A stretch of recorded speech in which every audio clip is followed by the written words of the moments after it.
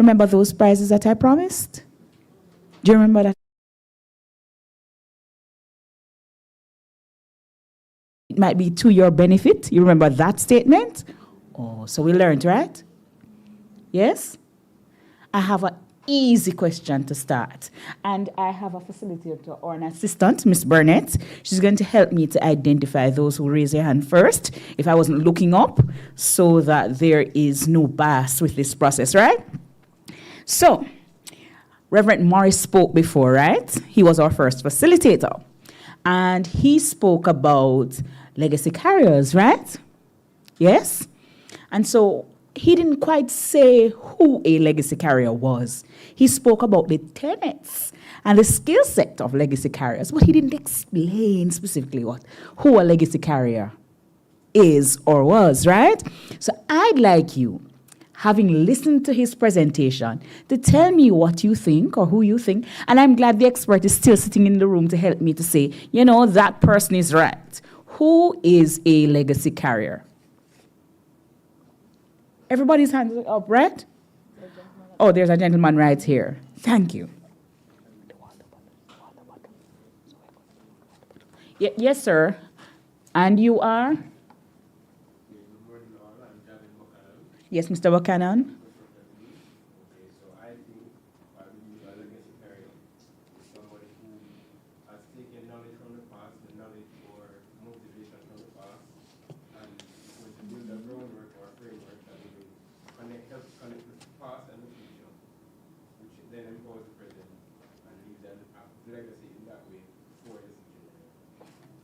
Mr. Morris?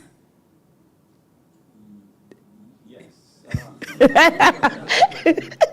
Mr. Morris, he did well, right? Yes. Yes. Clap Mr. Buchanan, man. So, Mr. Buchanan is telling us that a legacy carrier understands our history, uses our history to guide our present and our future, and also build on it to create for them some sort of impact as well, yes? Yes. All right, so you see this pretty lady right here beside me? Miss Burnett is going to treat you to something nice, right? You know Mr. Buchanan? I see his face. Okay, you see his face. Right. All right. So the next question is, or the next comment about Mr. Morris's presentation. He identified people who were legacy carriers and spoke about some characteristics of people who are legacy carriers. In fact, he said, without labeling you, let's say he characterized the people in this room as legacy carriers. Tell me 3 of the characteristics of people who are legacy carriers. 3 things. You don't have to quote his presentation exactly, but from what you took away from his presentation. Right? What are not who legacy carriers are now, not the definition, Mr. Buchanan did that. What are the characteristics of people who are legacy carriers? It's a good question. Come on, man. Intern sitting in the room. This was the focus of his presentation. And he asked you now to take up the mantle and become legacy carriers. How do you become someone or something if you don't know what that someone or something is to be? I see your hand. Adaptable. Being a leader.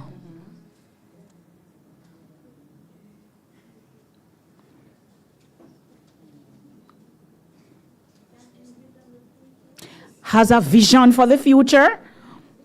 Has a vision for the future. Mr. Morris, we like those. Yes. Right?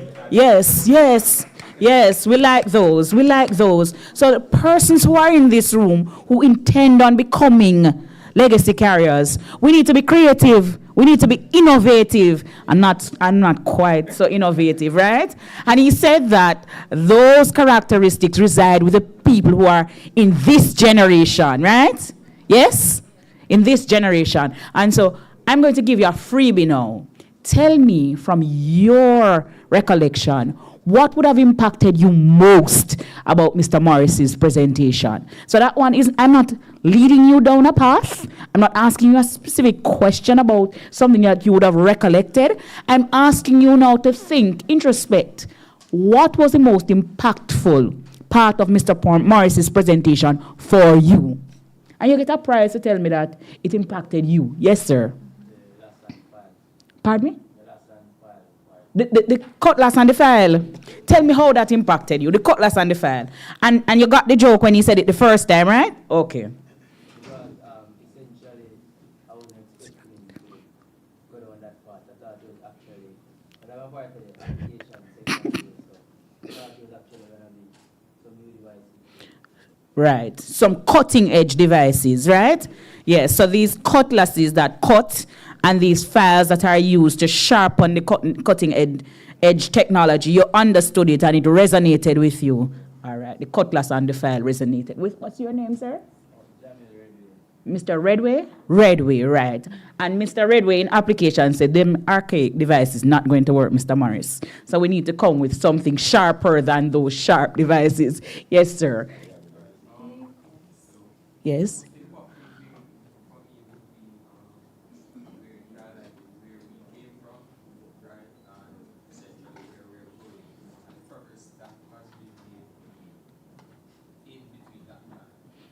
70 years.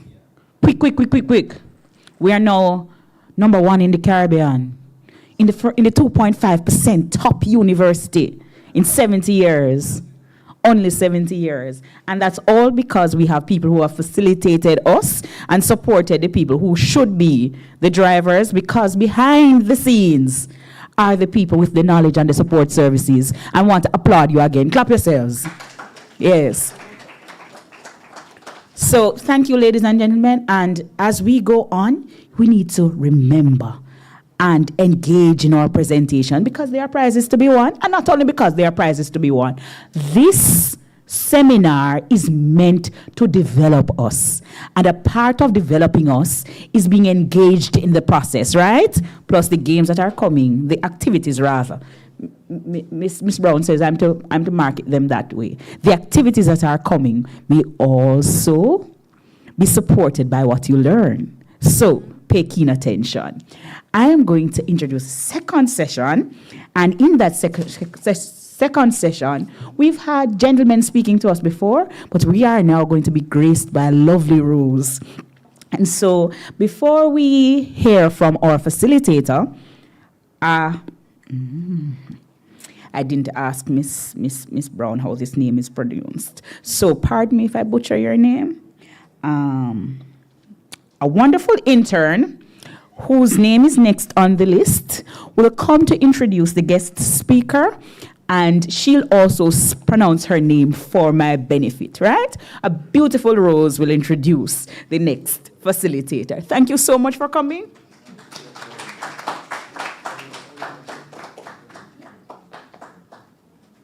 Okay, good morning, everyone. My name is Olufunke Ogunde. Okay. I have been graced with the opportunity of presenting our second facilitator for today, Mrs. Priscilla Spence Wisdom. Mrs. Spence Wisdom is a born-again Christian and a member of the Clifton New Testament Church of God. She has a passion for discipleship and youth ministries. She currently serves at her local church as the Assistant Local Youth Director, and at a district level as the District Youth Director for the Clifton District of Churches. She also serves on the Usher Board. In pursuing her passion for discipleship, Priscilla has served as a coach on the Children and Teens Bible Quiz teams. Professionally, she is a chartered accountant and a certified fraud examiner. She attended the University of the West Indies, Mona, where she attained her Bachelor of Science in Accounting. She's an entrepreneur specializing in accounting, auditing, and fraud examination services, which she operates under her own firm, PSW Assurance and Advisory Services Limited, which she started in 2023. Some of Priscilla's hobbies include studying the Bible, going to the beach, teaching, listening to podcasts, and cooking. She is married to Monroe Wisdom, the love of her life. Priscilla lives by Philippians 4:11-13, which says, "Not that I speak in regard to need, for I have learned in whatever state I am to be content. I know how to be abased, and I know how to abound.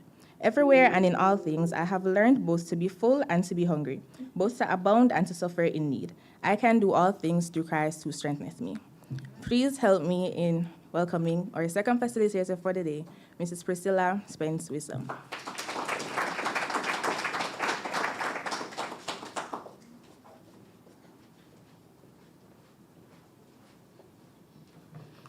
Good morning. Is it okay if I remove the mic?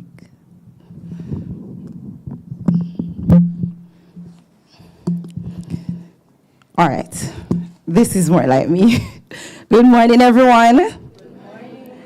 I thank you for having me this morning. It is indeed a privilege. I must say, I do not love public speaking. I do it when I'm required to do it. I do not love it. And I pray that you work with me as I work with you. All right? No, it is actually my privilege to be able to speak to you this morning, to actually be invited to speak. My journey at MIT has started in long time. In 2007, actually, where Mr. Twayson Laird assisted me with getting a job at the help desk. So we didn't have the nice, pretty building that you have now. And I stayed there until I graduated in 2010. And one of my most distinct memories at MITS, apart from studying all night and having access to the tea and the coffee, and to sleep at my desk, and I was one of those students that had a laptop in university, so it was a laptop at the help desk that helped me to get that degree. So I thank the MITS for that, and trust me, you really are in good company. And so apart from the freeness that I used to get, one of my most profound memories is actually an interaction with my now husband. I remember after he went to Barbados, at that time, you had to go to Barbados for your second and third year as a law student. And he came back, we were friends, just friends.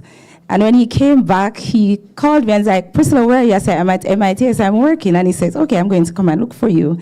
And he came and looked for me and sat right at the desk, right at the little chair beside my desk. And he's like, your boyfriend don't married yet? I said, no, my boyfriend don't married me yet, because by now I'm in third year leaving. And he said, you see, by next year, if your boyfriend don't marry you, I'm going to take away from him and marry you.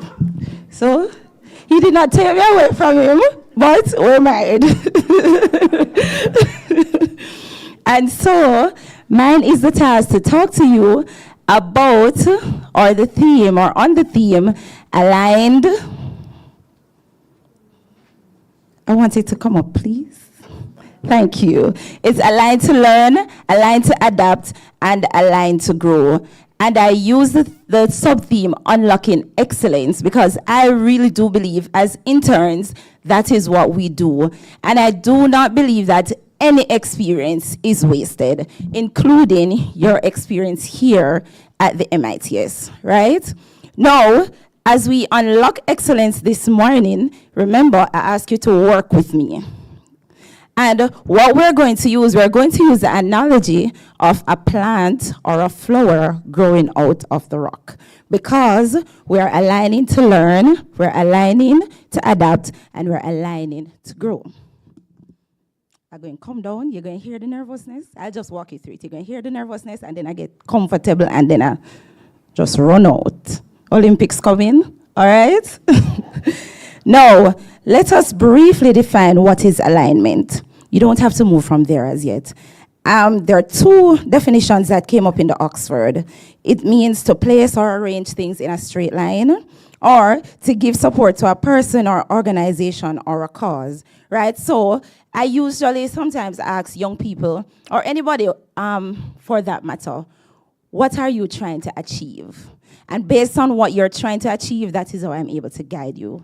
If you do not know, if you say Miss or Auntie or Mrs. Wisdom or Priest, I don't know, I say go and find out, and then I can help you, right? So now, just as a flower is growing out of the rock, this is how this is how challenging life can be. This is how, regardless of the circumstances, because you're aligned properly, you will learn, you will adapt, and you will grow. Not only at MITS, but in your professional experience, right? Now, next slide, please. Now, in looking at aligned to learn, we ask ourselves, or I asked myself, as an intern, how can I learn? How can I make sure that I'm aligning myself to the right persons to be able to learn? And we're at university, So you may say, but I'm learning while doing my degree. But we know how the help desk is not just about doing a degree. And I still remember when Mrs. Roberts used to have us in the summer dressing up very professionally in our jeans pants and shirt blouse, come in, and Mrs. Roberts used to say, you're interacting with customers and you ought to look professional, right? So now, as you are learning, ask yourself, what kind of opportunities are there? What am I passionate about? How can I learn more about it? How can I do better or be the best at it? Right? And somebody, a media personality, she always says, don't watch the noise of the market, watch the profit. There are always opportunities. And when you think about your career or your role as an intern and where you want to be in your life, what opportunities are there? For me, while I was at MITS, I not only served as the help desk, I was also a procurement assistant. So at that time, it was led by Mr. Chambers. Now it's Marlon, right? So I was there from before Marlon came on. And while there, it is those opportunities that I saw that I said, you know, I don't know how many of you are very poor in here, but I was one of those very poor people. So every opportunity that I had to learn and to earn a little extra income, it was important to me, right? Ethically. Now, as you look for opportunities, what are your skills? Assess your skills, and you have to be honest with yourself. If it is that you're not good at something, you're not good at something, work on it. If you need to work on it. If you're not good at something and you need to drop it, you say, well, maybe I shouldn't spend so much time there, right? And you will know when you need to drop something. Like, sometimes we're barking up the wrong tree. Like, if you just can't do it, you probably can learn, or you just can't do it. Maybe that's not your calling, right? No, practice. Practice makes perfect. Remember, you're trying to learn. Right? You are aligning yourself to learn. And after you practice, you learn from others. So when I was doing my accounting degree, I learned from Twayson a lot because he was also in that faculty and he was also working. So though you would never see me and Twayson having lunch or having dinner or anything like that, but whenever he achieved something or whenever he said, okay, Priscilla, let me align it to this person. Because at one point, I was even working in accounting at the 28th wing. Like, what? What am I doing at the hospital? Right? But it's learning from others, aligning yourself with the right people. Now, ask for feedback. And this one is a bit tricky. It is tricky. You know why? Because if you really want the feedback, you're not going to all hear good things. And that is the hard truth. One of my strengths, and I can toot my own horn here, is assessing persons. But I don't assess you to tear you down, I assess you to build you up, right? So when you ask for feedback, be prepared for the good, the bad, and the ugly. If it is ugly, work on it. Or what you can do a SWOT analysis, your strength, your weakness, your opportunities, and threats. In the workplace, what I do for myself and for my team, I allow them to lead the conversation. Tell me how you feel you performed. Tell me what you need to improve on. And if you're honest with yourself, there's really less for me to say. Right? Now, track your progress. If it is that you looked for your opportunities, if you assessed your skills, if you practiced, if you learned from others, if you asked for feedback, you have to track your progress. You have to have a stick that you're moving, or that you are marketing, or that you're benchmarking yourself from. Right? And if you don't track your progress, I don't know if it's going to make sense. Because you need to learn. And if you're not tracking your progress, you're not having anything to learn from. What did you do well yesterday? What are you going to do well tomorrow? What are you going to do better? What was not so done so well? And you get it from there, right? Now, in accounting, or in my line of work, we use a lot of numbers. We use a lot of interpretations. We look for things called evidence. So you hear the person that introduced me said that I'm a fraud examiner. Evidence to us is a biggie, right? If there is no evidence, it wasn't done at all. And you can tell me you did it. You can show me, but I did this. If there is no evidence, it wasn't done. Now, if you're not tracking your progress, are you really learning? If you're not tracking your progress, are you learning? Ask yourself that. I will not answer it for you. Now, as you align to learn, and when I say and my final point on this is learning in the workspace, such as the help desk. It's broad, it's wide, it's deep, it's high, it's low. Sometimes it's good, sometimes it is not so good. I still remember a conversation with Dr. Orville Taylor, a long consult on the phone, a full 30 minutes. A full 30 minutes, and you would think that I am the one that wasn't doing something right. Right? But that is the environment we operate in. When you come here at the help desk, you are learning. You're not just learning about IT, you're learning about life. You're learning about different personalities. You're learning how to interact in the workplace with people that you like and people that you don't like. That's just how it is. Right? Now, let's look at align to adapt. Now, when we say align to adapt, we look at change. We look at change. What is happening at the help desk? What is happening in the professional space? What is happening with where I want to be that I need to adapt to? Right? And when I say align to adapt, I don't look at it like, oh, you're going to flip the script just to fit in, or just to obtain a favorable review, or after university and your employer asks you for a recommendation just so you can get a nice one from Miss Brown. That's not how we're looking at it. Because we know change is inevitable, and because we know that this is IT, it is changing all the time, clearly there has to be change. Now, remember what the definition of alignment is. How do you use that definition now to adapt to the circumstances? What if you even need to change the department that you're in? What if you need to move from the help desk to the media team? Right? How do you look at that? What if there are changes coming in the help desk? They're changing the ticketing system. They're changing something. You're going to frown and say, boy, Miss Brown, I can't manage that one. That is not for me. That is not for me. So how do we align to adapt? We maintain a positive attitude. We maintain a positive attitude. We ensure that there's a communication plan, and we focus on the bigger picture. This change is not about you. It is about the company. It is about the organization. It is about what will make you better. With that said,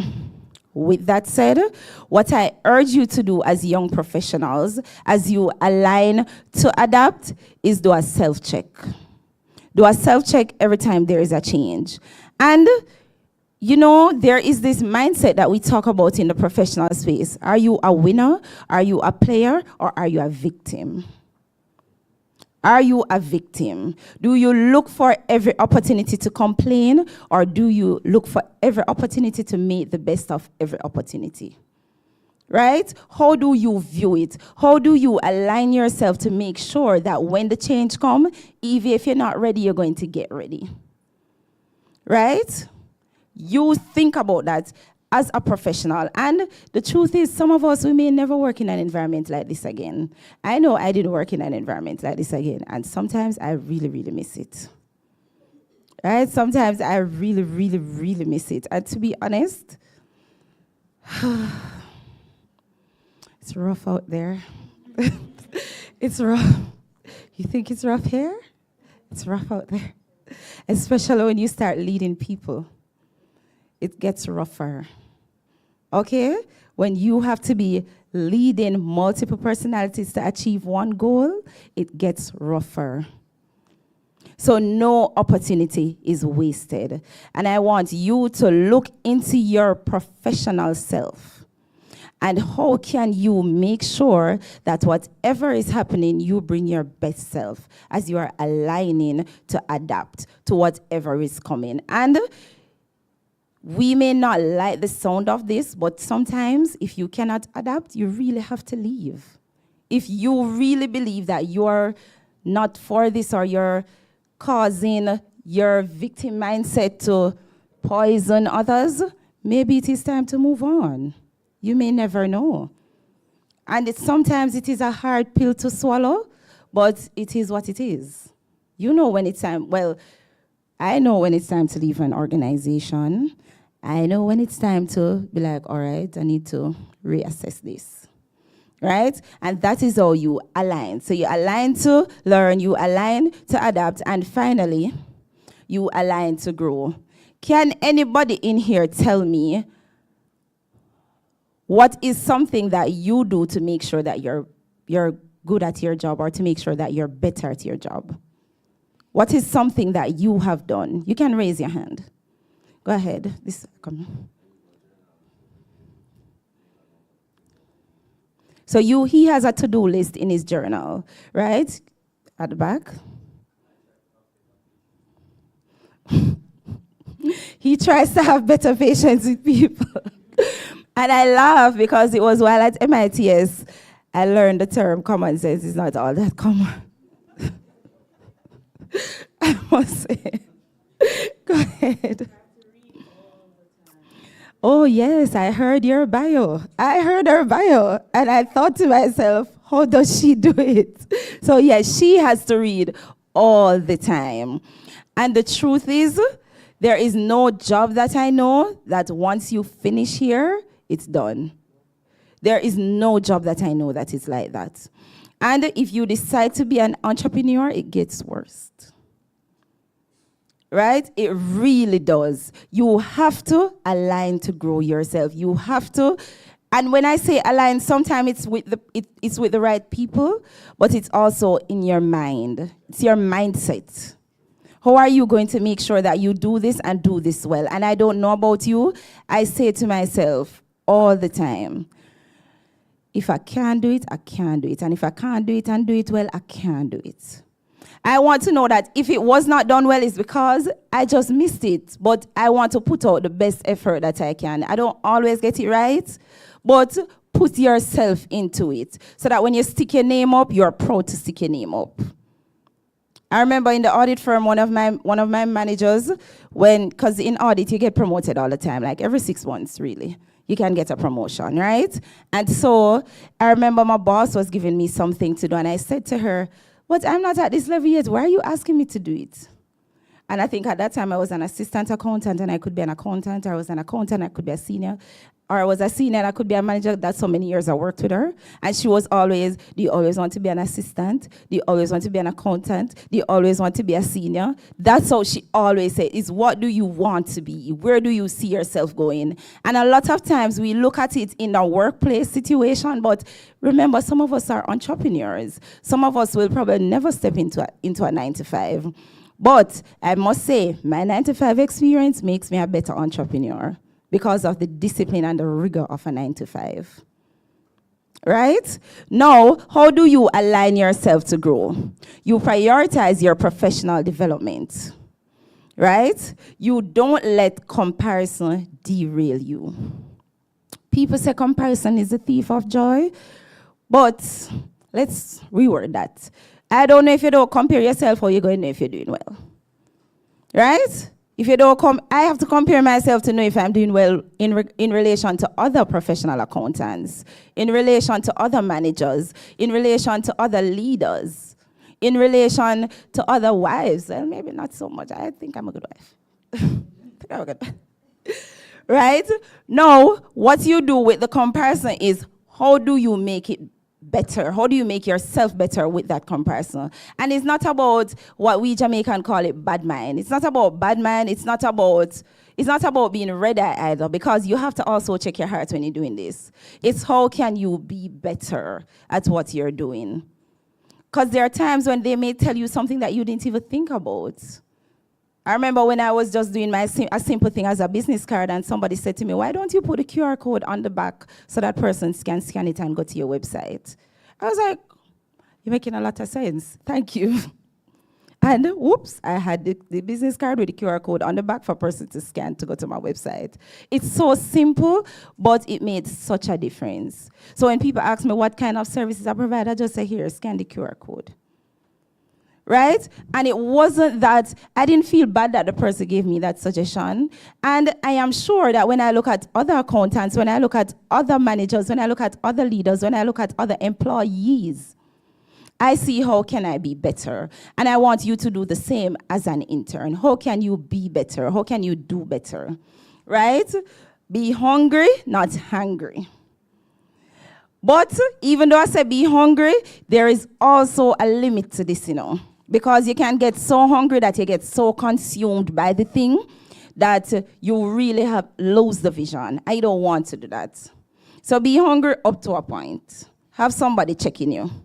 Be like, no, you're doing way too much now. Dial it back. Right? And then finally, seek to develop a network of mentors. And I cannot tell you how important this is when you're aligning to grow. I remember at university at one point, I wanted to be a fashion designer. So I had a book with a lot of designs for dresses and outfits and stuff. And trust me, I had a mentor for that. You look at it simple, but I had a mentor that talked to me about the design. And it was when I met with the mentor was asking me, how are you going to sell these designs? How are you going to choose the fabrics? How are you going to find people that sew these things properly? And those are things, it may seem simple now with all this experience that I have, but back then I didn't know these things. Right? How are you going to have this network to fuel you, to push you, to drive you, to open your eyes, to see what it is that is really out there? And the truth is, it's not always easy to find good mentors, because you have to find an impartial mentor, you have to find a tough mentor, and you have to find a mentor that is one of the best in class. Because if you want to be the best, you have to learn from the best. Right? And that to me is how you align yourself to grow. So let's do a quick recap. Am I still in time? I'm still in time, right? Yes. So let's do a quick recap. We align to learn, we align to adapt, and we align to grow. And all of this is based on your mindset. How do we learn? How do we learn? Can you go back to the learn slide, please? We learn by looking for opportunities, by assessing our skills, by practicing from others, for asking for feedback, and to track our progress. Right? How do we align to adapt? We maintain our positive attitude, we communicate, and we focus on the bigger picture. It's not about you. It is sad, but it really isn't about you. And I can't tell you how much time you'll have to repeat that when you start working or when you start having a business. Or if you have a business already, I hope you learn it already. I blatantly had a client tell me, Priscilla, I don't care. I don't care what you had to do. This is my deadline and I want it. I don't care if you don't sleep, I don't care. This is the deadline. And the truth is, I didn't feel any way. It's not about me. It's really not about me. So if I can't do it, I just can't do it because the clients don't care. Right? And when you start working and you're a manager, some of the time, you're going to also be one of those managers that don't care. And when you're at the lower level, I remember when I was at the lower level, I wasn't a manager as yet. There were times when I may be coming from home and things not right, and I have to show up and just be nice and leave at 4:30 come and go back go bar. Right? And there is one thing I want to leave with you, align to grow. One of the best professional advice that I have received is my first day at KPMG from the HR manager. She said, if you have any issue with anybody in this job, go home and talk to your wall. That's one of the best professional advice. She said, you are all young, but I'm telling you, go home and talk to your wall. Just lay down, stand up, whatever you need to do, and talk to your wall. And what she was saying is that news will travel. No matter how much friends you think you have or how much person not telling somebody, news will travel. But the wall not traveling. In fact, the wall is immobile. The wall is just there bouncing it back to you. And you take it to the Lord in prayer and go to bed. Right? That's one of the best professional advice that I've received. And I want to leave it on the Align to Grow. Talk to your wall sometime. Talk to Jesus. Sometimes you can talk to your mother about how much people your mother know. Next thing you go reach back. Right? Right? And go to the next slide. And that is how I conclude my presentation. From the rock to the tree, and we're going to bloom regardless of the circumstance that we're placed in. I thank you.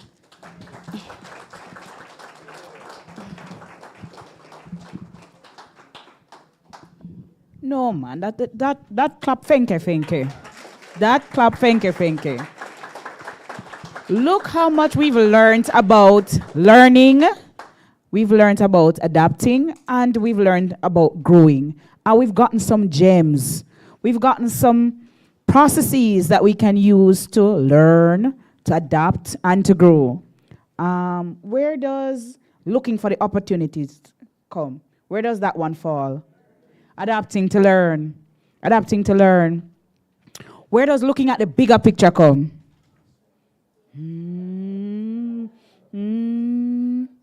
Adapt is not about you, right? It's not about you. You see, I was paying attention. Let me see if you were really paying attention. Where does assessing your skills come? Learning, very good. So we were really paying attention. Where does finding the best mentors come? Adapting to grow. Adapting to grow, right? Yes. So a lot of us are going to put some things into place, right? So we won't talk to a granny anymore. Yes? Because things come back, right? We are going to be seizing the opportunity, but in a context. Because she said sometimes we move from being hungry to being hangry. You saw that one? I saw that one too. Mr. Reverend Morris said cross and angry.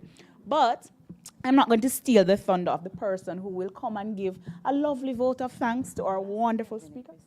Oh, yes, I'm going to give you an opportunity now to interact with Miss Spence, Miss Wisdom, rather, right? Miss Wisdom, is it? Yes. And so she's open to hearing from you and probably giving you some more practical advice. So I'm going to hand back the mic to her, and I'm going to give you an opportunity, perhaps about 5 minutes, to interact with her. Miss Burnett, Miss Burnett, I don't finish give the advice. You want it? Yeah, see, Miss Burnett have a burning issue. She really wants to interact with you, Priscilla. So I'm going to hand the mic. We don't have a roving one, so you have to project. We do. So we would be able to speak This. so that we all can benefit. Thank you. My question is, what was the hardest decision you had to make in your process of becoming an entrepreneur? My hardest decision was, do I really want it? Because I was an accounting student, so I know about business from that part, not the practical part, the other part, from a theoretical standpoint. Yes, I know about entrepreneurship, and I knew that it required a lot of sacrifice. I also know a lot of entrepreneurs. But the truth is, how I looked at it, I say, you know what? If I do it and fail, I don't want to be 50 and say, if me did know, should I do it? I prefer to do it and fail than to not do it at all. And I was scrolling on Instagram one day, and I saw a former festival queen, the Kingston one, the one that won the national, and she said, do it scared. The truth is, I just didn't want to be old and telling my children to do something, and they say, Mommy, I'm scared, or Mommy, I don't want to do it. And then I remember when I wanted to try entrepreneurship and didn't because I was scared. That's the reason why. If you do it and it fails, it's okay, move on.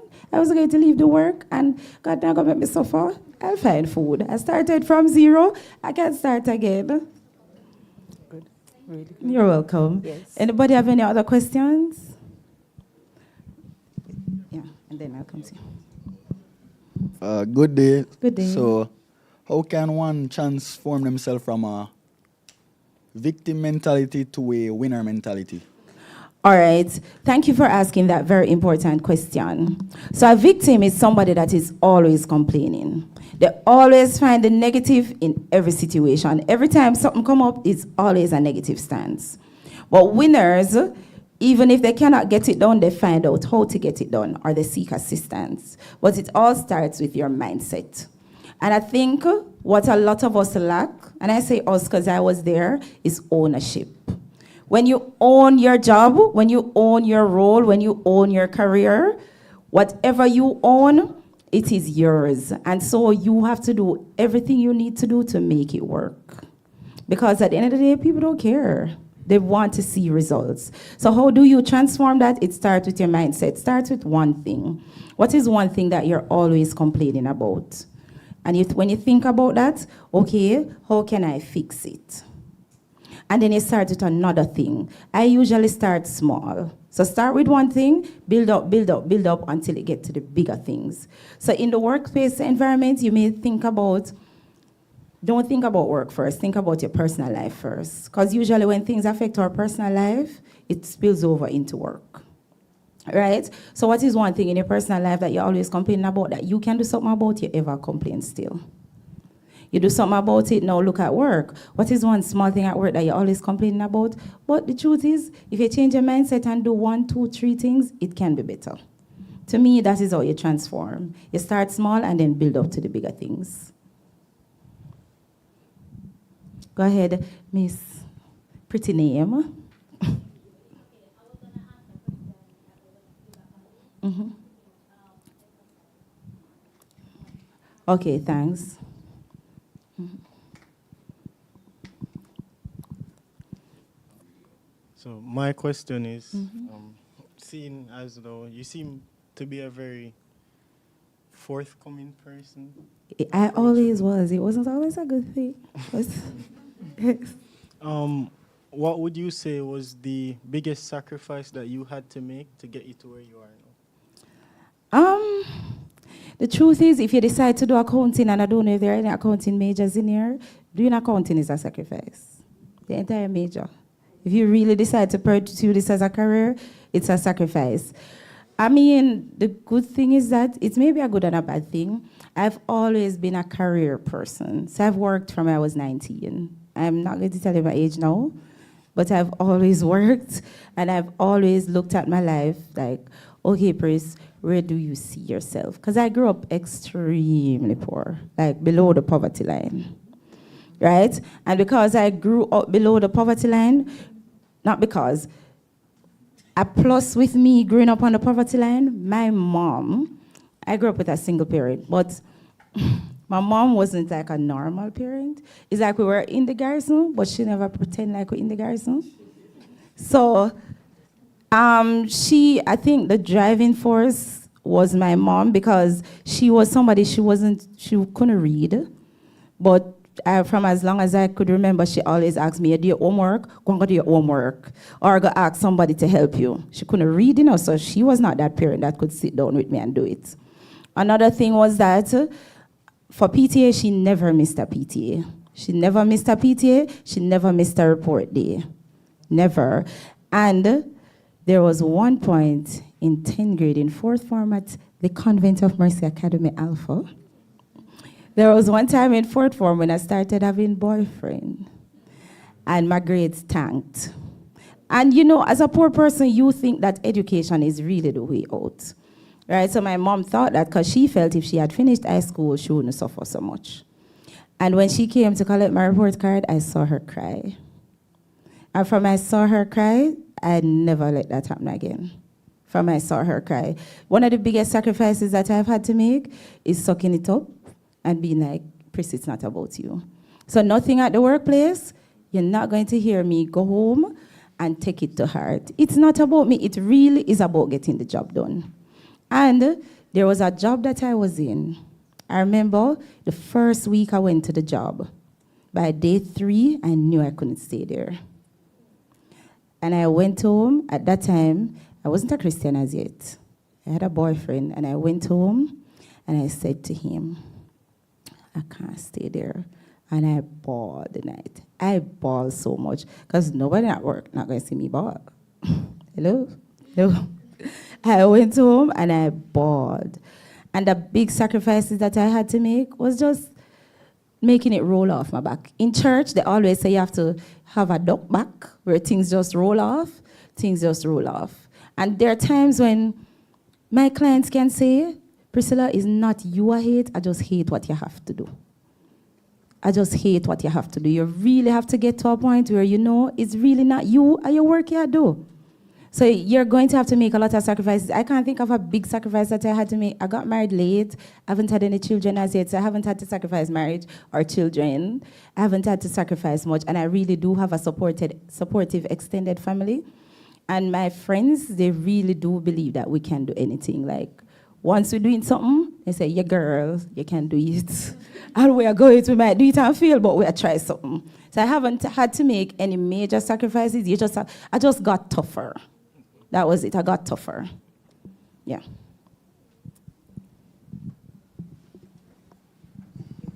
All right. I know that Miss Brown is a power broker. I know that she's good at picking very good presenters, right? Talk truth. From morning, we have had really good presenters, right? And we hope that the day will continue in that way.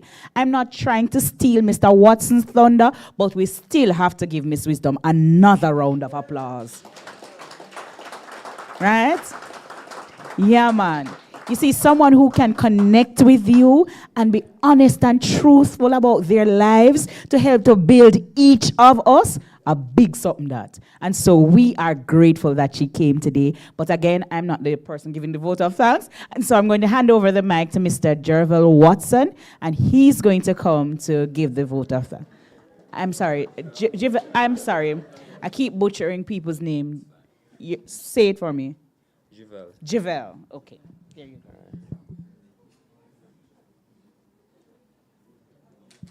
Hello. Hi. Hello, everyone. How are we? How are we? Good? All right. I wrote this down because it was that important to get every word correctly. All right? All right. So, honorable guest, respected organizers, distinguished speakers, such as yourself, right? And dear attendees, welcome once again, all right? The name is Javel Watson, as I just said before, right? And it's my honor and privilege to extend a heartfelt thanks on behalf of the PIKE team, right? To everyone who has made this event successful thus far. Give yourself a round of applause. All right. To our esteemed speaker, Miss Priscilla Spence Wisdom. All right. Did I get it right? All right. Who has shared her valuable wisdom and expertise to us today. From being a past intern to now contributing your incredible and enlightening insight, to which added depth to how we see ourselves, of course, right? And the saying goes, give a man a fish, feed him for a day. But teach a man how to fish, feed him for a lifetime. We came here expecting to get a fish, and we left as fishermen. Is that right? All right? Sorry. All right. So to conclude, right, let us carry this insight that has been bestowed on us. Thank you once again, right? And we look forward in seeing you in our future PIKE events. And as our esteemed guest says, let us align to learn, align to adapt, and finally, and the most important to me, align to grow. We do appreciate you and thank you.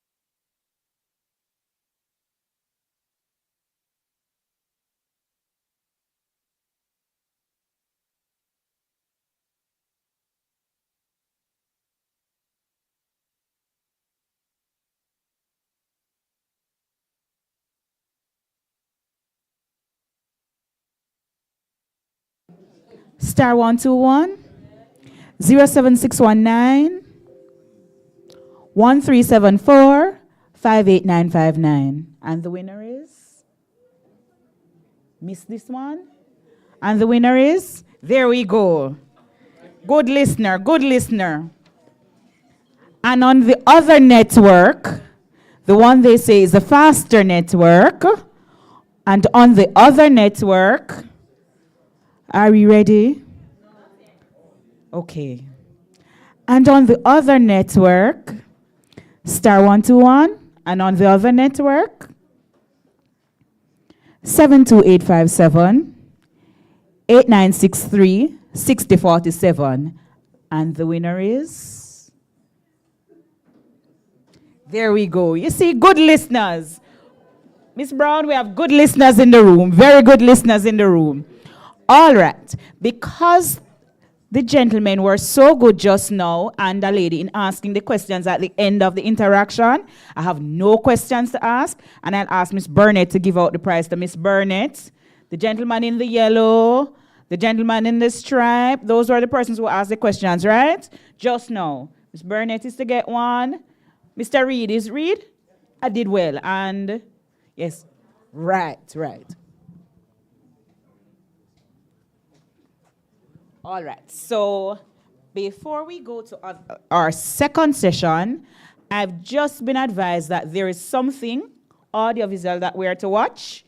So let's pause to watch that, and then you'll hear my voice again.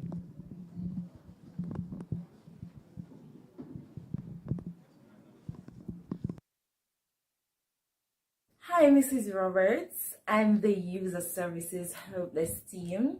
I am Priscilla Spence Wisdom, and I currently serve as the Compliance Manager at Columbus Communications Jamaica Limited, aka Flow, the largest telecommunications services provider in Jamaica, and that is not up for debate. Mrs. Roberts and the entire MITS team, I congratulate you on this year, your 8th anniversary of PIKE, dubbed 8 and Great. And Mrs. Roberts, I must say that this is a wonderful initiative. Interns, this is an initiative that I am sure is second to none, because I know Mrs. Roberts, and what I know, when she is doing something, it will be done well. So I congratulate you.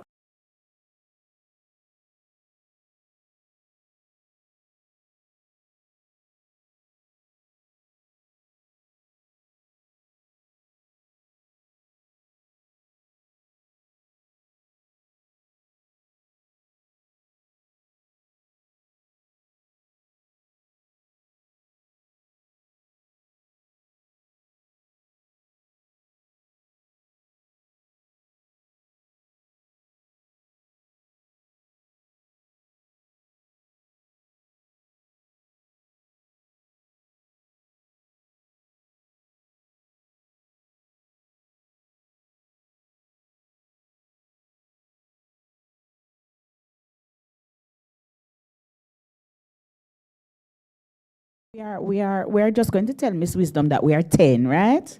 We're 10. But Mrs. Wisdom looked 2 years younger when she sent that message, right? Yes, and she's aged gracefully. She just looked 2 days older than that particular presentation. But we're 10 years old. Let me see, who remembers what PIKE stands for? Don't read the paper. Who remember? No, educator, Mr. Morris, something wrong with the education. How we don't know what PIKE mean? What does PIKE mean? Yes, what does PIKE mean? We not sound like we're so sure. Can we have a chorus? The P in PIKE. Past. The I. The K. And the E? Oh, so we know what PIKE mean, right? And we are getting all the... You want a gift? Miss Burnett, you see that lady with her hand right there? Yes. All right. So a part of what we do is building builders. Why is that significant today? Miss Brown, you know, right? A part of what we do through these seminars, and in particular this year, is to build builders. And we know, right? We know why that's significant, right? What is today's theme? If we come to a session, at least the theme we must know. What is today's theme? Yes, building the builders. It was Mark Twain who said, the secret to getting started, the secret to getting ahead, rather, is getting started. And this is a part of the process of getting started. Yes? And so, in a little while, you'll hear from another facilitator. But so far, we heard about legacy carriers. And in fact, I was told that I'm not a legacy carrier, but you are legacy carriers, yes? And then we learned that we're going to do a bugger alignment. We're going to align to learn, align to adapt, and we're going to align to grow. Like seeds or flowers through rocks, yes? It's a whole heap of determination that, aligning to grow. And then we're going to do a little bit more alignment, and we're going to hear that from the person of our next facilitator.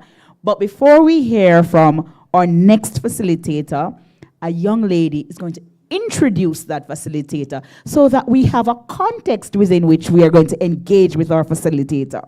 So we're going to hear from Miss Powell, who is going to introduce our next facilitator.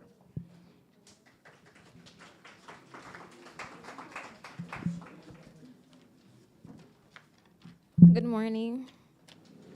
Okay. Our third training facilitator for today is Mr. Nikolai Green. Mr. Green is an upstanding man of God who sits on the board of the New Haven SDA Basic School. He has over 14 years of regulatory experience, which began in August 2009, where he was employed by the Bank of Jamaica in the capacity of bank examiner. During his time at the BOJ, he assisted with conducting on-site examinations of financial institutions' operations and ensuring the ongoing off-site compilation, review, and analysis of data regarding assigned financial institutions. Further to this, Nikolai spent a brief period with First Global Financial Services as a former member of the Grace Kennedy Group as a wealth advisor. His responsibilities included cultivating new investment and financial opportunities that were developed into strategic relationships. Mr. Green is currently the Acting Senior Director of Financial Intelligence Analysis within the Financial Investigations Division at the Ministry of Finance. His responsibilities include ensuring regulatory compliance of financial institutions with respect to transaction reports, the preparation of case files on suspects, as well as providing continuous interaction and dialogue with regulated sectors regarding the requirements under various legislation. He holds a Bachelor of Science degree in Banking and Finance and a Master of Science degree in Accounting, both obtained from the University of the West Indies, Mona. In every aspect of Mr. Green's functions over the years, customer service has featured quite significantly. This is evident through his interactions with both internal as well as external customers at various levels. Please help me in making our third training facilitator, Mr. Nikolai Green, welcome.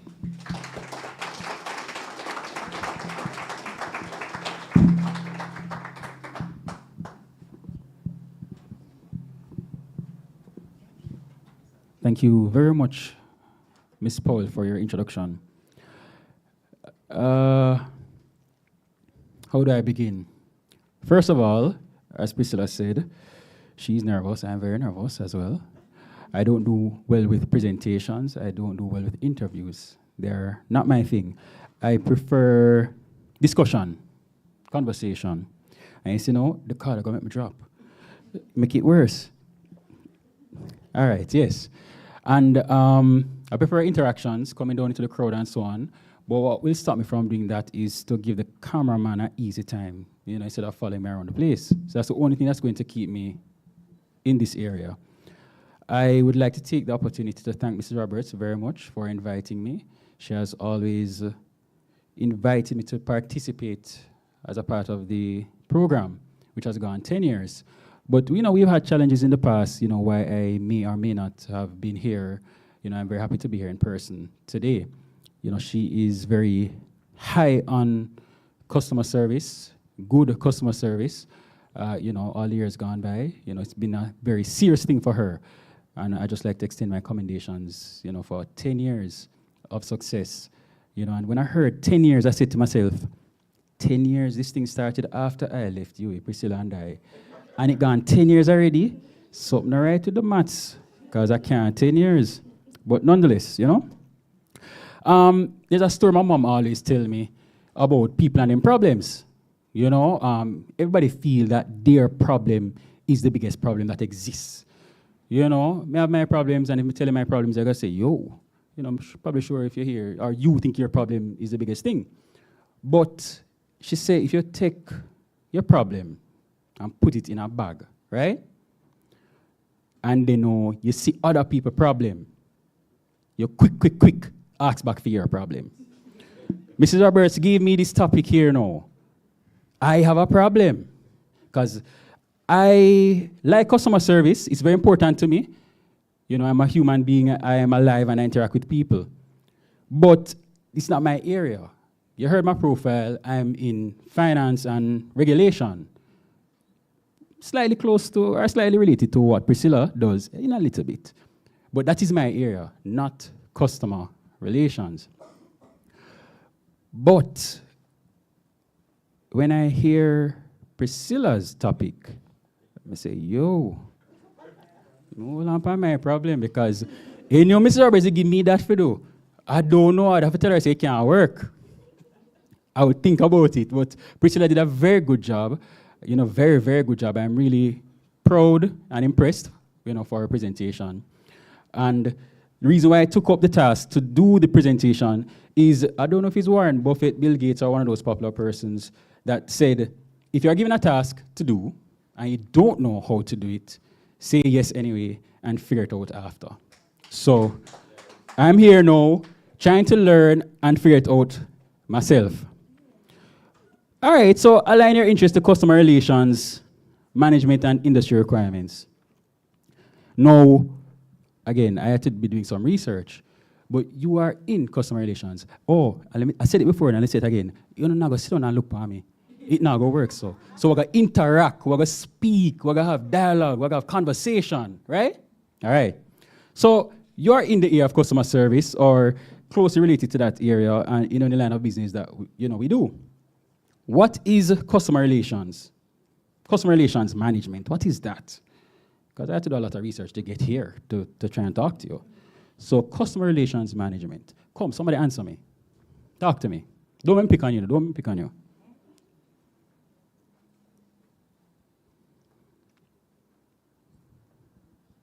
Going once, going twice? I'm not going to choose a person closest to me, I'm going to come down at the back.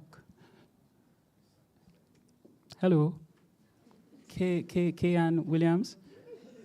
How are you? Customer relations management. Again, you don't have to be perfect. What I have up there, I don't know if it makes sense, So don't feel say I'm an expert at this thing and I'm going to say you're wrong. No, seriously. I tried my best. I don't know if it's going to deliver. So don't feel that I am some expert in the area. No, man. It's just me as a person who interact with people, feels I'm going to try, and do it. So what do you think? What is customer relations? Customer relation is when you communicate with customers, help them the best way possible to get forward with their problem. I think that is it. All right, that sounds good. Anybody else?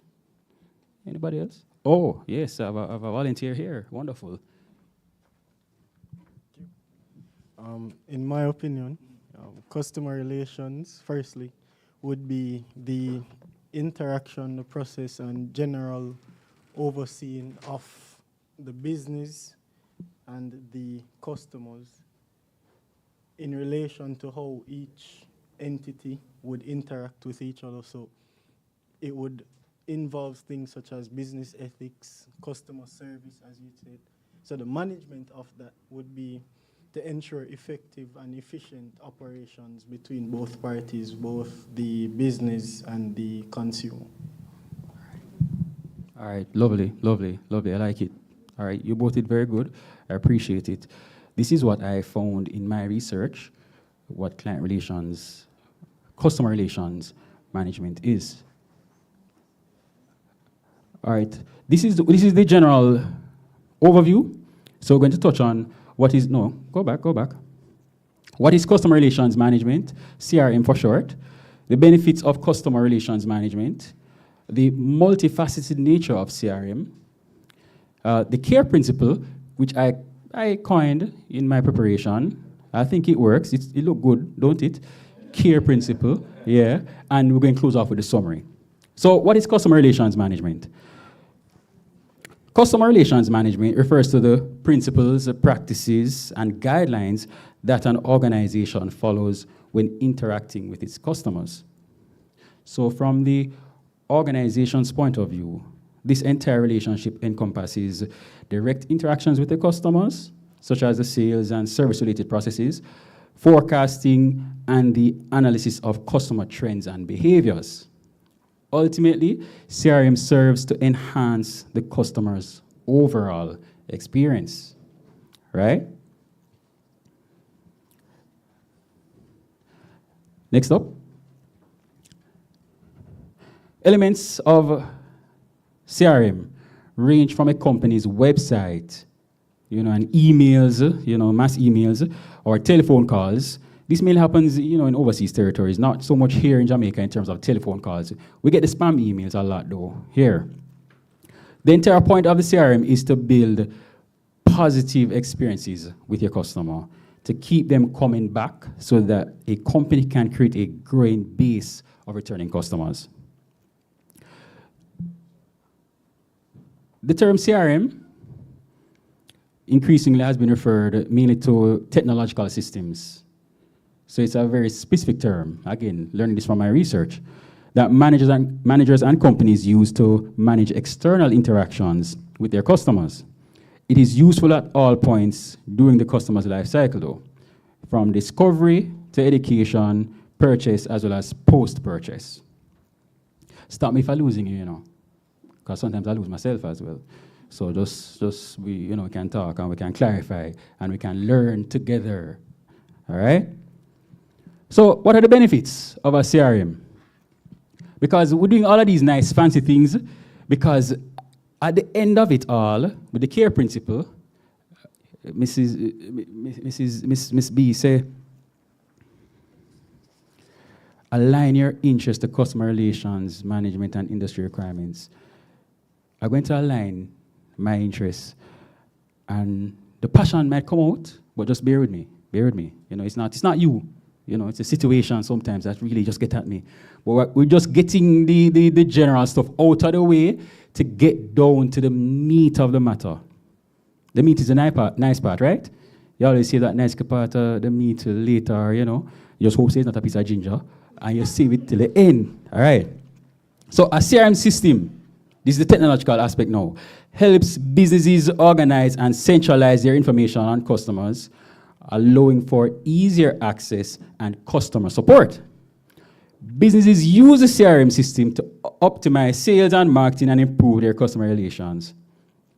Data analytics is also much easier to get done, where businesses can track the success of various projects or campaigns, identify trends and infer associations, and create visually intuitive data dashboards. Holy little nice things here with a CRM system, right?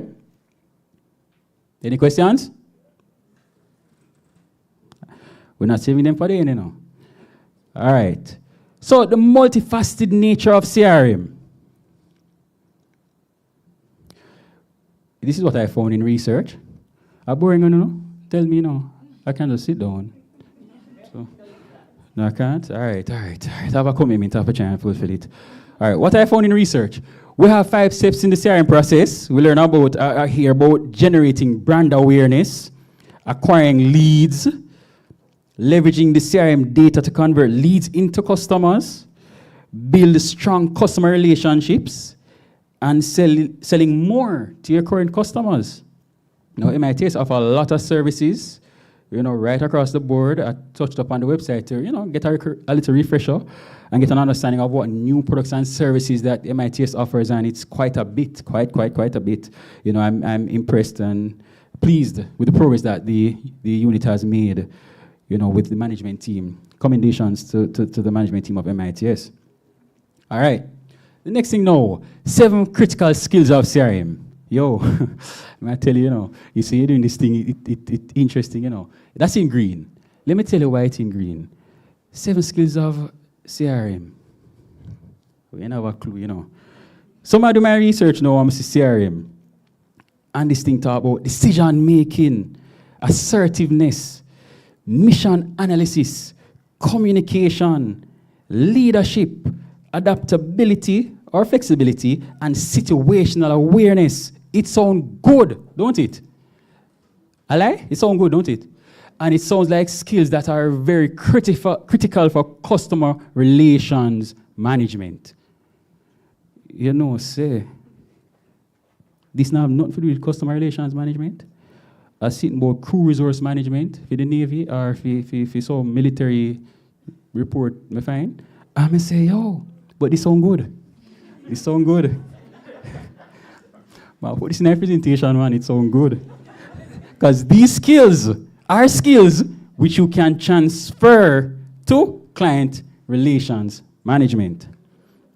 We also hear about 4 types of CRM systems. Again, doing my research to get the presentation done. I learned about operational CRM. These are the systems now, the software.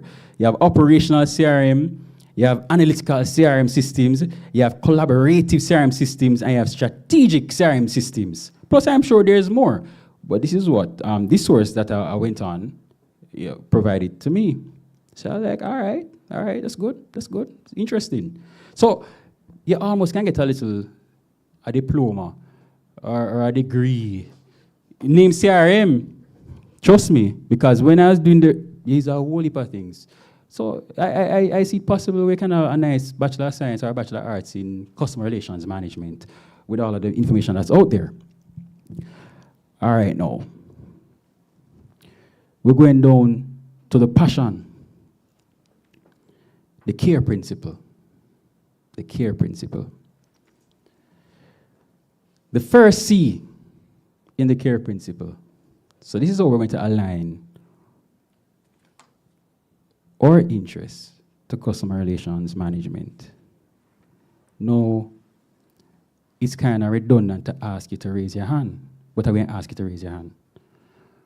How many of you ever interact with a bank, an insurance company, the accounts department at UA, the HR department at UA, a gas station attendant, call the help desk of Flow or Digicel? Flow or Digicel? So, when you raise your hand if you never interact with any of them entity today, tell me, if you don't raise your hand, that means you're dead. Because you must have interacted with one of those entities or organizations. All right. Now, in each of these, put yourself on the end of being the customer. And tell me if you find any of these points which you would disagree with me on. I can almost guarantee you, not one of you will disagree with me. The first C, communication. You call Flo, you call Digicel, you're at the bank. Communication must be clear, it must be concise. Always confirm with your customer that they understand the information being provided. So if you call Flo or Digicel or you're at the bank, wouldn't you want, because sometimes you're doing the transaction and you're doing the interaction, you know, and then there's some misunderstanding that took place because the operator, the bank teller, the customer service rep never communicated that to you. Doesn't it infuriate you? Especially when you're finding out a week or two later or a few days later that, no, that's not what was said, or no, that's not what was meant, or no, man. So hear what? Being on the side that we are here at MITS, always communicate clearly with your customer. And at the end of the call, just go through the 2 or 3 key points. Okay, I'm going to do this, I'm going to do that. Or okay, then, you know, we need to confirm that such and such and such. Communicate. Clear communication. Next up, accuracy. Information must be accurate that you're providing to your customer. If in doubt, always seek clarity to be confident and communicate correctly. When you never deal with any of these people and information not accurate, or a very popular one for me, I call and talk to one customer service rep, get information, you know where I'm going. And then you call back, because you want to, another issue come up, and you call back and you just want to touch back on the first issue. And then you say, no, not go so. I will tell you that. That irritate you. As a customer, it irritate you. So what you do, you're on the end now of being the customer service representative. What do you do? Ensure that your information is accurate. It has to be.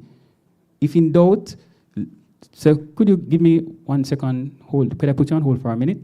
And you put them on hold, say, yo, John, Mary, may I try to confirm something? I say go. Or talk to your supervisor. Say, I need to confirm something. Get the correct information out. Next up, reliability. Say what you mean and mean what you say. Your word is your bond. If you make a commitment, follow through with it. Do not make commitments which you cannot fulfill. In the event that it becomes unavoidable to complete a task, always communicate and say so. You call the bank, you call the insurance company, you call Flu, you call the GSL. They say that a representative will be with you or will call you back in a day or two to discuss if the matter is resolved or what have you. So today or Wednesday, they send me a call you Friday by midday. Next week, Thursday, come on, don't call you. How you feel? How you feel? You feel good? You have your problems and nobody seems to care. Them send me a call you back Friday and you see me reasonable, I'm reasonable. If you tell me Friday, I'm not stress you. I'm not stress you because things happen. We have our lives living, right? And see, barely feel like say she got pass through. Things get disrupted. So you say Friday, but it never work out for Friday. But don't make Monday come and you don't call me. Because you say Friday, but me not stress you Friday. But Monday come and call me. All right, then me busy and me caught up too. Tuesday, Wednesday, Thursday, no, you didn't. Don't do that. Don't do that. You need to be reliable in what you say you're going to do. Again, am I preaching to the choir? Wouldn't agree? I'm preaching to the converted. All right, that's what I want to hear. Next, we have efficiency. Being efficient is always the objective. Completing each task in the shortest possible time with the highest quality is of high importance. Efficiency. Understand the task that you have at hand and how can I get it done. That's a part of this problem solving characteristic or trait that we have to have. Being efficient in your task. Something can be done in a day or two, try to do it within a day or two. Again, if you have any trouble, if you have any challenges, we can communicate with the customer about the issue. And lastly, we have empathy. We have our issues. The customer has an issue, the customer has a concern, the customer has a problem. Always try to put yourself in the customer's shoes. Understand what the customer's concern is and what they may be going through as a result of this issue. Doing this more often than not will provide a better appreciation of the problem at hand. Somebody called MITS, they might try to get them password reset, sort out. It's giving them a warm time more than normal, and them have an exam to do in the next half an hour. If them don't do the exam, they're going to fail the course, and them can't cover the course until next year this time. Now, can you imagine the devastation that this person is going through? Don't just take them as a faceless person calling into the help desk. Realize that this is a top priority issue. How you would have feel if you were in this situation? How would you feel? If them just call, put you on hold, call get dropped. And it's just It's neither here nor there. Can you imagine the frustration for that individual? So always try to put yourself in their shoes as a customer.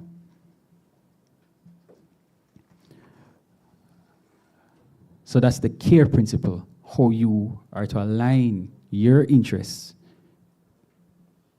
In essence, the E, the empathy, the last E, saying putting yourself in their position and their shoes, and then you will understand. Trust me, you will deliver the best customer service once you can empathize appropriately with the person that you're interacting with. All right, we're just going to wrap up now. In summary, customer relations management refers to the principles, practices, and guidelines that an organization follows when interacting with its customers. The entire point of CRM is to build positive experiences with the customer, to keep them coming back so that a company can create a growing base of returning customers. A CRM system helps businesses organize and concentrate their information on customers, allowing for easier access and customer support. And last but not least, please, ladies and gentlemen, always remember to care. All right? And that concludes. Well, those are a few of my references. Investopedia, for those in the finance world, you'll know about Investopedia, Oracle blogs, and I couldn't even trace the crew reserve management, crew something thing, because it was just a white PowerPoint to me find, and I was like, wow, yeah, so that is there as well in theoretical referencing. All right, thank you, and are there any questions?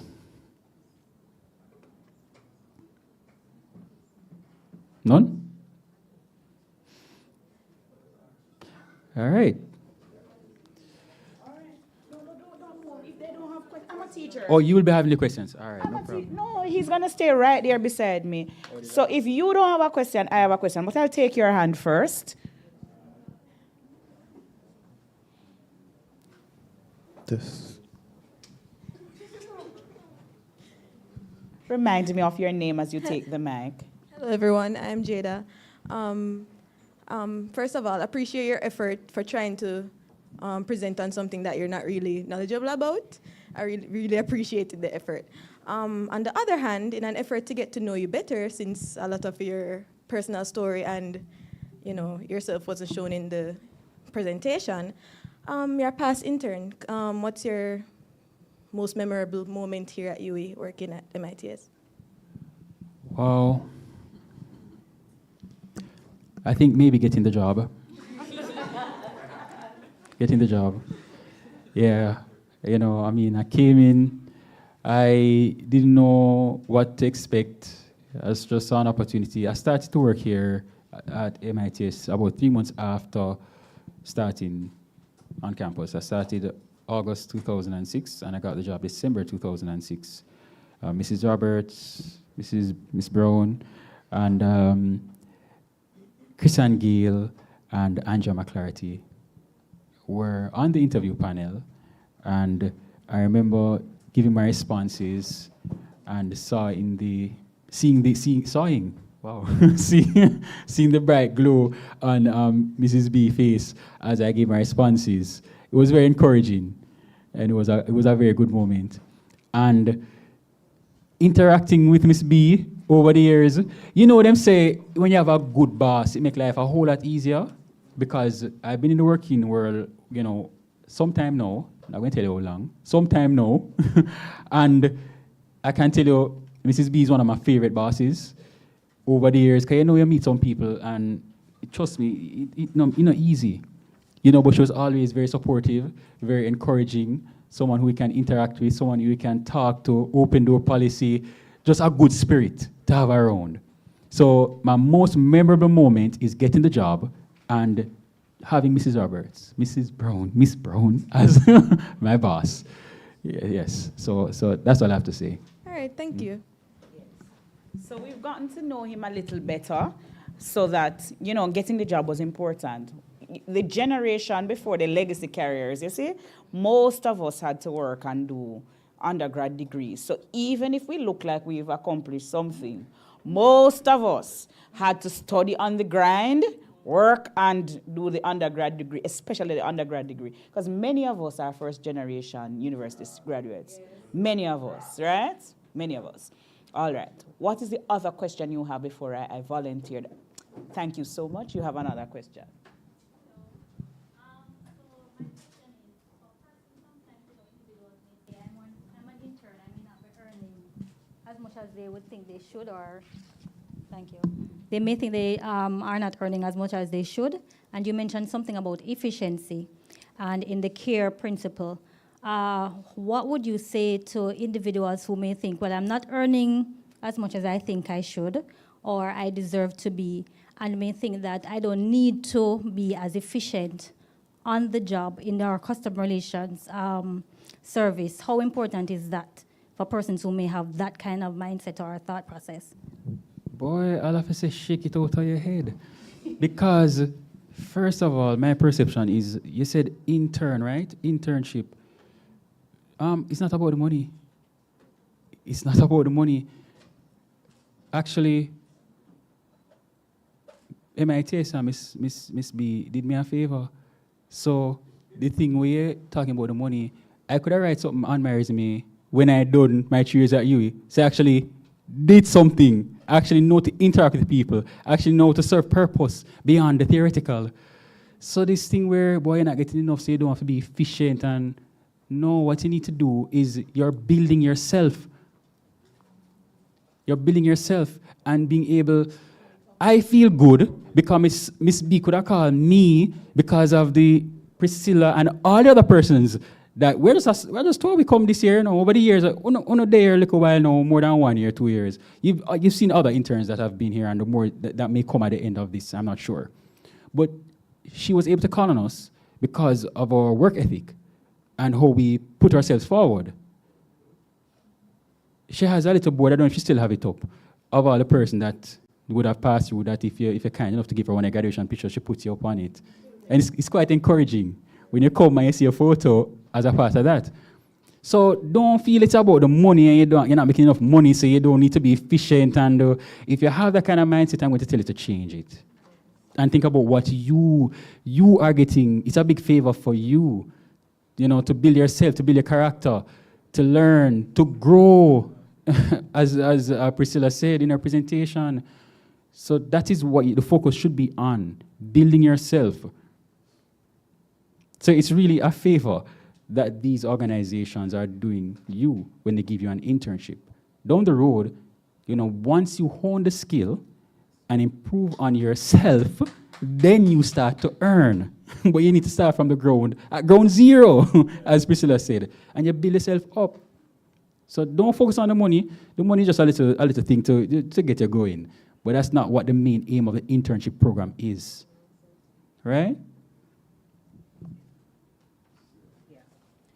All right. Still, I'm a teacher, so I have one question for the audience, and you have an opportunity to volunteer before I get assistance to select you, right? So, in the CARE process, we had five letters, right?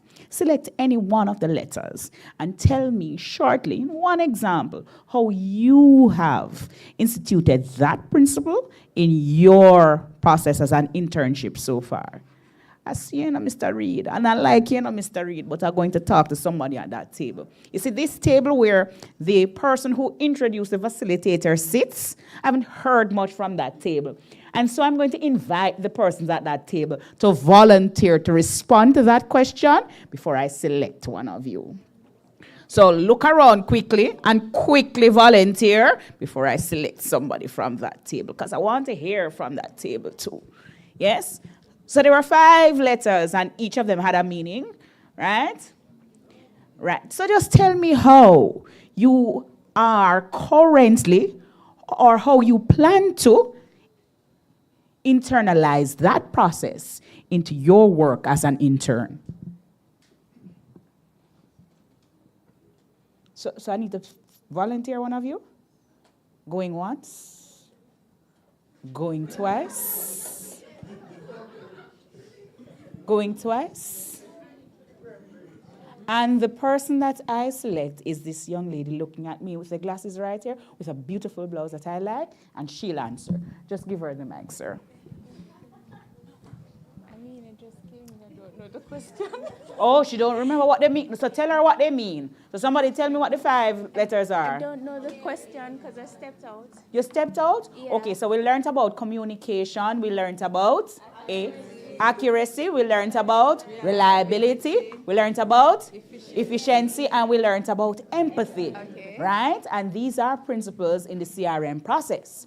I want to know, how have you been internalizing or demonstrating any one of these skills in your current practice? All right, so for communication, that's one of the main things that I have to do on a day-to-day basis, whether it may be via online chat or face-to-face customers. So I know that we have to be clear on how we're communicating, and we have to be concise and respectful. I see you learned. Those are words that Mr. Green used. Mr. Green, you remember those words? Mr. Green researched them, so remember them, right? So those are good words. So the person who we will hear from next is a person who is going to be doing the vote of thanks, and that person is, I won't butcher this name, Mr. Javin Buchanan. Mr. Buchanan? Oh, I did well.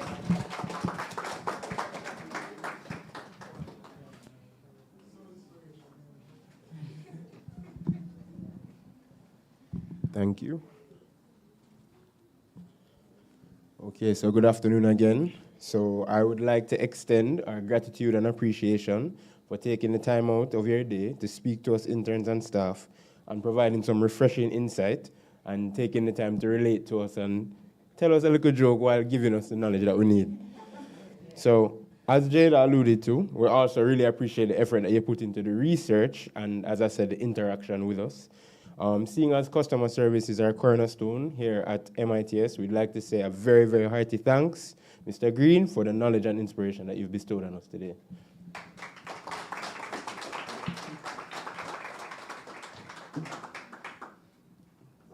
You want me to put it back? No, you're going to give it to him. Oh. No, I was thinking about the mic. No.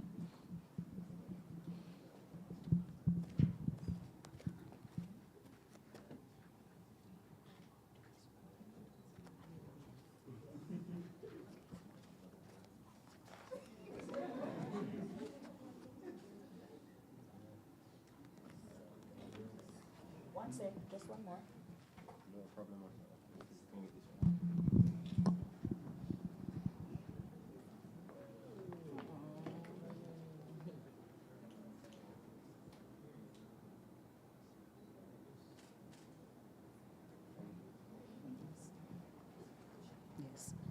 So one of the most important lessons that he taught me, Mr. Green taught me, is that when you're asked to do something, whether or not you know how to do it, say yes and then figure it out. You understand?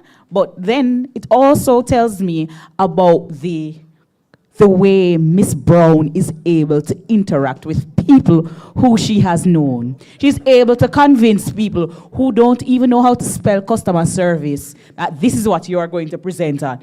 She's that type of woman, right? And one of the things we need to do is to applaud Miss Brown for being that type of woman. Yes, right? I won't tell you about my experience being an MC, that I didn't know much about doing it. And one of my colleagues just told her my name, and then many, many years has passed since I've been the MC, but I have no background in being a chairperson, none at all. I'm a nurse and a nutritionist and them other stuff. Know nothing about being an MC, right? But here I am. I'd like to call back to give him another little token, Mr. Morris, who was such a good person to lead us off this morning and to tell us about being legacy carriers. Is he reminding you all? All right. So, Mr. Morris, let me find one nice, pretty lady. Come here. Come here. Come, lady. No, this the young lady. yes, this beautiful lady looking at me, right? Why don't you think you are the beautiful lady I'm talking about? I'm looking for a beautiful lady to hand a gift to a gentleman. Yes, yes. Mr. Morris is tired of seeing me, and so I'm going to just ask you to give him another token that he did not receive this morning. You see how what did Mr. Green say? Even if you don't know how to do it, do it. Say yes first. Yes. Or switch. No, you can't keep those.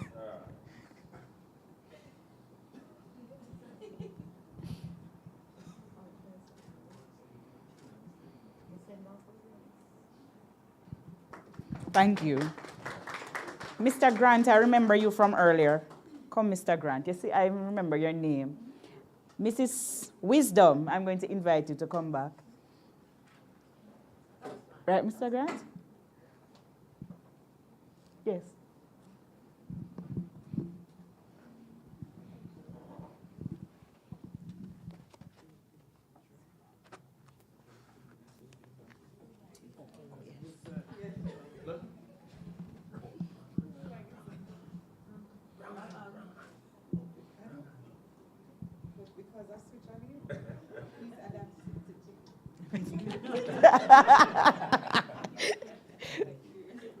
All right.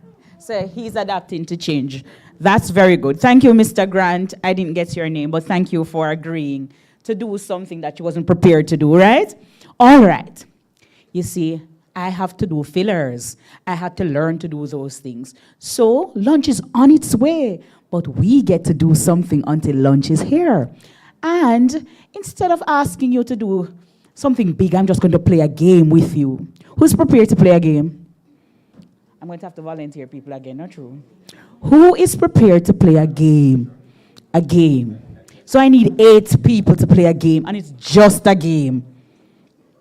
All right. Mr. White, join me at the front. Yes, Mr. White, join me at the front. Come again. Lovely lady. Join me at the front. I touch you, so that means you have to go. No, I meant you too. You didn't go before. No, someone from this table, go right ahead. Join me. Yes. You are so outspoken, Miss Vass. Yes, you'll join me at the front. Mr. Gentleman in Purple, Mr. Salmon. Oh, you're at MIT? He's working? So somebody from the table will have to volunteer. Since he's working, who is volunteer? Oh, they volunteered you? Oh, wow. How many do I have now? 6? I still need 2 more. You went and you, oh, so you're going, right, Miss Brown? Okay, Miss Brown has agreed. I still need 1 more person. I haven't picked anybody. Yes, so go, Mr. Reed. She selected you. So we now have 8, right? So let's ask a nice, easy question. Who knows the human knot? Good. It's even better that you don't know. Nobody knows it, right? The human knot? Nobody knows it, right? So one of the things that we've been learning all day is that communication is important, right? Everybody know that communication is important, right? So you're going to listen to the instructions. You're going to form something called a human knot. The important part of it is to use communication to untangle. Because we have challenges every day, right? MITS, we get some challenges. Sometimes the power goes down, the computer isn't working. There are people like me who call, who say, but I did that already and it's not working. Are you sure you're giving me the right instruction? You understand what I mean? Because it really is your problem and not really mine. But you know what I mean, right? So you have people like us. And so you have to communicate with the difficult people. And sometimes I'm so lovely. I can't see your face, but you sound so lovely. I do that sometimes, you know? Can you take me through this process again? I'll do that. But communication is really, really important. And so we're going to do this process called the human knot. And you're going to listen. They're going to form a circle. They're going to form a circle. And when they form that circle, they're going to first put their left hand in the middle. We're not telling them the instruction again, you know? Then they're going to put their left hand in the middle. Right? They're going to use their right hand to hold someone's hand that's in the middle, but it cannot be the person immediately close to them. It cannot be the person immediately next to them. So the left hand is in the middle, the right hand is holding that hand that is in the middle, but it cannot be the person immediately close to them. Everybody holding a hand yet?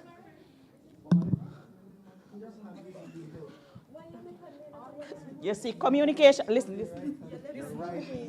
left hand should still be. Your left hand should just be. Come here, let me show you something. Come here, I'll show you. Let me try to work this out.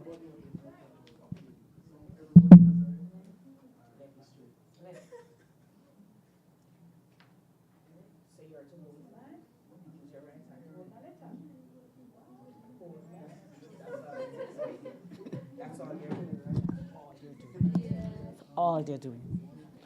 I wonder if they find the hand yet? Use your right hand to hold a left hand that's in the middle. Use your right hand to hold a left hand that's in the middle. You see why they need to... Who agrees that communication is important? Everybody hold a hand yet? Take out every hand out of the middle. Take out your hands. Shh. Listen again. Shh. They form a circle. Shh. Form a circle. Put uno left hand no more in a different middle. Lift up your right hand now. Grab somebody left hand when on the side of you.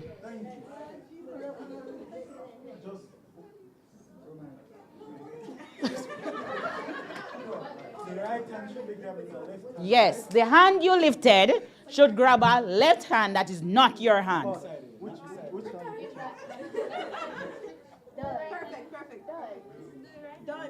Done. This is the hard part. They thought they had the easy part, right?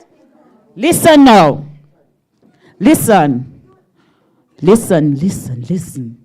Try your best to untangle yourselves without breaking hold.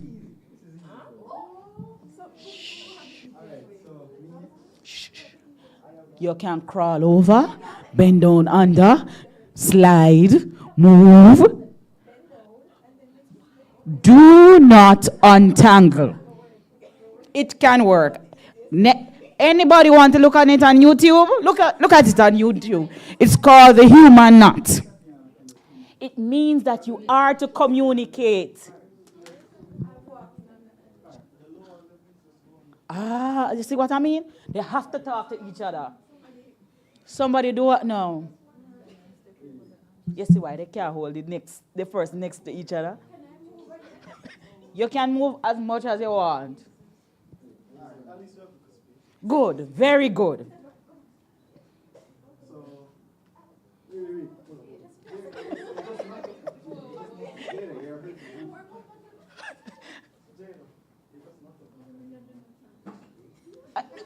Mr. White, how you look like you're letting go, sir?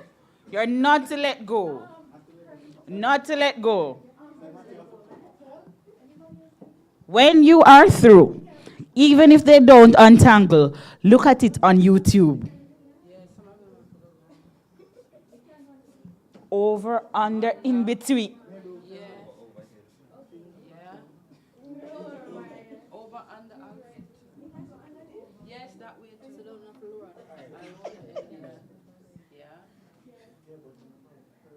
So we're going to time them wherever they are, whether or not they're finished. We're going to time them. Somebody can put on 5 minutes for me? Put on 5 minutes.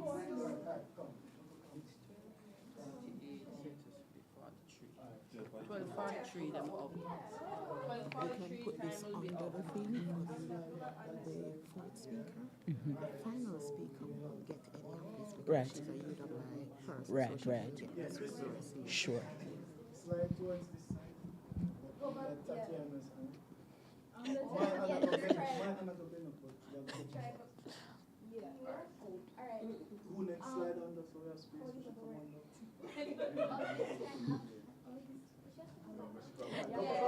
This is called the human knot. Timer is going, right? You have the timer? Good.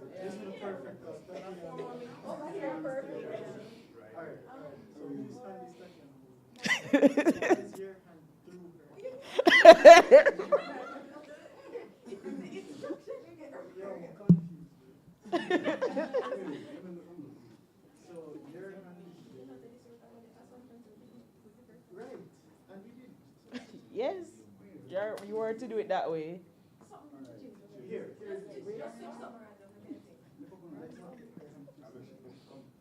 Somebody have to put up a leg. People have to put up legs. Or lower your hand. Lower your hand to the over. Yeah.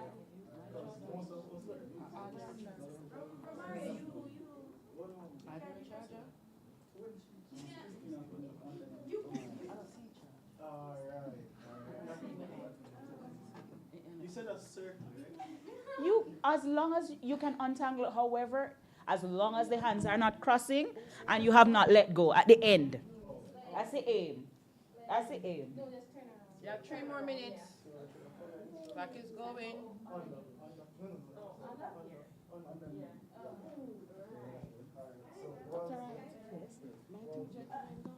Yes, all of them, the three persons are gone. She left as well. I didn't even get to her. Yeah, you can bend and jump over. You're allowed to do anything. Only thing you're not to let go.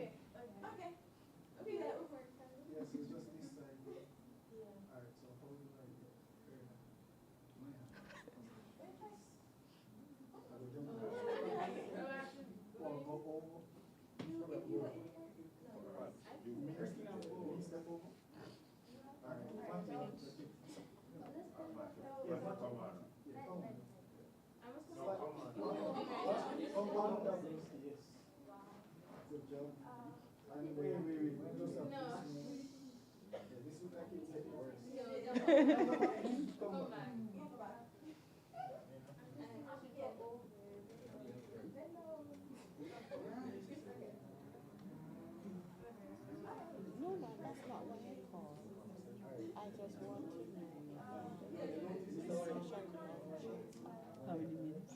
1 minute 50 seconds. 1 minute 50 seconds.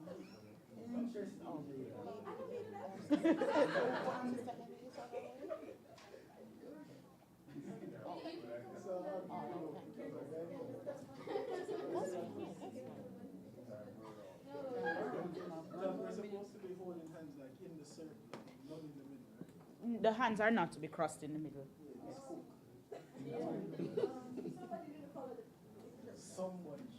All right. Okay, so there are 2 questions. There are 2 easy questions for anybody in the group.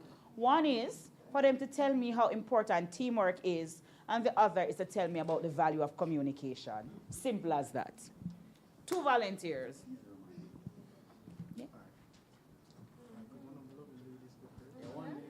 Hold on, let's start an easy thing. Did you enjoy the task that you had to do? Yes. All right, so it's about, you said 2 things, communication and teamwork. So I think in this setting, our only shortcoming now, because we work very efficiently as team members, but communication when we were just starting wasn't the best, because we would have succeeded in completing the circle. It's just that some of us held left hand and right hand, even though the instructions were clearly stated. Left hand to right hand to left hand. We're not calling any names. But I think effective teamwork was done because we tried to work around, even though the error was made, we tried to work around it as a team, and we came very close to getting the objective accomplished, but close but not close enough, unfortunately. So, could one of the lovely ladies share for 2 persons? So. Yes. But what's the next question? The same question. Same questions. Just your the importance of teamwork and communication. Don't volunteer all at once.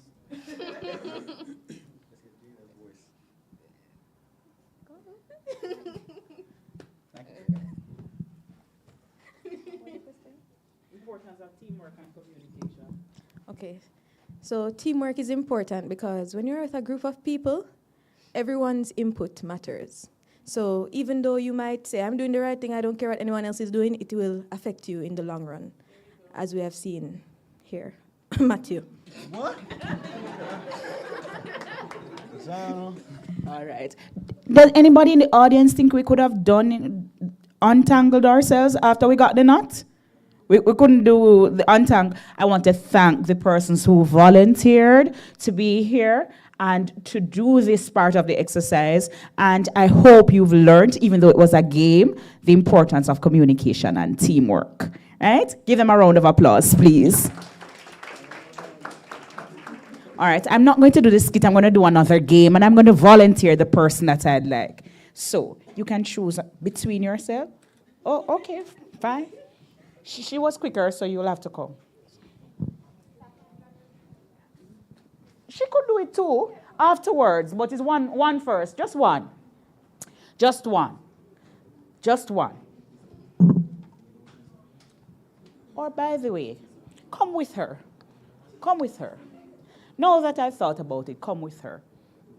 So, all of us are Jamaicans, right? Anybody ever hear the game like how far you are, how near you are, how green you are? Miss Brown, are we old? Yes, like hot. Yes. So we're going to sing, but I'm going to give you the responsibility after I blindfold her to put this somewhere where she need to find it, right? So she has a responsibility, right? Listen, we're talking about communication and teamwork, you know. She's going to be blindfolded. She needs to find. You can touch it, feel it. Make sure you know it, feel and look. And everybody who has theirs, put it away in your bag so that she doesn't get confused because she can put it anywhere, right? You know it feel, know it look, but you know you can see it look at that time, right? So this is your friend? Yeah. She's a good friend. Something like that, yeah. Right, so friendships are going to be tested. She's going to put this bottle somewhere in the room. It has to be in the room, right? And we can help her. We'll sing along. Hold on. Who can tie blindfold good? Somebody come help me. Tie the blindfold. Come here. Come, pretty girl. Come. Yeah. Don't pull it. You can tie it back, sir. Oh, you see? She's really a good friend. She's putting on the blindfold. No? No, him say him can tie it back. You can. Oh. Make sure it tie properly and she can't see.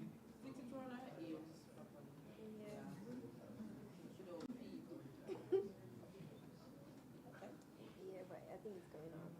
But yeah, can you tighten it now? Never say kill me, bro. Would you like to hear the conversation? All right. Put your back. Turn that way. Turn. Let me turn you around. I'm sorry. Communication, right? Go ahead. Go ahead.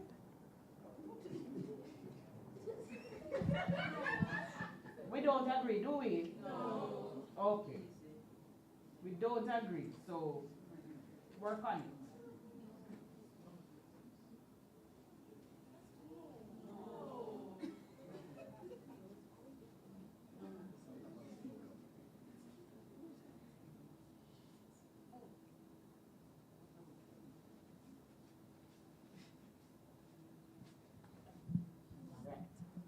So, we are going to adapt it.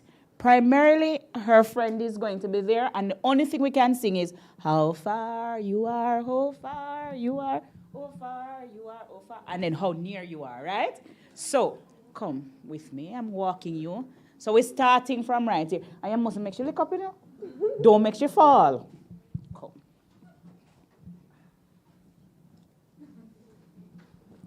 So, wait. Ready?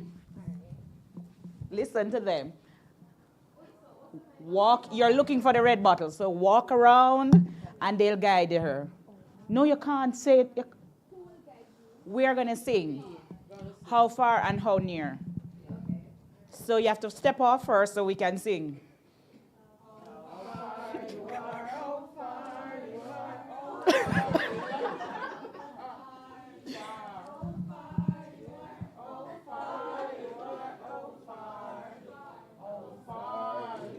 Oh, very far.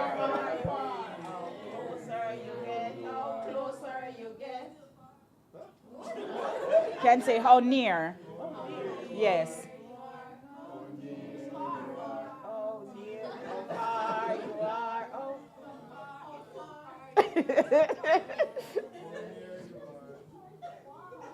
Walk. You have to walk. Walk and you'll get the song.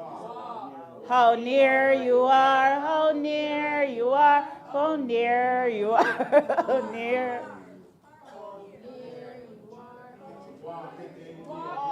Walk. Yes, walk.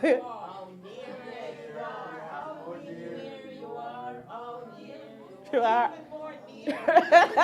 Miss Brown is cheating. Continue walk, continue walk. Nearer you get, how nearer you get, very nearer you get, how nearer you get, how nearer you get, oh nearer you get, oh very near you are, oh very, very near. Very near, very far, no, you're straight. How near you are, how near you are, how near you are, oh near. Oh near you are, oh near you are, oh near. Very near. Very near. Very near. Very near. Remember the bottle you're looking for. Yes. Very near. Very near. Very near. Very near. You're straight. No, you're straight. You were near, near, nearer. Still near. Oh, I see. Yes, feel, yes, near, near, near, near. Near. Far. Nearer. Nearer. Nearer. Nearer. Nearer. Nearer. Feel. Near. Near. Very near. Very near. Very near. Very near. Very near. Very near. Very near. Feel, girl, feel. Very near. Very near. Very near. Very near. Very near.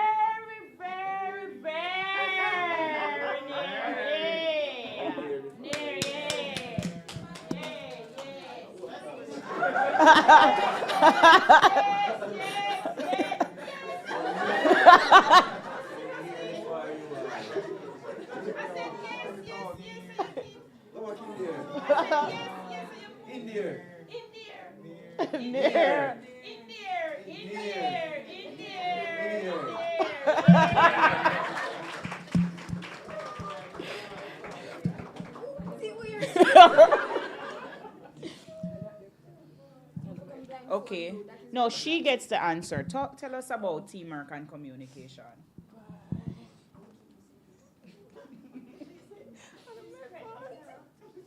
Teamwork and communication. Or the person searching, you want to talk to us? Tell us about teamwork and communication. How did communication help you today? It was confusing at first because some people were cheating. But it really helps a lot. And listening is important as well. That's what I learned.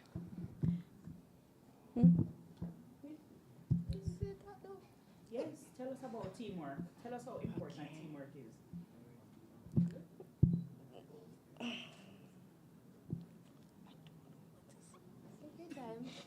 Very good. You see how motivation is working? Yes. Okay, I think teamwork is very important. So initially, I tried to really help her, but other people had other, opinions. But yes, teamwork is very important because it can help you to either achieve things or make your life difficult. Yes, indeed. Thank you. You can keep it. Battery's going down. Time. And guess what? I have many resources. So I need 8 people, 8 different people. You know that I'll come find you, right? So just come quickly. It's an easy one. This one is easier than the 2 that just went on. 8 people, come quickly. Come quickly, 8 people. Come quickly, 8 people. And this one is fun too. And it's easier than the 2 that went before. Come, 8 people. I only have 3. 8 people. 8 people, quickly. Lord, I have to go and find. She coming already. Come, 8 people. Come, 8 people. Even if you came already, come. 8 people. How many we're up to now? 5. I still need 3 more. Still need 3 more. Pardon me? Come, Mr. You're nominating? Okay, these 2 that are nominated, come. Pardon me? So we're now at 7. I need 1 more. Need 1 more. Easy. This one is the easiest of the 3 that we've done so far. I have 1 more that's not so easy, but this one. You have 1 more person? Okay. Carry the other person. Easy, easy, easy. So because I don't want to give it away, you have to time for me. Coming, you have to time for me. They get 1.5 minutes. You see? You have to time for me. This one is so lovely. 1.5 minutes.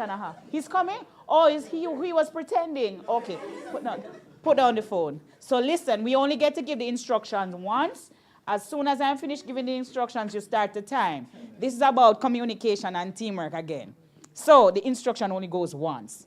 This game is called Form the Order, right? So they are going to form a line. And they're going to form the line based on a number of things. Who has done stats? Who's done stats? So you know that they might say to you that you have to do it by this and then this, right? For instance, you're aligning something and they say use this first as the first guide and then this. So for instance, if I said to you that you are to form the line based on the length of your name, that is the first part of the line, right? So if 2 persons have 8 letters in their name, the other part might be and then by shoe size, right? So they have to form the line by age and then shoe size, by the length of the name and then shoe size, right? So listen, it is called form the order, right? You're going to make the order in descending order. See the instruction is specific? In descending order by length of first name. Nobody don't talk. You only have 2 minutes. Shh. By length of first name and then by graduation date. Quickly. You are to form the line in descending order by length of first name and then by graduation date. And should you still have 2 people in the same order, by shoe size. Quickly. Descending.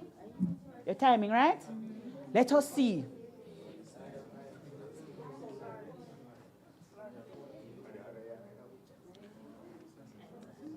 And I only say by length of first name. I say not repeating the instructions.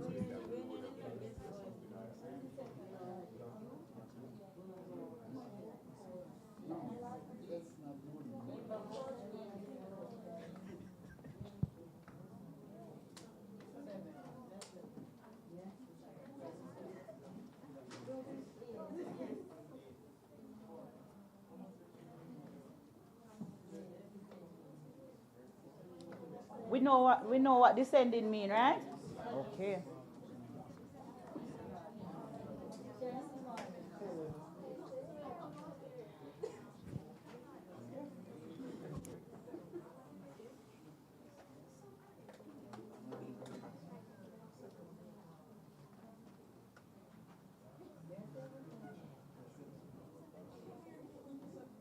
You still have lots of time, man. You're finished?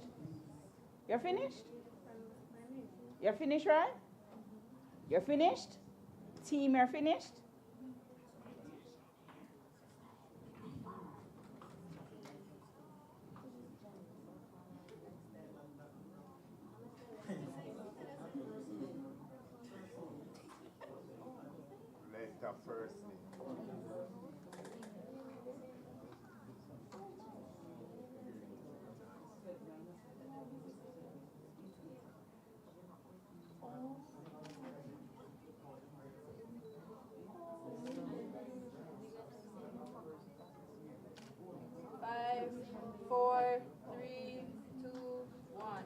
All right, 0. How many letters in your first name? I think it's 8. How many letters in your first name? How many letters in your first? When do you graduate? 26. 2026. When do you graduate? 25. We get it wrong already. Because she graduates first. She has 8 letters and he has 8 letters. What did I say? If you have 25 or 26? I'm 26, she's 25. You have 8 names. 8. And you have 8. But you graduate first. So you would have to be descending order. That means you graduate first. So you are the key one. How many letters in your name? 7. How many letters in your name? 7. How many letters in your name? 6. When do you graduate? You graduated 2017 when you graduated. Switch. When do you graduate? You here? You here? No, I didn't graduate.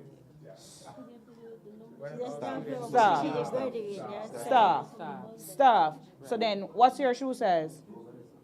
You remember the other part of the instruction? And then I said, buy shoes. Of course I said. Who heard me say, and then buy shoe size? Who heard? No. Hold on, let me see if the audience is listening. Shh. Who heard me say, and then buy shoe size? I love this audience. I love this audience. I said, and then buy shoe size. What's your shoe size? Switch back around. Go back over there, Ajanel. What's your shoe size, sir? What's your shoe size? 9 for true. So here's how we're going to distinguish. Male 9 bigger than female 9, not true? Stay where you are. How many letters in your name? 6? How many letters in it? When do you graduate? I graduated from 2020. When do you graduate? This year. So stay where you are. How many letters? 6. When do you graduate? 2025. So you graduated after she. And how many letters in your? 4. So everybody's in the order. Are we seeing how we form the order? We see the order is now formed properly, right? Do you see the importance of communication? Hello? You see your communication valuable? You see your teamwork valuable? We have to work in teams, and we always have to be talking about things that matter and things that are important, things that get the process done. Yes? Thank you so much, volunteers. How are we? Where are we? Now that I've seen Dr. Barton Gooden, I'm going to tell you the story. How many years ago was it, Miss Brown? 6? 6 years ago. 6 years ago, I was at USON minding my own business. But there was a conference that was happening, and I was asked to introduce a guest speaker and then do the vote of thanks. And I suppose that Dr. Barton Gooden, she just joined us, that Dr. Barton Gooden would have met me, right? And heard me in the conference doing the vote of thanks and introducing the guest speaker. I was minding my own business. And PIKE was happening. And Miss Brown knew Dr. Barton Gooden. And Miss Brown called Dr. Barton Gooden and said, you know, there's this professional conference happening every year and so on. And perhaps you know someone who you could advise could be the MC. And I was minding my own business as a little nurse and just being asked to do the vote of thanks because my boss said so. What you do? Say yes and then figure it out. And so Miss Brown called me, and Miss Brown said, a little birdie told me, I didn't even know who was a bird, that you could do well as an MC. And there are past interns and people learning about professionalism, and you're imparting knowledge, and you have to be active and engaging and make people laugh and make sure nobody's sleeping and make sure that the conference is vibrant. And I said, my goodness, I don't know what she asked me to do. I've never led a session for 6-7 hours straight and know how to give fillers and do all of this and understand the theme and engage. And then she said, somebody told me that you could do it. So I said, okay. When and where? What's the theme of this year's conference? And I said, yes. And then I said yes again and again and again and again. And 6 years since, I've been saying yes, but I still didn't know how to be an MC. And that birdie who started that, who told and whispered to Miss Brown, was Dr. Barton Gooden. That's my colleague, right? Yes, and that's how the story of my engagement with PIKE started. So there's another game before lunch. This one is a little bit, just to think. It's just about thinking. It's not hard. See how many volunteers I want.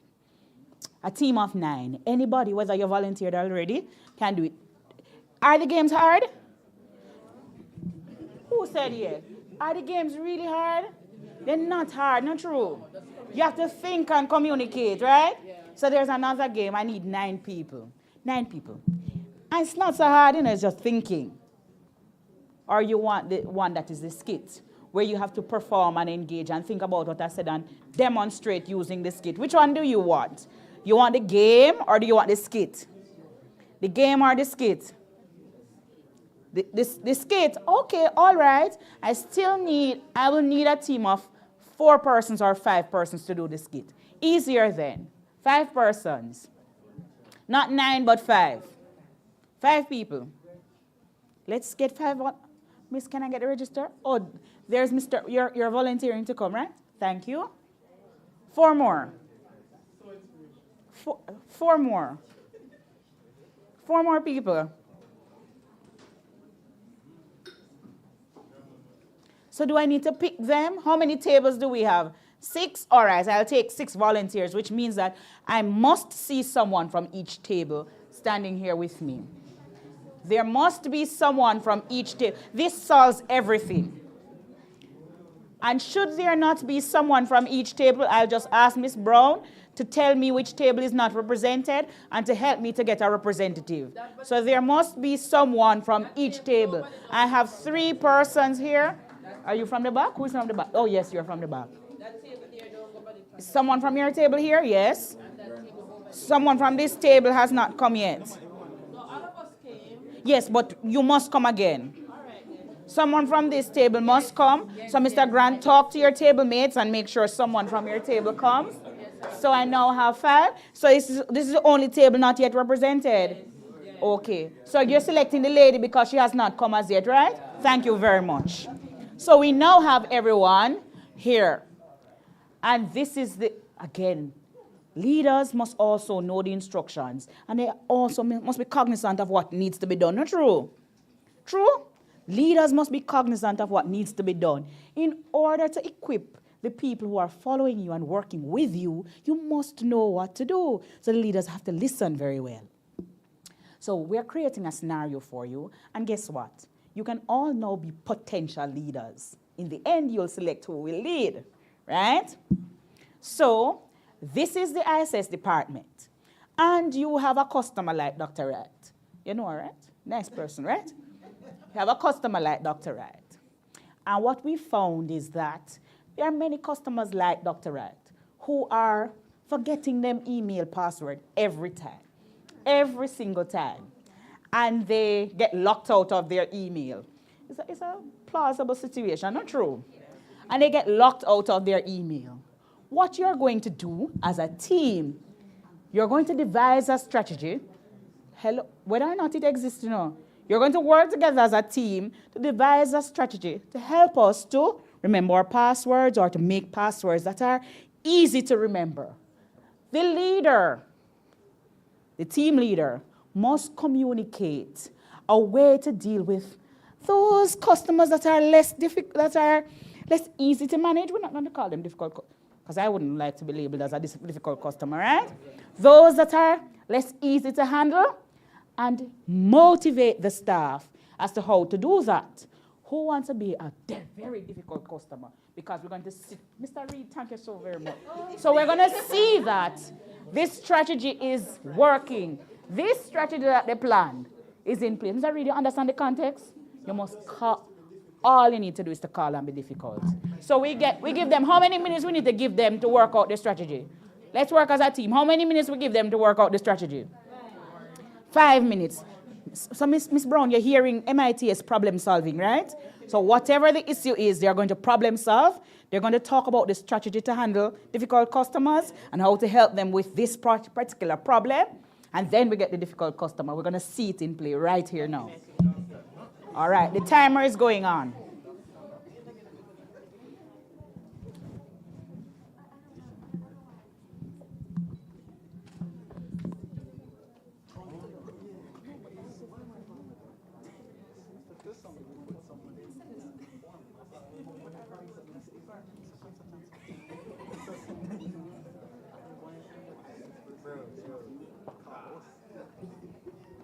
always tell customers to stop doing that, you know. Can't save everybody.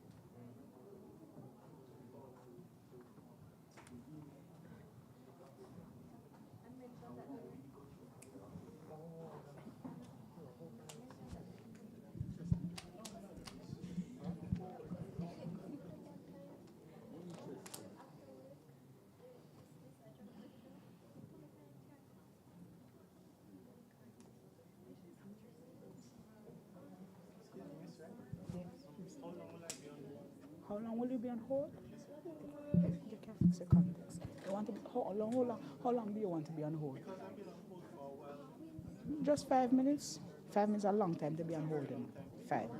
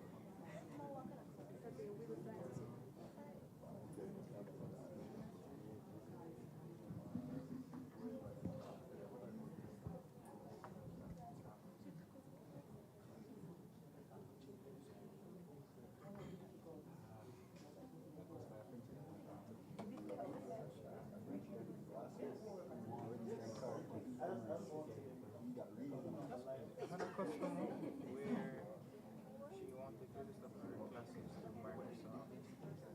Very,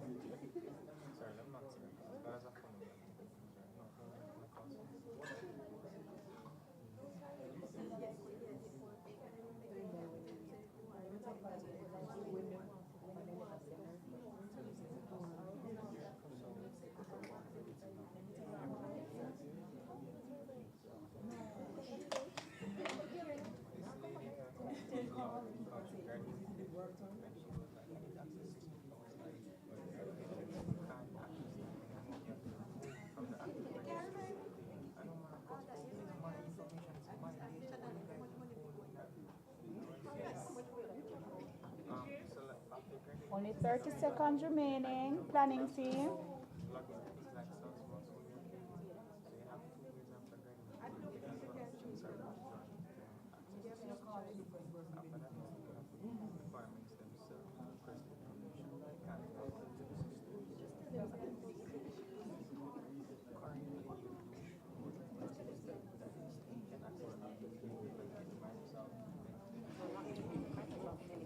Okay, team.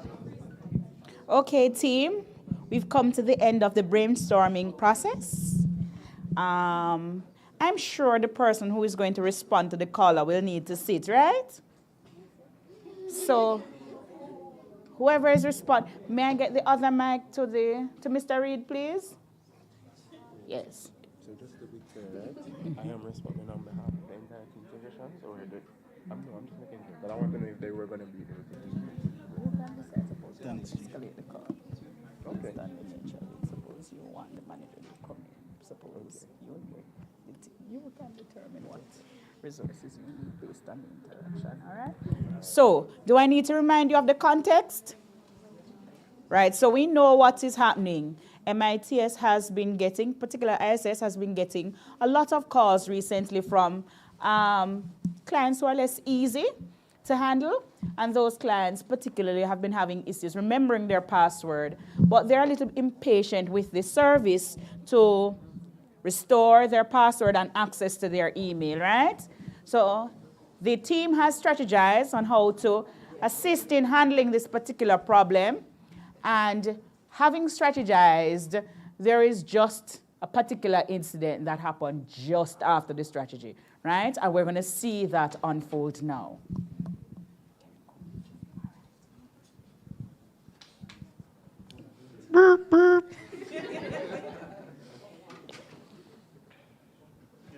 That was the phone ring. Oh. Hello, good afternoon. Yeah, afternoon, Chief. I can't get in on my people, so I will go on for this. Can you please repeat? Again, I can't get in on my people, so I will go on for this. Okay, are you aware of your ID number? Can you provide us with the ID number? We no work up for you. Oh, we're not supposed to have all them information here, brother.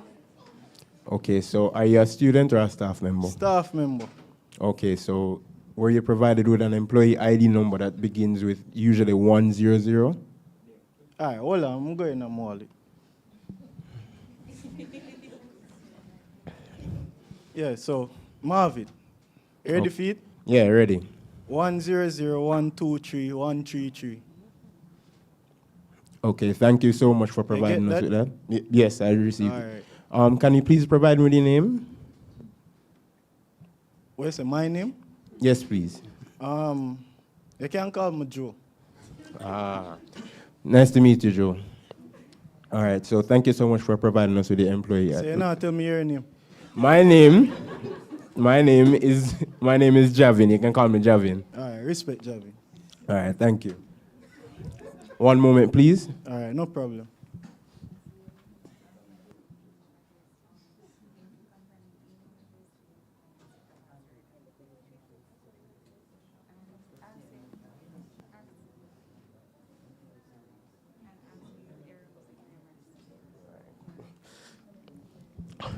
So sorry to put you on hold, Joe. So. Did upon hold, Chief. So can you please provide me with your full name, just to be clear? Joe Brown. Okay, and the issue that you're having, just to clarify, is that you can't get into your PeopleSoft. What's the error message that you're seeing? It just now load. When I put in my ID number and thing, it just now go through. So you put in your ID number and your password, and it doesn't allow you to enter the system? Okay, can you please provide us with an email address that's not your UE email address?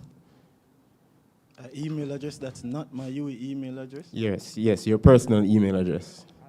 An alternate email. bigboss123@gmail.com. Thank you so much.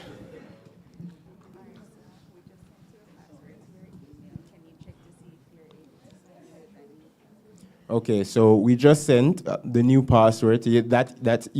Before I continue, do you have access to this email, Big Boss? I'm going to check it in about 2 years. I'm not going to lie to you, but I think I can pull it up. Okay, can you confirm that you're able to sign into the email before I send off the password? All right, no problem. Yeah, I can sign in, but it says it's full. That's no problem. What type of email do you have? A Google email, a Yahoo email? Gmail. Okay, so are you on your phone or are you on your laptop? Phone. Okay. Can you please click on the big B that you would be seeing on the top right-hand corner of the screen? Usually there's a color behind it to access your profile, and tell me the percentage that you see that's full.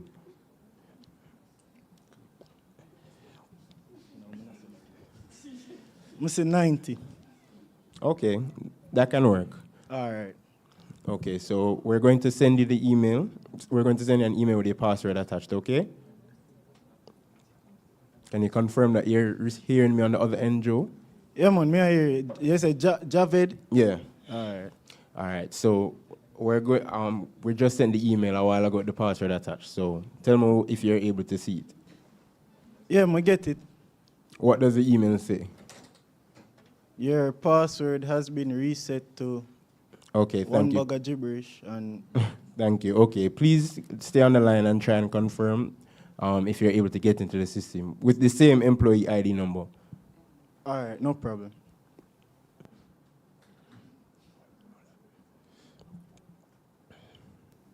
No. What's the issue? What's the issue that you're having? It a load now, but it a give me some bugger like letter and something. Yeah, like different format. It just not allow me to go through. Okay. Remember on my phone, I still do it pon. Hint, Leety. Okay. Are you able to copy the password? Do you know what I mean when I say copy it? Yeah, just highlight it and paste it. That may I do king, but it not go through. Is it still not going through? No. All right, I'm But going. Remember on my phone, may I do it pon. Please ensure that there's no spaces between any of the characters that you've entered in the password field. No king, no space can do it, cause copy and paste it. No space can do it. Okay, give me 1 moment, please. I'm going to put you on hold and allow you to speak with my higher ups. All right, no problem.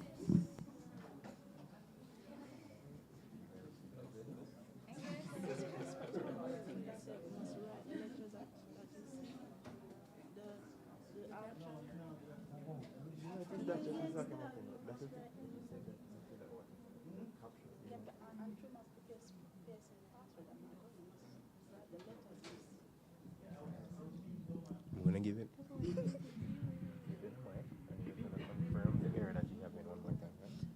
Okay.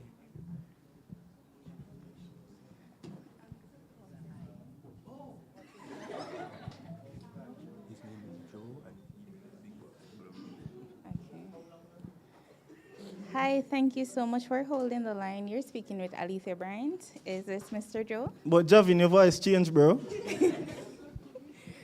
Yes, I'm his senior, and I've been told that you're having a password issue with PeopleSoft.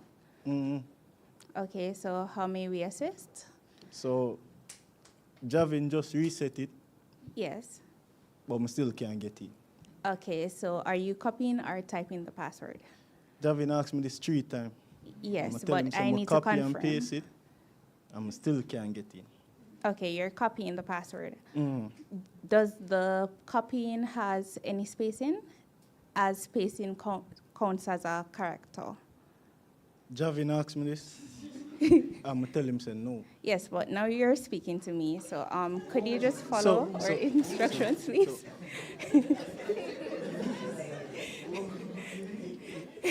But, all right, so may I talk to you? Yes. Why your name? All right, so I'm asking you to, can you just kindly confirm if you're copying the password without any spacing? All right. Yeah, may I copy it without space? All right. Can you try typing the password for me, please? But if me I copy it and it not go through, why me I type it and it will go through? Okay, what's the error that you're receiving, Mr. Joe? It just said the credentials wrong. But I know the credentials are wrong because Javin just give me the right credentials, so it can't wrong. Okay, not a problem. So we're going to try to unlock your account because you have entered the password incorrectly for 3 times or more, it locks you out. So we're going to try to unlock. So can you just kindly try typing the password? If the password has a letter that looks like a common L, it can be a capital I or a common L. So can you just try typing the password? You can just do it for me because as soon time for sending timesheet, I don't want to miss the submission of my timesheet them, so.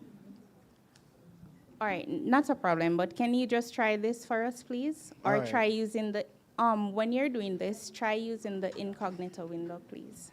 Yes, I try use the incognito what? Yes. All right, so on your browser, you should see on the device that you're using, you should see 3 dots to your right-hand corner. Right-hand corner, 3 Yes. vertical dot. All right. Yes, all right, so just click on that. You should see incognito window, or new incognito window. All right, I see the incognito. What am I do now? All right, can you try type in the ID number and password there for me, please? But I'm click it, I see a copy, cut and paste, so I'm click incognito. All right, so don't copy nor paste, just type the password for us, please.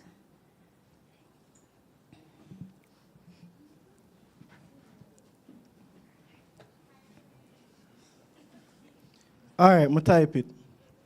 All right, can you just confirm if you're able to sign in now? Like, it now says I'm gonna sign in, but it'll give me a bag of different icon. What? Bear in mind, I'm a phone me I use. right. Wink, wink. Can you try using a different device? No, my phone alone. Miss, remember upon the grounds me I work, or me I walk around with laptop.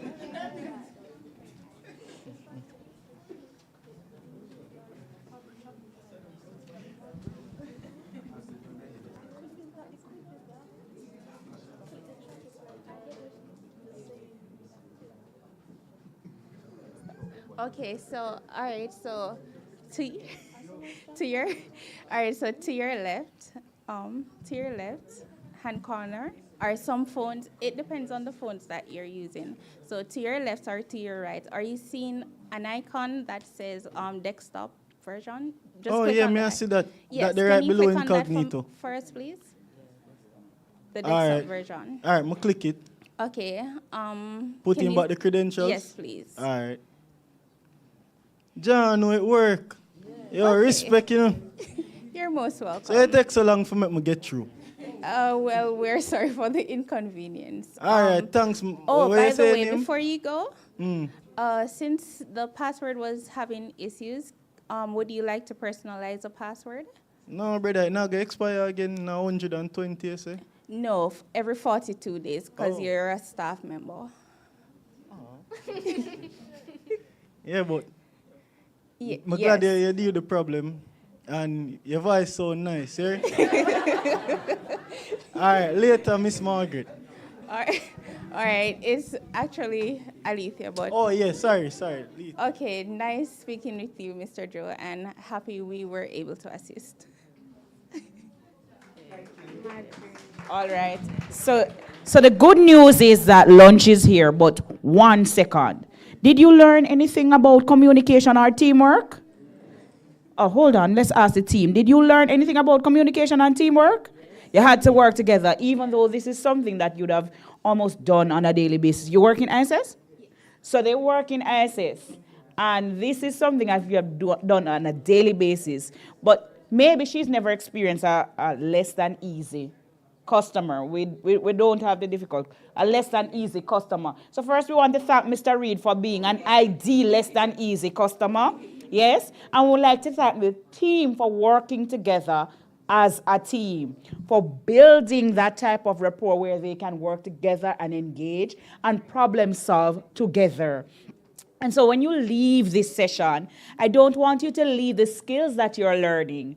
I want you to continue to develop on those skills, continue to work with each other, to talk to each other, and to work as a team. Thank you so very much, volunteers. All right. So we're going to lunch, but certainly, Flo and Digicel, before we go to lunch, we're going to lunch. Somebody say, I'm never lucky. Our ear's not quick, so she said she's never lucky. Let's try again.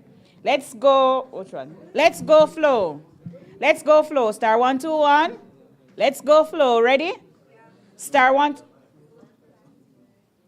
Let's go, Flo. Star 1, 2, 1. 82021 7510 37686.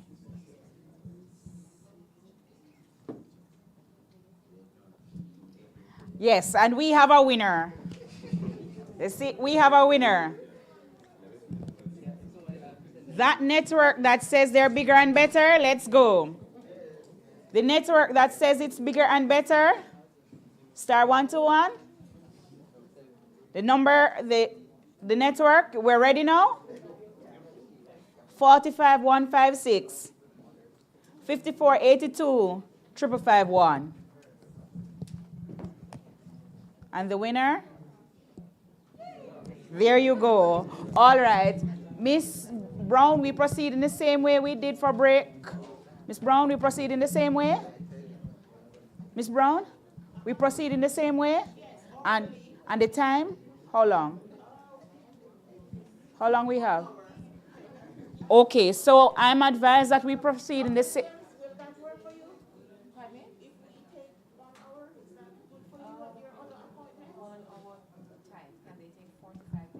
Okay.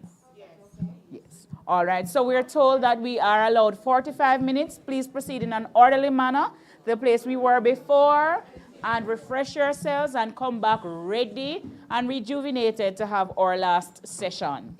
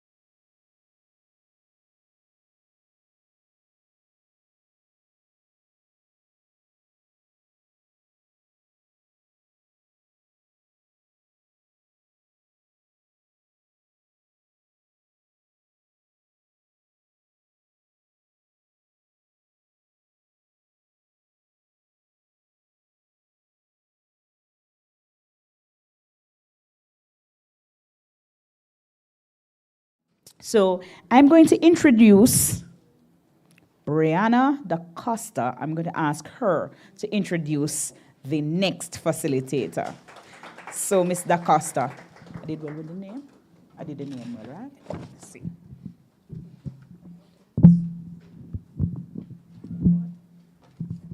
Good afternoon, ladies and gentlemen. I'm pleased to introduce our fourth facilitator for today, Dr. Janet A. Williams.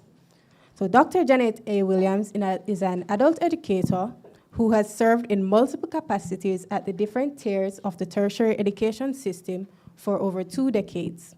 Her knowledge, skills, and expertise have been honed by the training, education, and qualification earned, which are a certificate at the Monique's Teachers College, a diploma at the Jamaica School of Drama, currently Edna Manley College School of the Visual and Performing Arts, a Bachelor's of Arts at the Central Connecticut State University, a Master's of Arts at the University of South Florida in collaboration with Shortwood Teachers College, and a PhD at Walden University.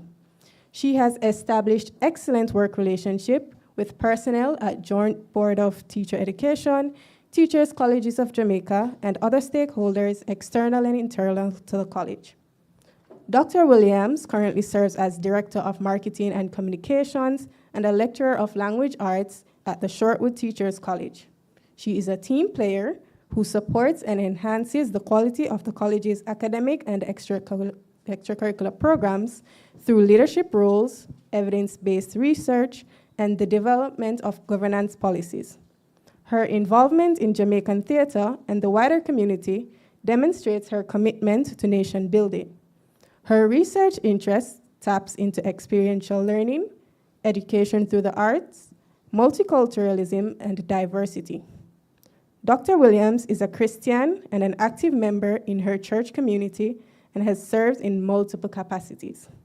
She loves nature, promotes capacity building, and embraces social change. She is the mother of 1 child, a daughter who is current student here at the UWMONA campus. Her mantra is, always treat others the way you want to be treated. Ladies and gentlemen, please help me provide a warm welcome to Dr. Janet A. Williams.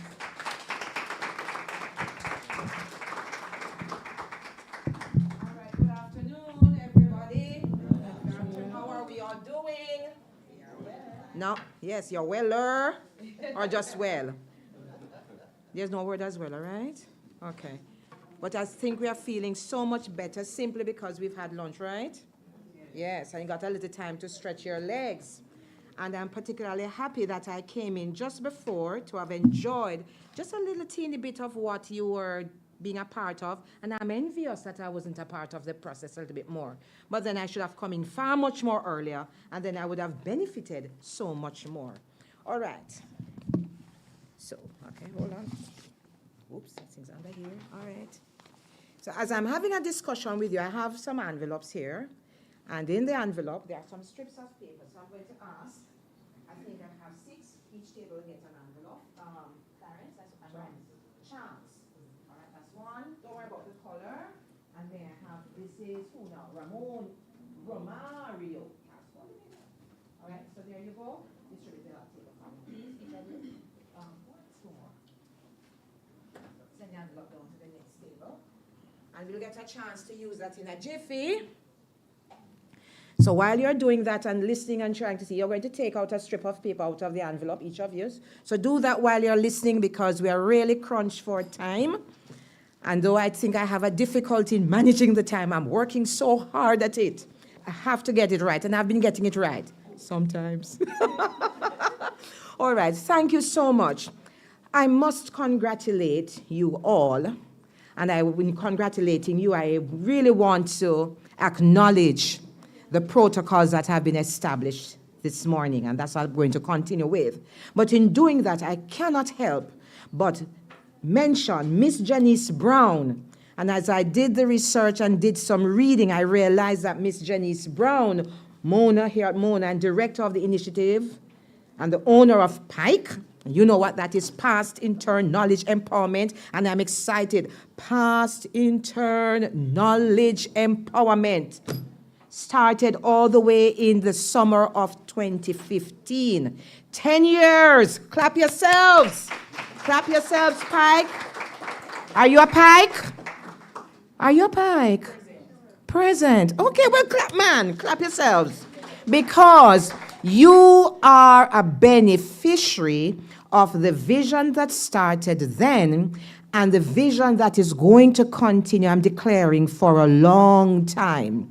And as I did the reading and I watched the videos and all these other things, and I said to Ms. Brown, because I'm at the tertiary level as well and elsewhere, I say that the other institutions need to take on something like this. See my face? And I'm going to be wherever my voice can be heard, even so much more. I don't know what is going to become of it, but I shall be advocating that somehow this program, capacity building in young people, not just be anchored here at this University of the West Indies, but other tertiary institutions, because we need it. So here we are, and we are looking at avoiding pitfalls that can affect your future aspirations, right?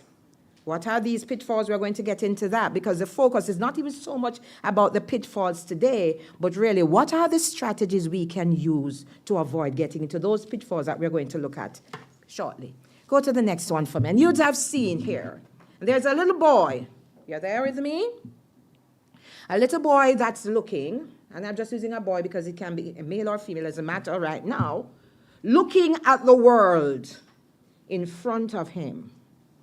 And you're present right now, looking at the world in front of you, but even though you're doing that, there is a past with you.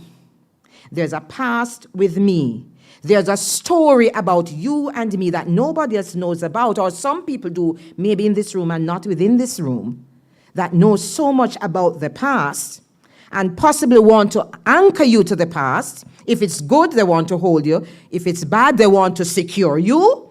But now you're in the present, looking toward the future at the world, which has so many things that you are not prepared for, and you don't know what it is. My daughter tells me, for example, in terms of job, Mommy, I'm preparing myself for the job that does not yet have a name, but it is going to pay some big money. Who is interested in that?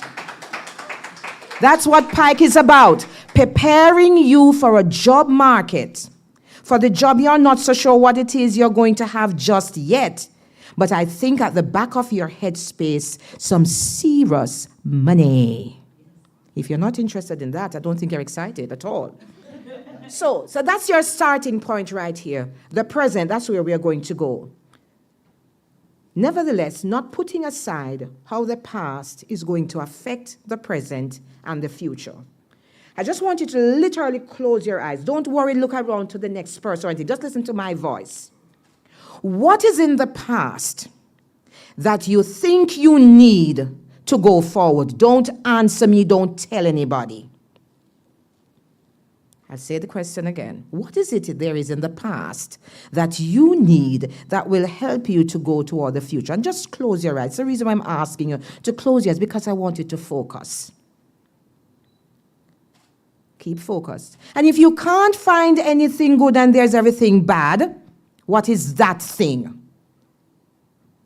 And if it is bad, let it go, because you don't need that. Because what you're going to see in that quote-unquote bad, something, a little kernel that you can pull out, which becomes you today, which is going to put you forward into the future. Thank you. Now open your eyes. Don't want to speak or anything. You're just thinking, and you're going to be thinking with me. Because as I'm speaking to you, I'm speaking to myself as well. As I was preparing this, I began to take an introspection of me. So the next one. So where do you see yourself after PIKE? After today, where do you see yourself when you would have left Mona Information Technical Services? Don't answer. What is your career life's goal? Don't answer either. Are you en route Okay? So here goes the big question now. What is it that threatens your attainment of your goal or your aspiration? Just think a bit. I'm going to ask a question again. What is it that threatens your attainment of your aspiration? And I pray that you have a pencil or a pen, because in 30 seconds less or more, you're going to write down that one thing that you think threatens your aspiration, the attainment of the aspiration. Or may I dare say aspirations, because sometimes we have many. Write it down. So you have the strip of paper out. I want you to write it down. And I'm trusting you to write it down because we're going to need it later. So 30 seconds. My timekeeper at the back, one of the gentlemen down there, the one who was working with me. 30 seconds. Count them down, please. You have to write it. If you can't find a word and you have a phrase, put it there. I think you're at about 20 seconds. My timekeeper at the back, who is doing it for me? Yes? I don't want you to take any photograph just yet, and I want you to write. First, it's critical that you write. I can make the PowerPoint available for you at the end. My time is UP. 1 second. Thank you very much. All right. So turn over your little paper now. Don't let anybody see, because what you have written down is private. All right? All right. Next. And you notice there that you see that person running ahead, a goal and aspiration, where he's going. I really don't know. I don't know where you're going or what you intend to achieve. I know where I'm going and what I intend to achieve. But as he's going along, there are some little holes along the way. And you notice, it's not a straight line. Crisscross, a circle, a snake, going somewhere. The arrow says going, going, going, going. And he's moving fast. So here goes now. And I hope I can get an answer at least from a table. Fast and furious. What is that thing that you wrote down? If you don't want to say it, ask somebody beside you to say it for you. Let's take it. Fast and furious. Complacency. Complacency. Keep going. I wish I had a drum. I should have taken my drum. Complacency. Keep going. Yes. Procrastination. Yes, I think I have that one up there. Keep going. Next. Myself. Yes, we need that. Myself, yes. Come on. Complacency, procrastination. Myself. Don't worry, because my students at Shortwood say Shortwood is holding them down. Hallelujah. Keep going. Only 3? And I have 6 tables. Yes, sir. Money, yes. Keep going. Fear of failure. All right. Do I have a representative from each table so far? Yes, the person in there. I don't know your name. I can't read it from here. You're where? Yes? Thank you, Matthew. But the lady in front of you, to your right. To your right. To your right. Regret. Okay, that is in the past somewhat. All right. Let's go again. One more. Do I have 6 responses? I think I got about 4. Come on, my table to my extreme right. Down there. You're left looking at me. Somebody from that table. And you're not shy. Can't hear. Money as well. All right, so we're going to look at a few of them. All right, so I have on there for me, for all of us, lack of clarity. Let me deal with the money first. Because we all have money issues. Because we are coming, I am coming, and maybe some of you are coming from an era, from families whereby financial literacy was never taught to them. Was it for you? Maybe I'm too mature for that, right? Or you're too mature, too young for it, right? And so we had to find a way, our parents had to find a way to ensure that we got the education, and you're still here and you still are struggling to find the money. So you find innovative ways of earning the money. It's never a lot, but somehow you sacrifice. So you want, you want steak or lobster today, but you realize you can't have lobster, have a patty. Because the lobster money you have is going to last for the week, so you have a patty. And no soda, have water. It's healthier for you. So you find a way of managing. And the little that I understand about PIKE, it gives you a little thing, a little stipend. Not true. It doesn't exist anymore. Nobody knows what I'm talking about. They're not saying anything. Miss Brown, they're saying they're not getting any money. Hallelujah. Won't say another word. They don't want to tell me. So money is not an issue. So, sir, you said money that somehow traps the process for you and the other lady. You need to talk to Miss Brown or one away differently to see if somehow, Miss Brown, I'm putting you on the spot, to see if somehow whatever you're getting can be elevated. Do it after. Do it after. We're moving on. So lack of clarity, too, of goals. What is it? We are uncertain as to what we want to do. So some of you come and you're doing your first degree and you're not sure that when you're finished with the degree, that's what you really want to do. That's okay. It's a good place to be, but not such a good place to be. Because at least you still are on the way, because everything in Jamaica and elsewhere, you need at least a first degree. So you are at a good starting point.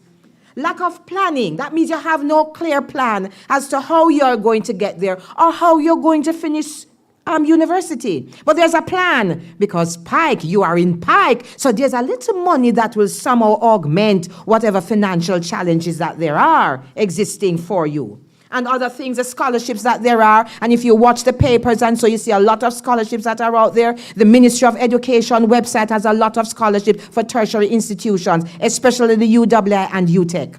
So go there, please, if you don't know it's there. It's out there right now. Fear of failure. Nobody wants to fail. Everybody wants to be a success. But it's good to fail sometimes, because you learn to appreciate.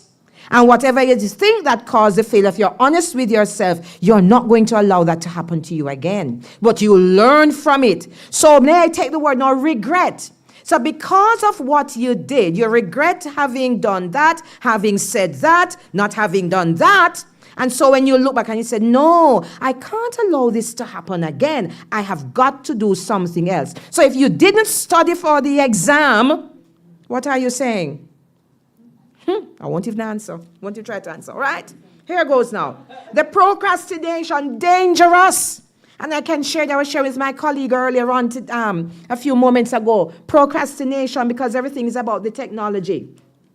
And I'm here trying to sort out something personal with the technology at my workplace. And I should have really printed whatever from last week, Thursday, when the secretary said to me, Doc, you need whatever. I said, no, man, I think I have some time. I'll do it on Friday. I said, better yet, I'll do it on Monday when I can focus on that, because I'm so busy doing other things. Now, when I was ready yesterday, only to know that I couldn't do anything.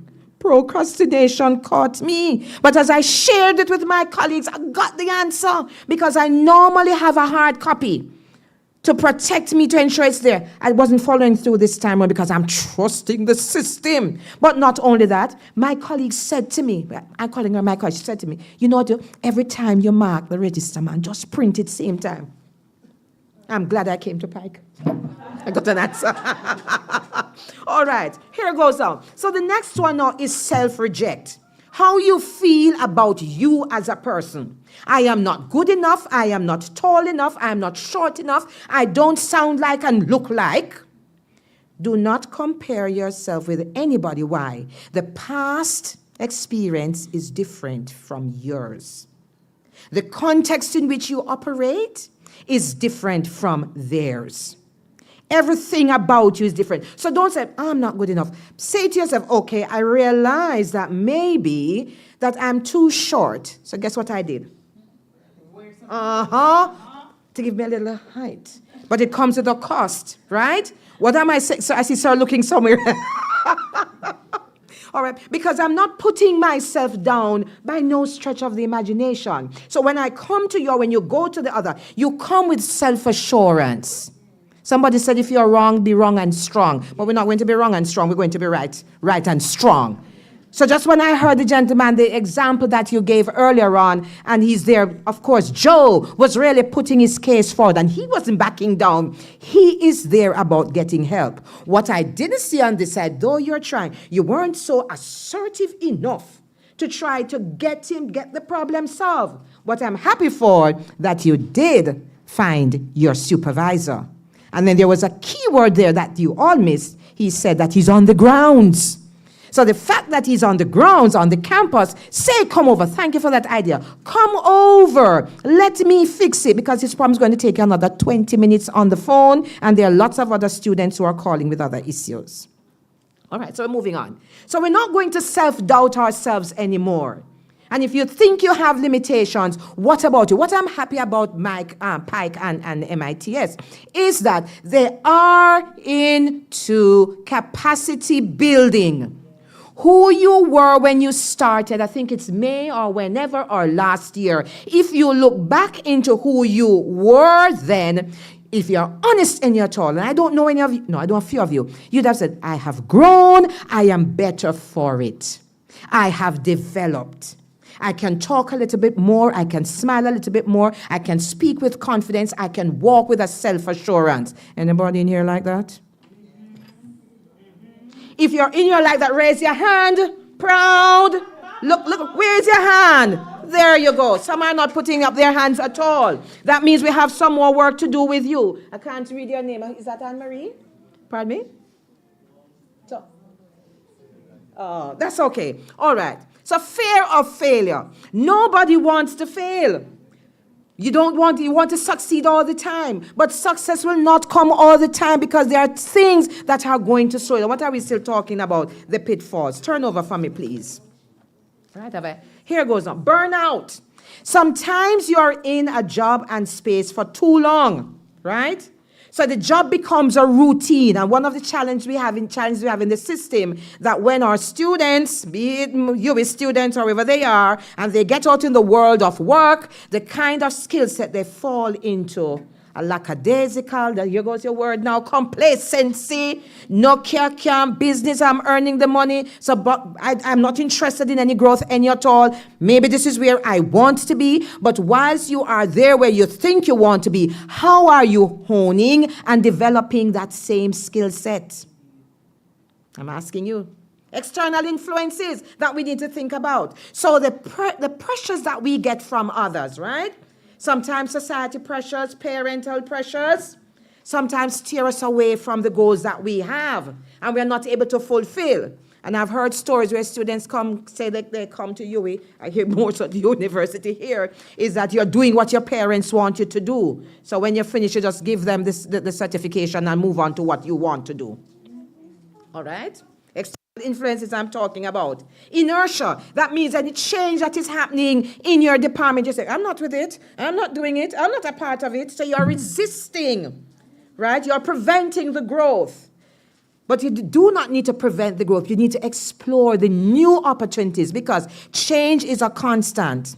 And if it's not changing and there is no development happening, then you know something is wrong. You're not going anywhere. When I looked at the video, the link, and I saw over the years and the themes and topics that we have been explored, and I said, wow, I hope those can be packaged, and I hope you'll go back and look at what's there, because there's a repertoire, there's an environment that is so rich with a lot of stuff that when I look, I can learn from that. How are you allowing yourself to learn? So even if you are in a department right now or work in a particular that you think you don't like, learn all you can. The more you'll know about where you work, the greater asset you are to the company. And I learned that many, many years ago when I was overseas studying my first degree, and I was told that. The more you know about this company, the greater asset you are. And I never understood it then, but I took it apart and I started. I said, That's up to when my time had expired, they want me to stay, and I said, no, I have to come back home to me. Home. All right, here goes now. So we look at impatience or lack of support. Before I get to impatience, who is supporting you? And sometimes I wonder, you say we have a lack of support, but is it truly lack of support? Because your parents may not have the money, or your family may not have the money, but that kind of encouragement and motivation that they give you to say, you can do it. I'm giving you the last dollar. I'm not going to pay the rent this time. I'm going to take a chance and pay the money for you. When the landlord comes, I'll talk to him about that, but I'm paying the money because you have the exam to do. That's support. All right? Impatience. Everybody expects immediate results wanting to achieve. right? Can't wait. You notice a man, you're running, great speed, not walking nor crawling. They shouldn't be crawling anyway. Walking. He's running in a hurry to get there. Because if you're in a hurry, then you'll become impatient and you're going to miss many things. And then it's likely that you're going to drop into the holes. All right? So here goes now. Let us look now how we are going to avoid some of these pitfalls. Because they are much more than. All right? So what goals do you have? So you have to set the goals. What is it you want to achieve? House, car, a better job. You want to migrate. You want to earn X money. How are you preparing yourself for that? What is it really? And why are you doing that? Do you have the passion for it, or you're doing it for doing its sake? And somebody once said that we are really doing the jobs that is not really our passion. But sometimes you have to create a passion because of the opportunity that is provided for you, and the more opportunities you take on. Did you know that I was a very shy person? Over time, every opportunity that was given to me to stand in front of people that I've never met, the last moment to prepare for, I said, I can't do this. And somebody said, you can't do it. What am I going to say? You can do it.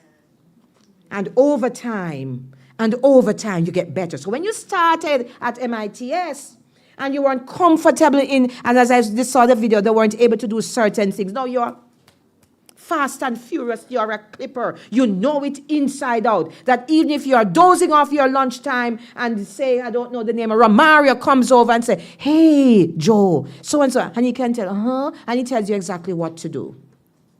Right? So create a plan. How are you going to get there? So you probably need now to put your goals into smaller bites, because this big thing can't happen. The journey of 1,000 miles begins with one step. All right? But you have to be tracking your progress. How are you doing here? Are you getting it done? Even the very assignments that you have, if you wait for the last minute, even though you're great at it, you won't be able to give it your best. So start early. Self-awareness. And many people don't want to look at what is your strength, or what are your strengths? What are your limitations? What are you great at and not so great? Because the things that you're not so great at, we need to spend some time to improve that. And here goes. And if you're great at it, how can you improve on it? When persons are critiquing, I expect to critique me all the time. I am more so interested in what didn't go so well. Believe me. Because that is what I'm going to use to refine me. So I don't take it personal. And then I say, okay, if you're going to criticize me, because you have those who are set to criticize, if you're going to criticize me and you don't have a suggestion, I don't want to hear it, because you're not contributing now to my growth and development. And not because I'm your friend, you tell me what I want to hear. I'm not interested, you're not my friend. Don't tell me what I want to hear. Tell me as is. Then you're my friend. All right, continuing. A sense of resilience. So being able to bounce back with all the challenges of, let me tell you, we have it, you know. You have it. You see all us here who are in administration, we have lots of challenges. We don't tell you, but we have to bounce back, because challenges that there are natural. So we are going to learn from those hurdles, how to overcome those. What is it we are going to put in place? And then, of course, we have to acknowledge the source, and I say our divine source. And I think that Jamaica is still a Christian country, and we believe in God, that ultimate source that answers to us, be it yes, no, maybe. He may not come when you want him. Anybody know that song? But he's right on time. You don't know what I'm talking about. Only hear the administrative staff saying, I know. You're smiling, half smiling. You do know, right? There you go. All right. So here goes now. So we talk about feedback, all right? That's another strategy, all right, to avoid the pitfalls. Feedback and mentorship. Who do you consider to be your mentor? Let me tell you one of the things I've done and continue to do. So I look at all the people out there that I meet as I go along, and as they do their presentations, etc., and then I say to myself, what about this person's style and presentation that I can use to help to make me? I'm not trying to be like them, you know. I'm saying, what about them that they have shared that I can incorporate in me? So I'm constantly developing a little bit more. And you begin to create and carve the new you. Remember, I talk about the past? And you know, this is now you looking into the future, and you're preparing yourself for the future. I tell you something, it didn't work out, ladies and gentlemen, and I told the technician, I was trying to experiment with something called Mentimeter. Anybody knows about that? I was trying, and I set it up, you know. And I said last night, I'm going to test it now. I have it on my thing. We deleted it earlier today. And then when I got in, I realized I had to sign in. So here goes now your peer here at UE. Oh, Mommy, you can't use Mentimeter. I said, why not? She said, Mommy, one, you're going to ask them to sign in. Who tells you that they want to sign in on anything to take up space on their phones? It's going to take some time. I said, but I want the Mentimeter. She said, Mommy, it is not going to work. What did you think I did? Should I listen? I'm asking, come on, oh, thank you. Should I listen? I'm not hearing from them. Talk to me. Should I listen? I have to listen because honestly, if it's not what she's already warning him, Mommy, they're not all going to want to do that and what have you. You're probably going to become flustered and so. No bother with it. Find something else. So I said, okay, I have the alternative. And the alternative is at work today. All right? So here I go. Yeah, clap me. You know, clap her is not for me. She'll be happy that I told you the story. Anyway, so the mentorship, and if you notice, one person pulling up another. So who pulls you up? Unfortunately, in administration, we don't have anybody, another voice for us, you know. You'd realize that? Those whom we serve, we hope that we are good mentors. And I know for sure Miss Brown is a good mentor and others in here. Good mentorship, not just in a person, but in the programs and the opportunities that have been provided for you to grow. So support yourself with people who can be a mentor for you. Not those who are going to tear you down. Not those who are not going anywhere. Not those who are interested in the partying all the time. Not those who say we need to lime. Not those who say you don't go to class. You don't need those. You have to step away and be peculiar, and find the ones that are going to help you. Why? Because the mentor that is going to provide for you the valuable insights that you need. Next. And as I saw that, I thought I'd share this with you. So it's on the system. All right? So the mentor. So the seminars and the workshops and all this. I'm not going to read everything that's there. Okay? You can read it for yourself. I'm not reading the slide. Okay? That is what the mentor does for you. So you are the mentee. So learn, because that mentor is not going to be there all the time. So if you miss out on the training session or this morning, find out, how can I benefit from it? Is it a recording somewhere? Or you'd have said to Miss Brown if you came in the afternoon, Miss, I really can't be there because maybe I had to go to the doctor, take my mommy or so. Is there a way I can access the information? Because you want that mentoring that is coming out of this experience today. The professional development experience, all right? You want the mentorship because the mentorship is going to provide for you motivation. It's going to help you to refine your goals, ensure that you are a success. That mentor is going to help you and guide you and give you opportunities to practice. Here goes now. Maintaining now healthy work-life balance. So the concept of self-care. Do you take breaks? So some of you are workaholics, and there's nothing wrong with that, but there has to be a balance. So you are committed, and commitment is great. And I'm happy that in this room, there are committed persons. Because a trend that is out there now is that they're staying in jobs for 2 or 3 years, and they're moving on to other things. And they want to be dancing, doing the acrobatics. And I'm saying, so where do you intend to end up?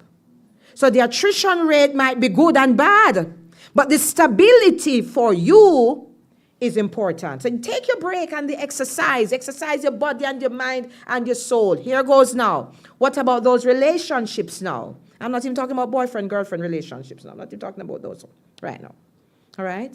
Those friends that you have and associates that you have that really are an added value to your life. How do you take care of them? How do you prioritize? How do you show that you value them and you maintain that balance? I'll go to the next one because that's going to drill down a little bit. The healthy balance. And there are 5 areas there, all right? Physical. Are you getting enough sleep, believe it or not? No, when I don't sleep, get to my bed by 12 o'clock, when I wake up at 4:30 to get into my little devotion, I don't know about you, me tired. Night 1, night 2, get very tired. Because I would not have slept. And you see my age? No, my age show? No. Yeah, it's all right.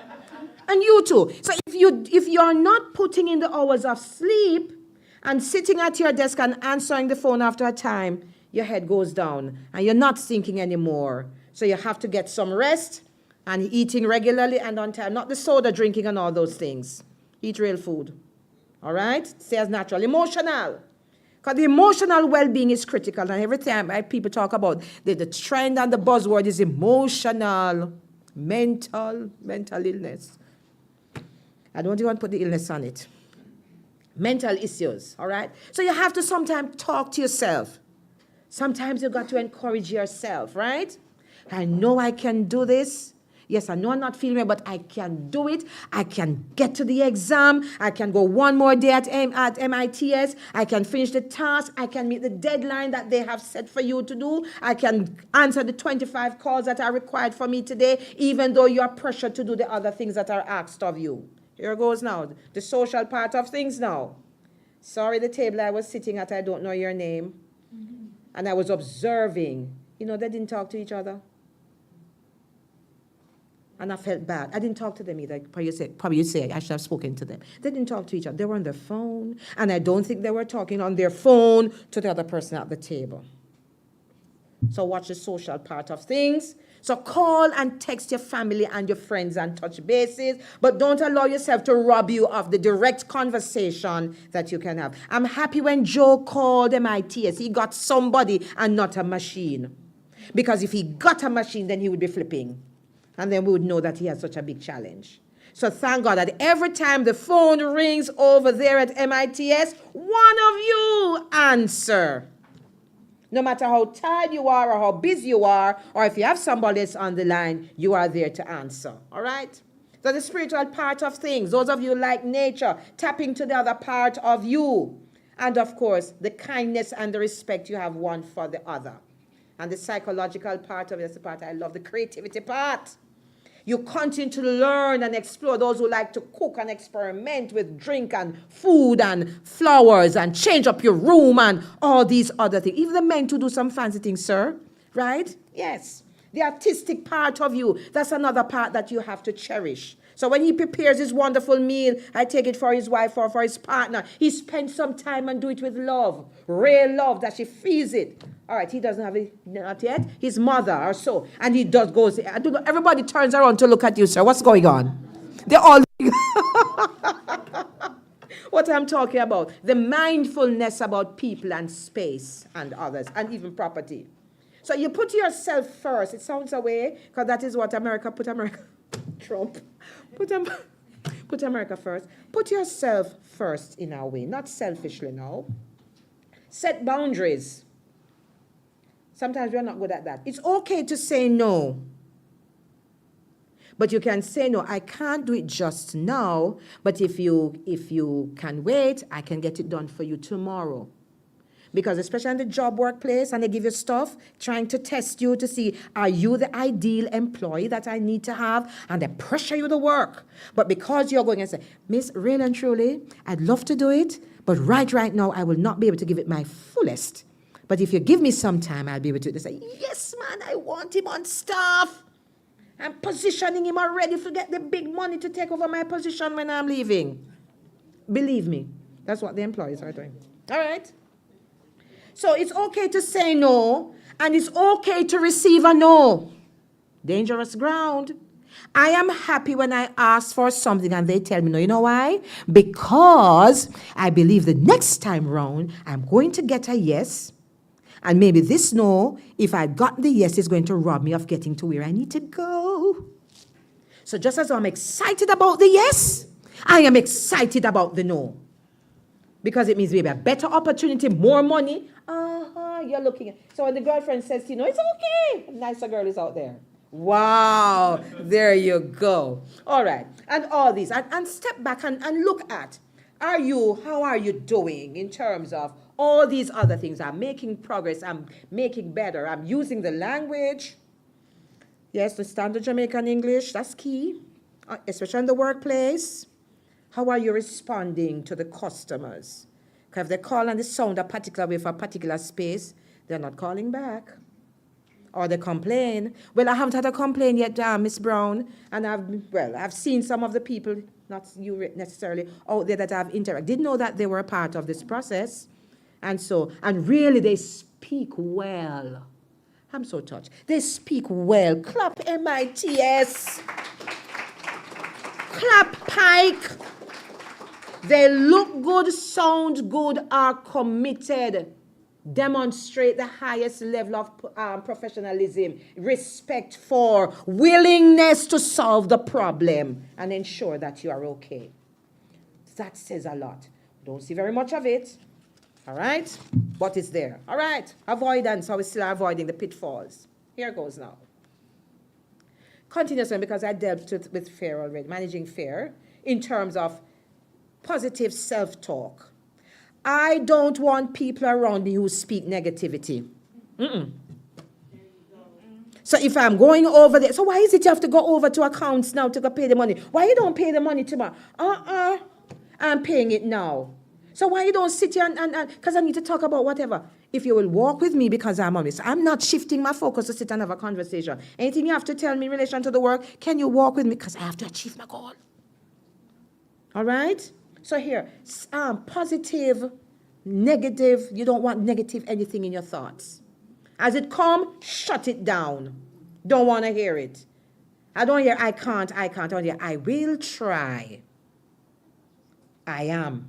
All right? Continuous learning. That is key. Doesn't matter where you are, whether I'm ITS or elsewhere out there, you want to learn all the time.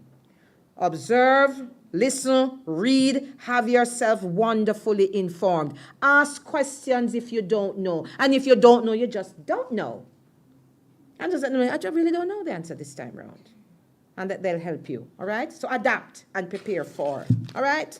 This is a big one now, which I didn't take the risk with the Mentimeters. I should have really taken the risk, but it's the time. Taking calculated risks. So assess what those risks are and look at the rewards carefully. Are you willing? Because for your growth and achieving those ambitious goals, you have to take risks. I remember a very long time ago, actually I was trying to get a loan at the time, get house. And I'd gone to this special bank in Halfway Tree. And when the lady took my pay stub, and she laughed. Yes, she laughed. And I sort of felt a little funny. And I said to her, something wrong? She said, no, you can't get house and teacher salary. You see my face? I said, excuse me. She said, no, you don't qualify at all. And I remember having said to her, I said, ma'am, I may not be qualified today, but I'm telling you, I'm going to own a house. And over the years, thank God, I'm kind of looking out to see if I were to see her again, because I have that face, I have that kind of memory, just to say to her, I got the house. Yes. So the risk, I was willing to take the risk, but she wasn't willing to take it with me. I went somewhere else, took the risk. All right? So there you go. So you have to be willing to achieve, because those ambitious goals you have, it's not going to come and fall into your pocket or in your lap. You have to go and get it. You have to set yourself to get it and have it. Nobody's going to give it to you just like that. It takes some work. All right? Next. Next one. All right. Flexibility. That's key. How flexible are you? How adaptable you are? How can you, this thought just came to me, proverb. How can you stay uncooked to cut straight? Anybody know that expression? Yeah. How many people know that expression? Raise your hand. Raise it with pride. Oh my, I'm troubled. So it's not working out for you, but you have to work with what you have. Turn your hand, make fashion. You know that one? Yeah. Okay, then. So you work with what you have to get what you want.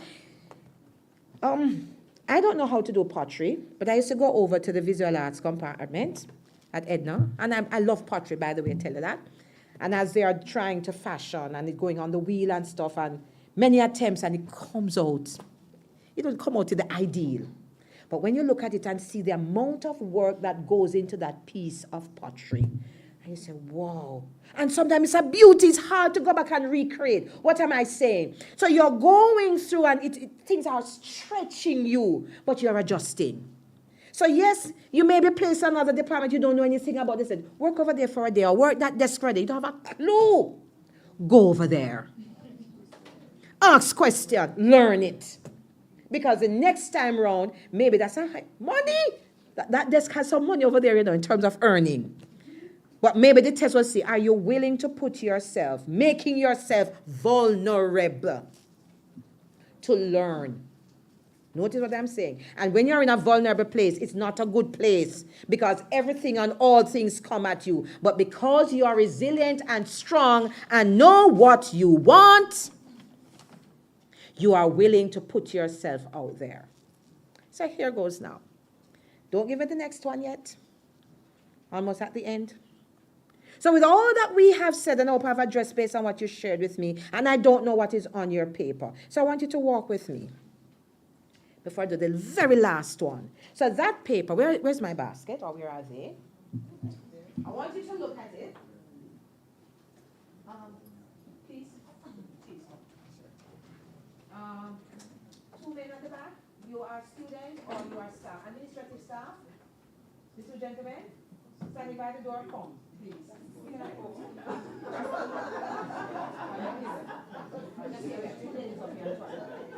All right. That's all right. Here goes. Okay. All right. We have 4 baskets. So 2 will not yet. Lady and a gentleman, lady and a gentleman. We'll work this side, the other. So here goes now. And I'm very serious about what I do. So if we just ease off the phone a little bit, remember I promised you that I'm going to send it to Miss Brown so you can have the slides. Here goes. So take up that paper with that pitfall that you have. That thing that would hold you ransom. And ready with me? I didn't write mine.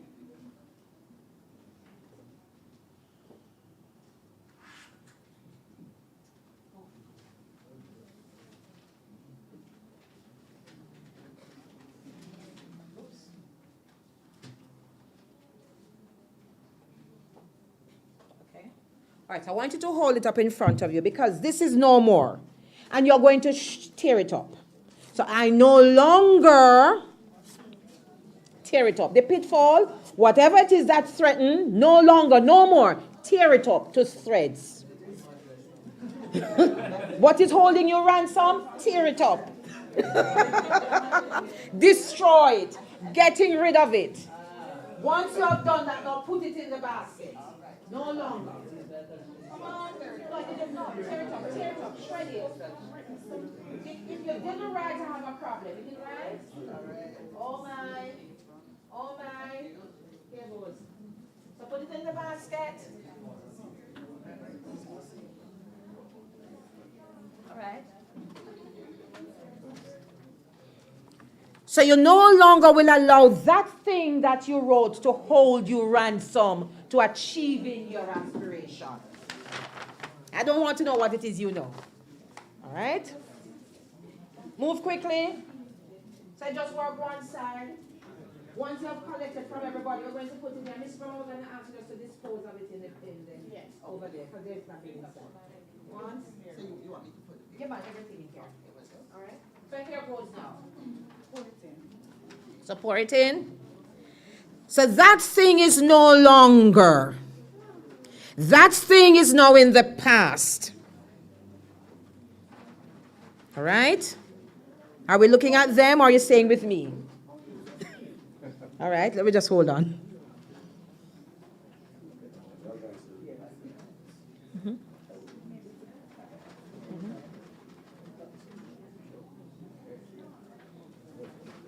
You can just give it to Miss Ross. She'll just dispose of it for me, please. All right? All right, so come back with me now. So as I was saying, so that thing which held you ransom, that thing which is a pitfall that would have held you ransom, which was in the past, is out of the window, forgotten. Because you are now in the present and you're saying, I will avoid the pitfall. And any of whatever I shared with you to address your particular issue, I think that is what you will do. So whether you will set goals or whether you will maintain a healthy, balanced work life, whatever it is, that is the thing you're going to speak into your being. And the big thing, this is where there's a moment. And by the way, what I just said with the basket is the alternative for the Mentimeter that I couldn't get work. Yep. All right. So this is a big thing now. The last one now, which we tend to forget, is celebrate. You're moving on for me? Celebrate every milestone. And milestone might not be a big thing. So it may be ice cream, maybe sitting down, maybe just have one ice cream, right? It may be just having a cup of tea, your favorite tea. Maybe just having a glass of wine. Maybe just sitting and just watching the birds go by. I don't know what works for you. But as you're celebrating, here goes now. When we talk about those relationships, those people who have been in your circle, those mentors, and the relationship that held you firm and supported you, show them in this little celebration that you appreciate them. And because we are celebrating, we're going to clap ourselves because we are at a new start. So we are now ready, positioned for the future because the present, this moment, should, I believe, has empowered us to strip, to take off, to forget, to put behind, and move forward. And I believe you're going to just do that. So look at me. You still with me? You still with me? Yeah. And I'm looking for you out there. So remember, celebrate. Doesn't have to be anything big. And for those of you who are family persons and say, but I can't do it alone, buy the one ice cream. Do an extra fried dumpling in the pot. Cut it in 4 or 5 or 6. I said, thanks to God that you are here.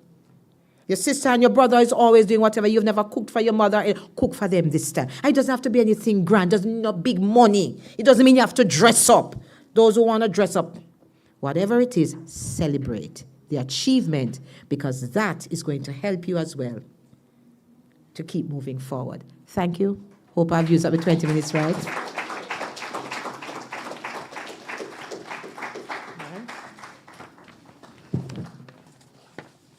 We're celebrating still, right? Yes. Get more money. Let me see if we can celebrate. We're getting more money on the next pay slip. I don't understand. Where's the celebration? No, it's true. It's real. Seriously? Yes, I got the announcement. We're getting more money on the next pay slip. Somebody can give us a piece of music so you could dance. I mean, they don't want it. They don't want it. Miss Brown, roll it back to what is normal, please, because they don't seem as if they want it.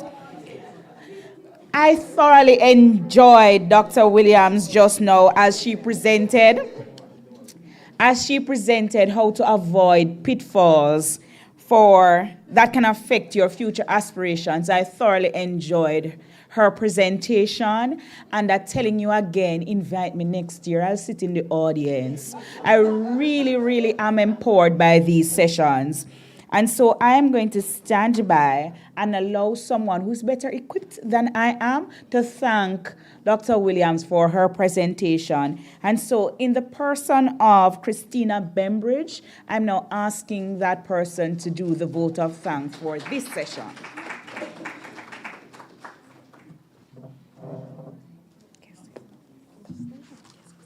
Okay. Good afternoon, everyone. On behalf of the MITS department,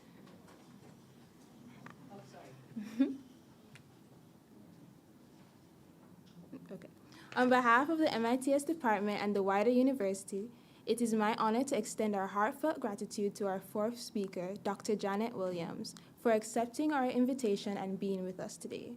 Dr. Williams, your insightful presentation has enlightened us on how a lack of clarity, procrastination, and self-rejection can damage the success of our future endeavors, and the importance of making ourselves vulnerable to learn.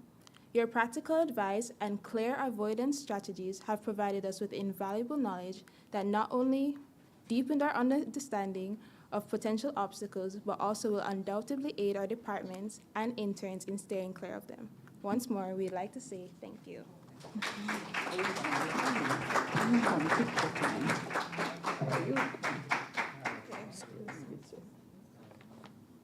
Oh, yes.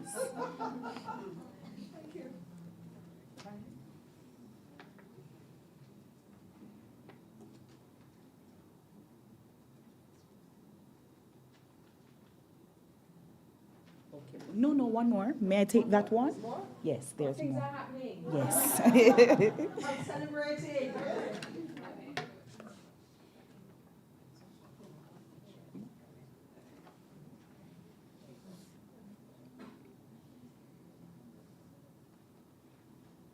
Thank you. It was a pleasure serving you. Yes. It really, really has been a pleasure. And we've been hearing some buzzwords, mentors and leaders, people to emulate, right? Yes, those have been some words that came from Miss Priscilla Wisdom. And now we're hearing Dr. Williams saying it again, that having mentors help us to avoid some of the pitfalls that we may have. Let us now hear from, and if you know the Bible, let me tell you 2 quotes from the Bible that helps us with team building and teamwork before we go on to our next presenter.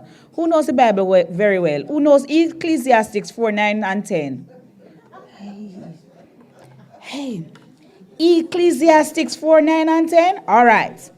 Let me tell you, let me read the verse for you, and let me tell you, you can tell me if you agree with me that it supports teamwork. So in Ecclesiastes 4, it says, 2 are better than 1, because they have a good return for their labor. And then 10 says, if either falls down, one can help the other up. But pity everyone who falls and has no one to help them up. That's the Bible. And then let me give you another one. Quick one. Proverbs 27:17. Perhaps more people know that one. Iron sharpeneth iron, so a man sharpeneth the countenance of his friend. You know that one, right? Yes. So there, even in the Bible, there is guidance for teamwork and building and working with your partners and your friends and co-workers and people around you. But I don't have to say much more about that. Our next facilitator is going to tell us how to remain healthy to achieve our goals. How do we build ourselves in terms of our health and our personage so that we can achieve those goals? But before we hear from the facilitator, I'm going to invite Miss Pennant to introduce our next speaker. Miss Pennant.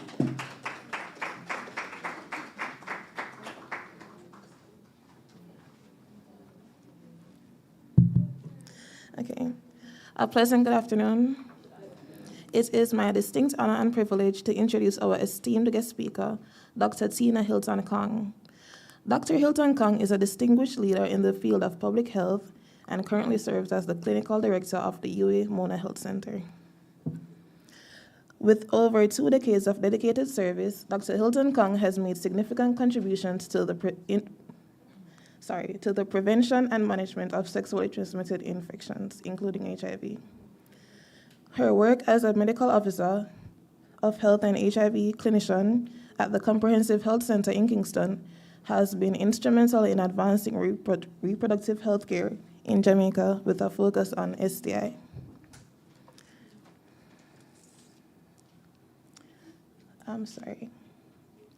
As the medical director of the Epidemiology Research and Training Unit, ERTU, Dr. Hilton-Kong has led numerous groundbreaking research projects.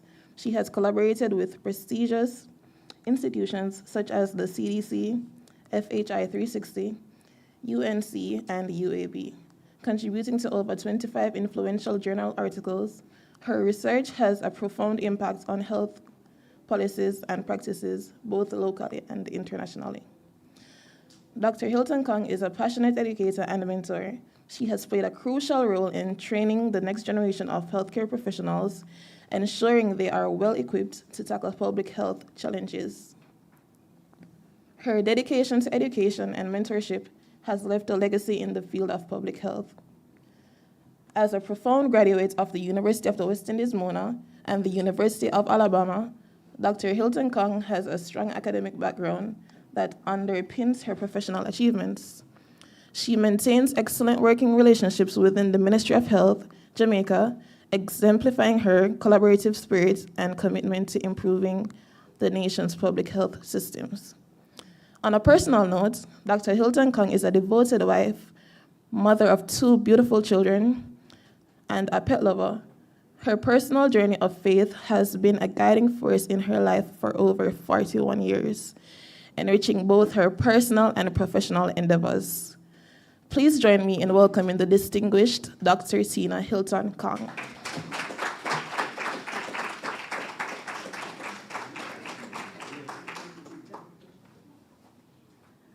Thank you.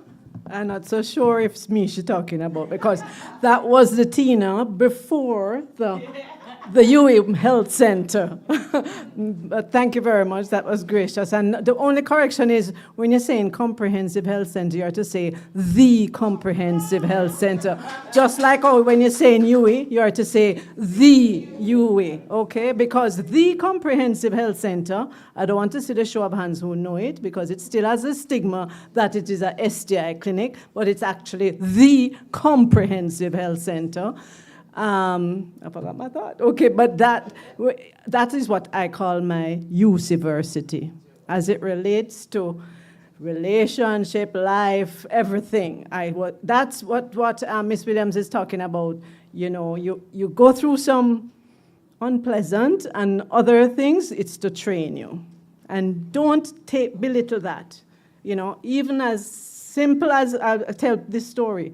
When I was little, and in the neighborhood, you know, I live in Bush, you hardly have anything to do. I didn't have TV and watch things like you. I had TV, but not like those, WhatsApp and all of these things. So we had a game with the wading pool. Who can keep the head the longest in the wading pool? So who can keep their breath? You're all outside with us, stick our head in. Who won? And to this day, I can hold my breath longer than probably anybody in this room. And why was I getting that training all along? Well, some of the unpleasant parts of being an STI clinician is that you better hold your breath for some things. So it was preparing me. But anyway, so in other words, sometimes you're going through some unpleasant, just to reiterate what Dr. Williams just said, you're going through some unpleasant things that are not so great. It's a learning lesson. See what you can learn from it. Don't suffer for unsuffering's sake. We don't want martyrs. We want to be mentees and to be mentors for others.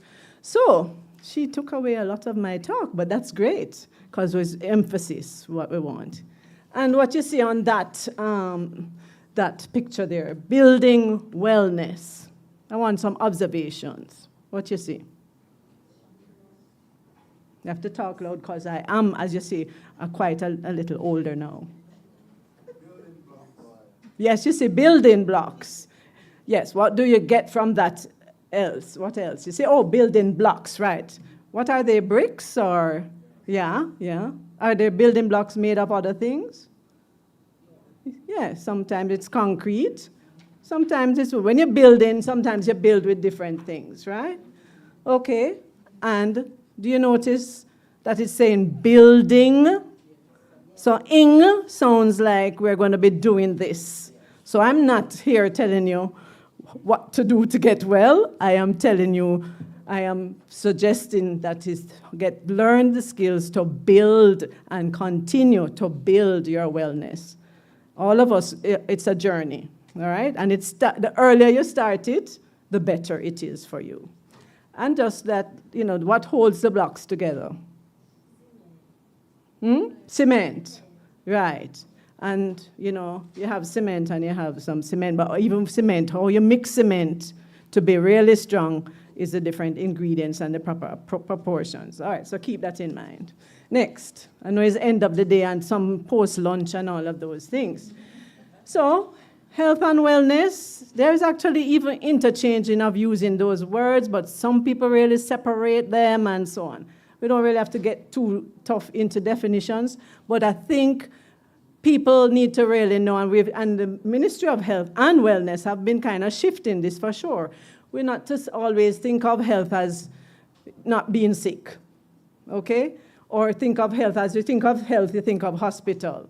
No, we want you to know when you're thinking of health, you're thinking of what you are doing to keep healthy, okay? So it's not a state of disease or absence of disease, it's a state of physical, mental, social well-being. That's WHO, World Health Organization definition. And then wellness is the act of practicing healthy habits on a daily basis to attain better physical and mental outcomes so that instead of just surviving, you're thriving, okay? So many of us are on the surviving path for wellness when it comes to that. They just, can't, you know, been there, can't try, you know, that's not the case. It really is a journey. Next. So what are some building blocks of wellness? Let me hear.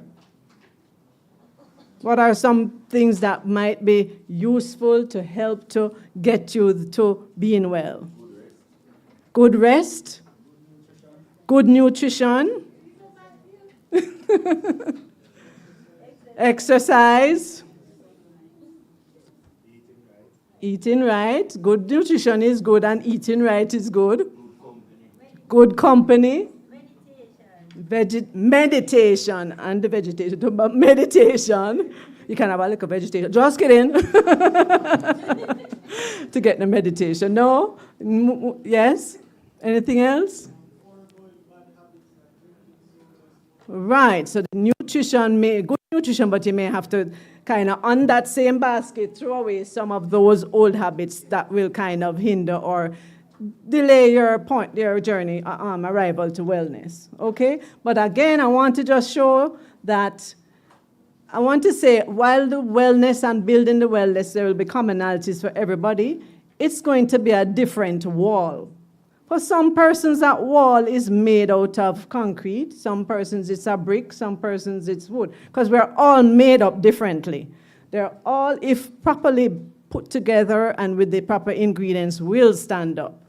Right? But some will stand up stronger than some. I'm not an engineer. I'm going to tell you about whether blocks better than bricks or whatever. But I do know what you keep it together with is very important. And I want to use that to illustrate that genetically we are made up differently.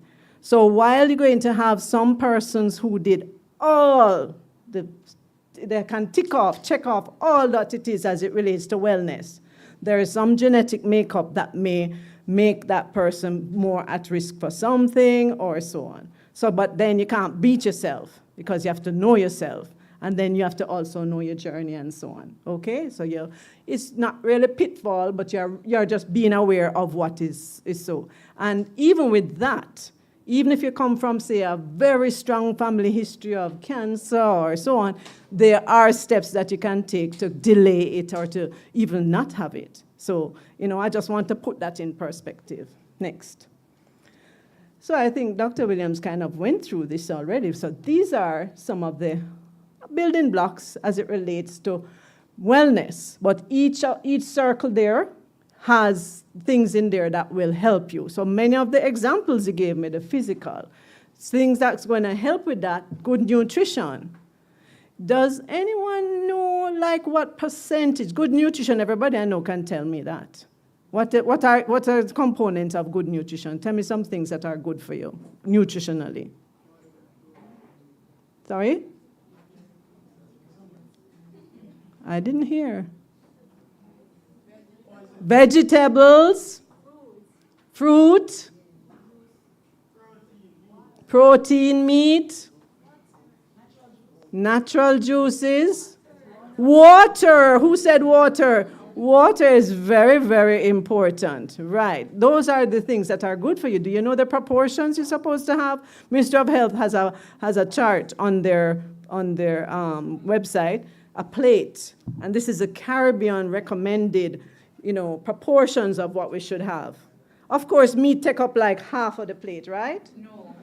That's right. But when we look on our lunchbox or a box lunch, meat probably, no, we wish. Meat don't take up half of the plate anymore, but we know rice take up like 3/4 of the plate. right? So we have to be careful. The proportions, meat is probably like less than 10% or 4%, or proportion, the proteins rather. Most of that's supposed to be about 3/4 of fruits and vegetables, okay? And even the protein, we should have not just like fish or chicken or meat, we should also have, as much as possible, we want to balance them out and have variety. So like peas, so that's peas and rice, or rice and peas. It's a good thing. It's just that sometimes you can have to kind of search for the peas, you know, like those saltfish essence fritters. Yeah, yeah. But, you know, but that's the sort of thing. And I guess as it relates to nutrition, one of the things that I always hear, oh, it's too expensive. Worse now with burial happening in our fruit basket there. You know price is going to go up. But yes, it is. It can be a little bit more expensive to eat properly, but it is not all that expensive. And if you really look into it, you can do some swap out as to like what is in season, or, you know, that sort of thing. So many times we love to knock it down because say, oh, it's too expensive and so on, but, you know, soda cheap and it's easy to get and so on, but it's less, but is it an investment in your health? So if you can think of building wellness, and we play on the term building wealth, it's not really plain. When you can build wellness, you are building your wealth. Because less of your wealth, that your real money thing, is going to go into paying for health, right? And prevention is actually cheaper and better than cure.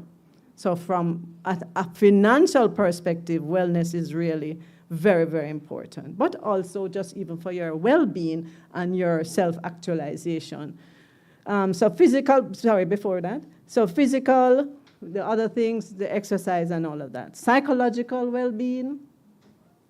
And what are some things? I think she already told you. What are some, from Dr. Williams, what were some of the points even for managing and maneuvering pitfalls? What are some psychological things that are good for you?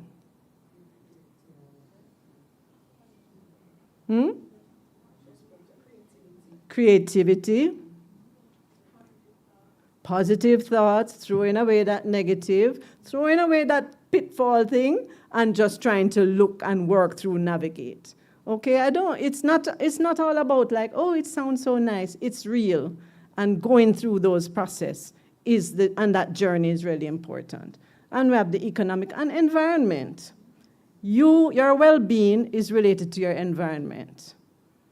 Yes, we know about some of our buildings here, and the mold and the other things. So that's environment, yes. But the other wider environment, like all of those plastic water bottles that we have there, you know, we also should be contributing by, if as much possible, we have a container and you have a thing that you fill up when you come in here, because each time those plastic gets reused or not reused, it end up in the gully. You know, so you being a little spot in the larger environment, and the UE is really trailblazers as it relates to that and whole climate change. But we also need to just kind of practice it. All right, go on, next. So as I do in some of the orientation sessions, this is what I say, the wellness B's. I can't spell. Breathing. Boy, I tell you, that is such an important thing. Yes, you need air and oxygen to live, but I'm talking about just breathing. You know, as times I was breathing today with what I had on my agenda and even the presentation and all of that, just breathing. Driving to work, I was starting to think, oh, Lux, and this interview is gonna, and I just said, turn on I like classical music, and I buck up, and the classical music actually was one classical to Kumbaya. I was like, all right. So, but breathing, just to spend that 2 little minutes before I reach, because that's how fast I drive, just kidding. You just need to breathe. And that's easy, and I have proven it. My mother, God rest her soul, I showed her that. Oh, you know, there are pressure and so on. I said, Mommy, you're just harassing yourself and getting yourself uptight. That is what is going to do make your blood pressure go up. And I actually just did it with her, and I'm a very good actress. I started to just get tense and I just got into the moment of being really tense, and I did my blood pressure before and after, and I panicked when I saw my second blood pressure. It was like 200 and something. I had to breathe now because I'm saying, oh my gosh, am I going to induce a stroke on myself? But just in that few moments, it can affect. So stress and how you manage it is very important. We're gonna get stressed, but we have to learn how to manage it and so on. And when it feel like it getting too much, then that's when we take away ourselves and spend a little time and breathe out or whatever it is, like I'm planning my vacation. Next. And so the breathing I also brought in about the clean air, just to bring in the environment. Eating, and we talked about that. That's the plate over there. You see that?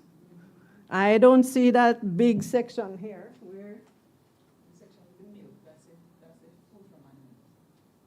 Yes, this part here, right. That's what, about 1/8? Yes. Somewhere like that. And then legumes, so if you put those together, it will probably be about 1/4. Where's rice and flour? Okay. Yes, and we would want more of the less processed and so on. So breadfruit, good, much better than plain white rice sometimes, depending and so on. You know, so the sweet potato, that sort of thing. And this is our vegetables and this is our fruit. So if we put fruits and vegetables together, that's your daily allowance, you know. So okay, maybe it's not in your lunch, but by the time for breakfast and dinner, you must make sure that you have that half amount. So it is our learning, and we have to really strategize. And sometimes too, eating properly takes time. But even that we'd have to learn how to do. And I learned that in my past life, being a trainer and going into the Caribbean and stuff, I stayed with a colleague once, and I was like, wow. She went to the market, and she did every preparation on that weekend and stuff. Everything is in little containers. So when she comes home in the evening, and she was vegetarian, so it's no problem to prepare something really healthy because she prepared at that time. So, you know, it takes a little planning and so on to do it. And exercising. Just to look on that word is so, you know. Right.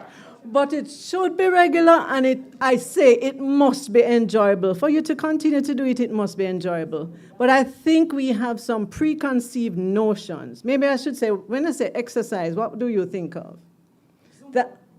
Zoom dancing. That sounds fun.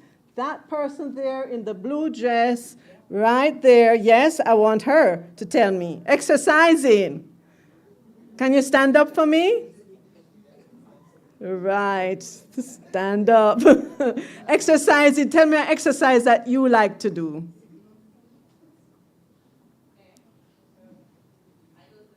Oh, you go to the gym, okay. All right, sit for me. Yeah, you can sit now, thank you. And you can stand again. Just kidding. No, but just sitting and standing, exercising. So, moving. I think I can say I move a lot, right? Too fast. I've heard that. Like, you know, I'm here and then zoop. That's my mother. She taught us. I mean, if you weren't at the school gate by the time she has reached the top of Leinster Road, you had to rush to get to the car. So that's my mom. But regular exercise and for it to be enjoyable. Don't do something that you don't like. If you're not a gym person or you can't afford the gym, don't do it. Think of something that you like. You like to play football? Can't play football every day, but you play football when you can. You like to skip? You skip when you can. Swim, whatever. You know, try to do. Dancing may not have to do the Zumba, but you can turn on. And this is the day when you have those cell phones, trust me, those 7-minute workouts and so on. Just don't look on their pictures, right? Because those pictures will definitely want to, you know, like, you're not getting that six-pack and whatever. Just do the routines and follow up and so on. You know, I joined a group. I did my challenge myself. The UE, what do you call it again? The UE, the sports medicine had a UE, what is it? UE Moves, thank you. We're not working so well today. The UE Moves. And I said, okay, it was $500 Jamaican for the month at the time. and they had a trainer and blah blah. And I said I'm going to do it because a certain birthday was coming up, and I said I want to be fit for that birthday, and I signed up, and it was such fun. And it was a challenge to kind of like leave 5 o'clock the office, and I kept hearing a mentor in the past. He's still around. He's nearly 90. He's over 90. He still lectures.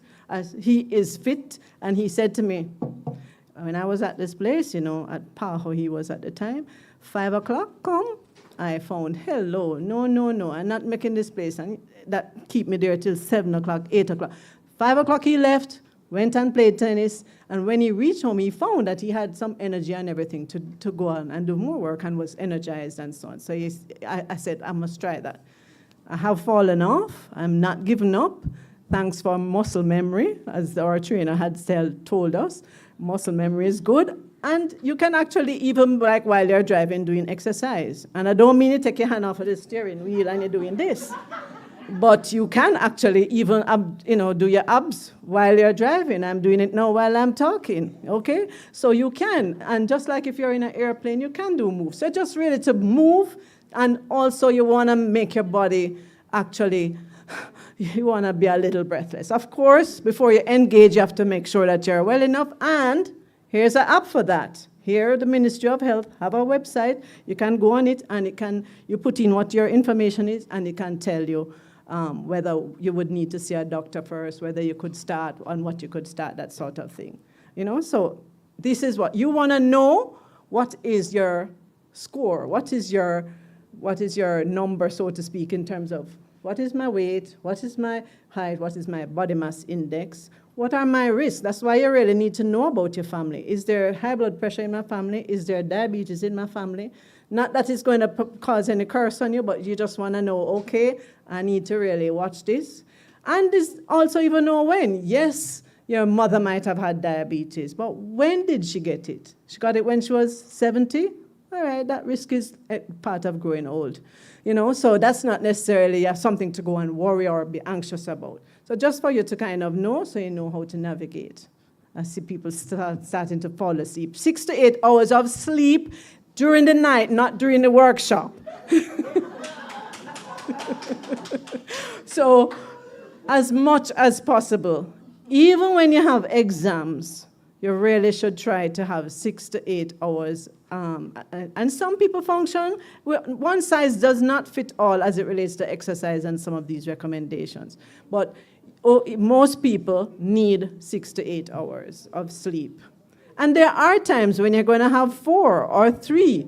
That one-off time, you have to do some presentation or something, that's fine if it's 1 or 2 times. But if it's a regular, your body is going to feel it and show it. It may not show it or feel it right now, but down the road. So those things, sleeping enough hours, have been associated, exercise has been associated with longer life. Some of us say, well, I don't live long. That's what you say. But longer and more fulfilling and well life. We don't want to be having a life where we're had stroke and long life of that. But so we want to be as well as possible to have that long enduring life. And safer, I think Dr. Williams also said this, but safer social life choices. STIs, I heard somebody say, or do I have that on my bios? So that's another talk. STI prevention, by the way, I'm not the cause of STIs, but the STI prevention and so on. But apart from that, just safer choices. Even what she said, are you going to hang with the folks that are going to always wanting to lime? Are you going to hang with the persons that are always going to put you down? And, so that's all of those sort of, it comes that you have to be self-aware about this. I'm going to have to ask my friend to exercise again because it's a long night. Or not. Okay. All right. And I want to say, if I could put exercise as a pill, I would be rich and sell it for even 1 cent. And sell it as the fitness and this. I tell you, and I'd make money, because that is one of the most important things to your health. Exercise. It helps your sleeping. It makes you sleep better. By the way, those 6 to 8 hours of sleep need to be sleep that is restful, that you get to the stage of that REM sleeping when your eyes go like that. That has been shown. That's the sleep that your body is repairing itself, that your body is rejuvenating yourself. This is a one-cut sleep, like what we do in presentations, can refresh you a little bit, but it doesn't really help your health. Okay? So that's important. And so even, listen, tons of resources online as to how to best sleep, sleep etiquette, all of these exercise. But you see, exercise helps sleep, help your weight, help your digestion, helps your sex life. I know everybody wake up now. Helps your mental health, helps your sinuses. I can tell you, it is really the cure all. But we just don't have a way to sell it as a pill or an injection, because some people can't take pill. If I had it as a dust I could sprinkle, I'd make plenty money. But it's just a start, and don't take on, just like what you said with those goals, you just set them, you set it realistic, goals, and you continue, get somebody who can be like, hey, yeah, man, you don't go exercise today, come and walk with you, or something like that sort of thing. And celebrate. When I did have my milestone 2 or 3 years ago and felt really great, it was in the middle of COVID when I celebrated my 60th at home in my hammock with a glass of wine.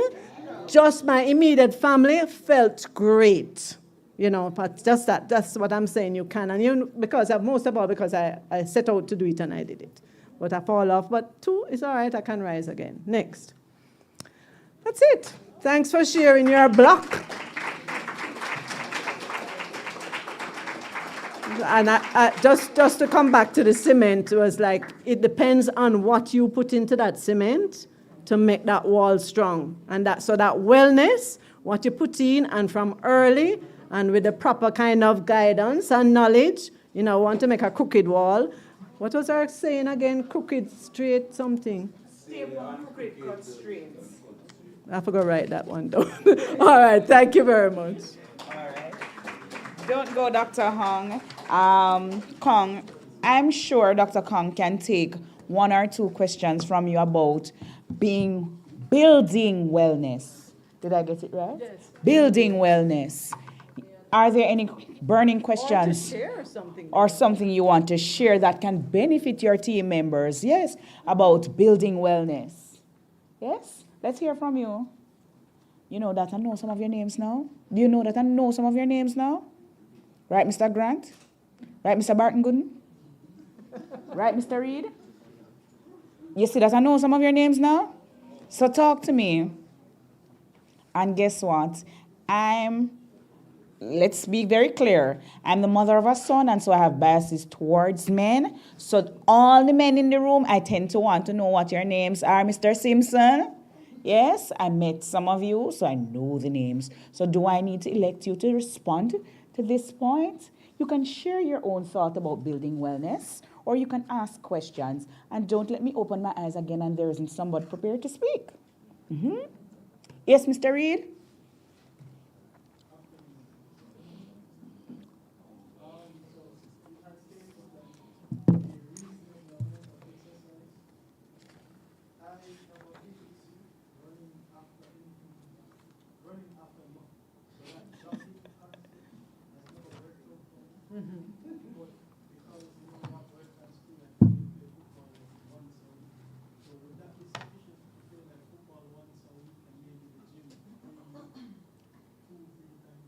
Okay. In the American Heart, like you'd say, manual or for care as it relates to heart health, that's the first thing on the page. Half hour of exercise, at least 5 days a week. Now, it doesn't have to be half hour one time. It can be 5 minutes, so that running up the steps at MITS 3 times or 2 times, or running to get something from Mrs. Brown could be considered. So it is half hour, so it can be 5 minutes block, whatever. At least it's something that will, make your heart pump a little bit. But certainly that football for that time and so on will be very valuable. Also, any amount you can get, even if it's not the half hour every day or the 5 days, any amount helps. It's just like smoking. Smoking is nothing, absolutely nothing good about cigarette smoking. Don't let the advertisements fool you. Thank God in Jamaica we have, mashed down that lie, at least made attempts to. But if you are a smoker, it's not so easy to stop, and you stop or even cut down, immediate health benefits. Even if you smoked for 30 years, you may not have as much benefit as somebody who stopped after 5 years, but it will. Similarly with exercise. You will start to see the benefit of exercise, whatever amount. And you see how he's nice and slim and trim? It's not that people who are overweight are the one who needs to exercise. Everybody, whether you are slim, whether you are fluffy, whether you are, whether you are young, whether you are old, you have to do the exercise that's suitable for you, but you have to do the exercise. Thank you. Excellent. Excellent. Thank you. Did I miss another hand? Oh, wonderful. The person who introduced her. Oh, yes. Yes. And she helped us set up the computer at Thank the you clinic, so didn't much. you? On the conference room. I think I remember that name. That's Maybe Miss she don't Pennant? remember us. Okay, go ahead, Miss Pennant.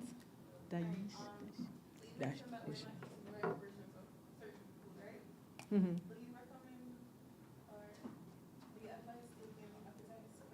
Okay, thanks for that question. That's a very important question. And I personally would say no. I'm not going to say no and never. I never say never, and I never say always in medicine. That's something I learned very early and still do. Because there are certain situations that may help and so on, or for a time T. The main thing that I have with many of these crash diets and other things is, one, people want quick fixes, and we have to realize that.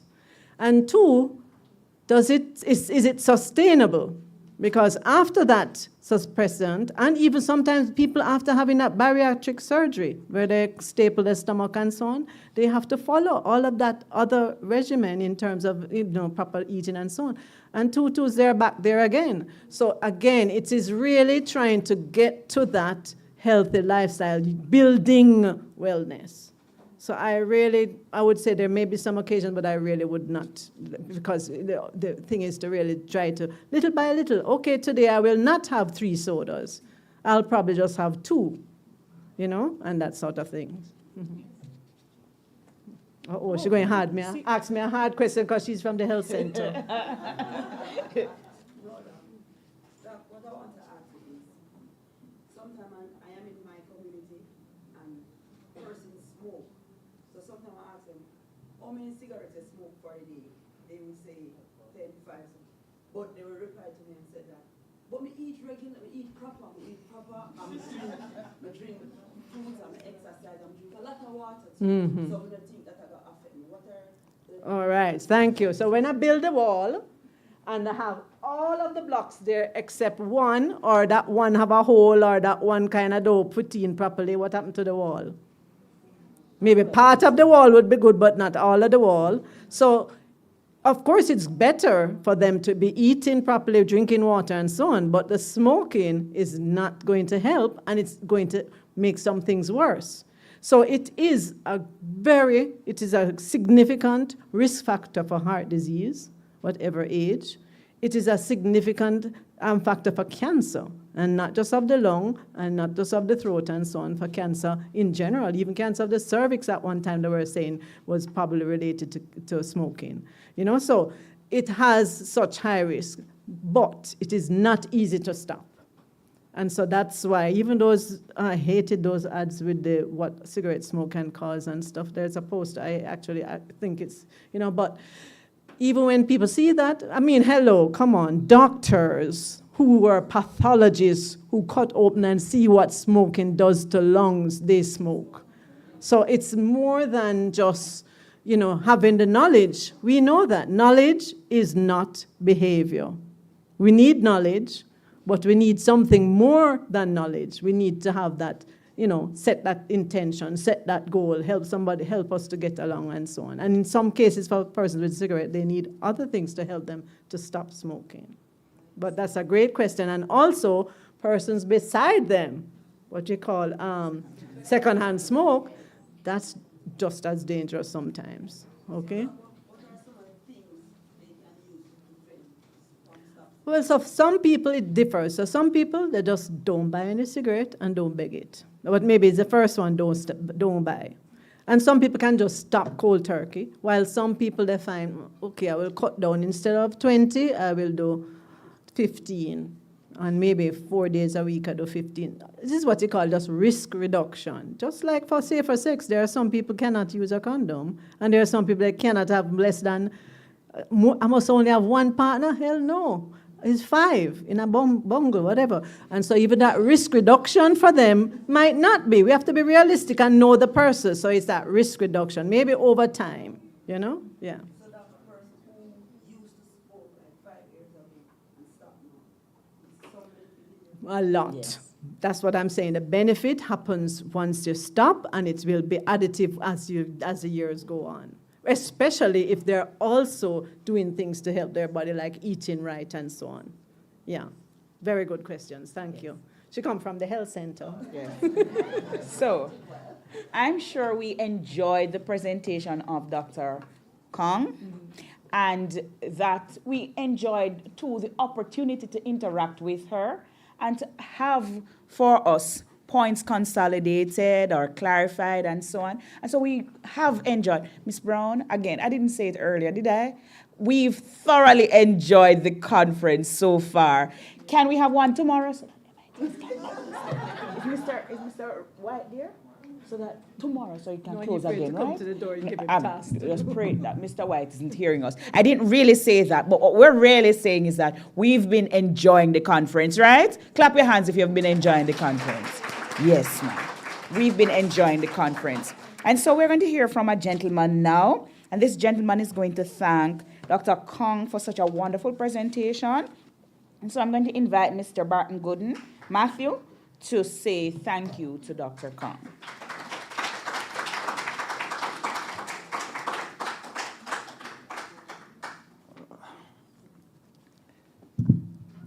All right, so good afternoon, everyone. Thank you for being here.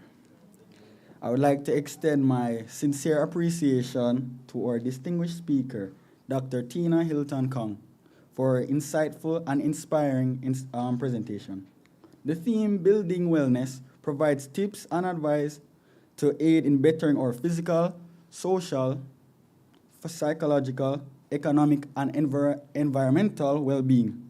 These tips will help us in our working experience, as good health and wellness helps to put one in a good shape and frame of mind that will help and assist customers we may experience in our work environment. Her knowledge and expertise has greatly enhanced the 10th anniversary of PIKE. As such, on behalf of the MITS family, I would like to say thank you.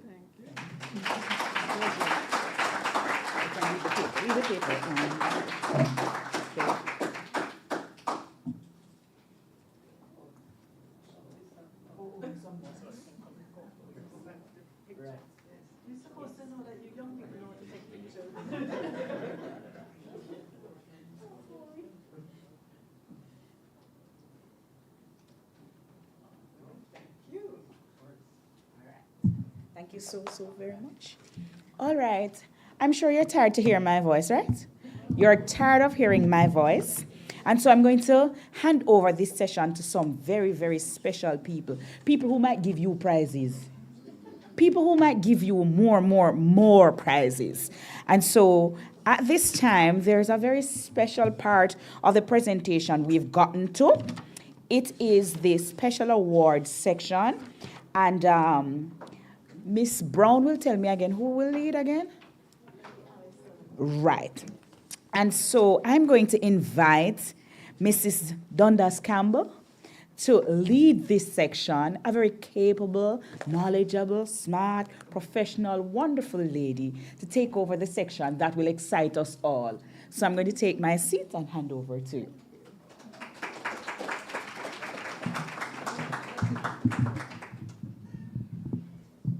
You guys are hearing me at this height? We're at slightly different heights here. Thank you for that introduction. Good afternoon, ladies and gentlemen. And thank you, Ms. Brown, for inviting me to this very special event, PIKE's 10th hosting, with this year's theme, Building the Builders.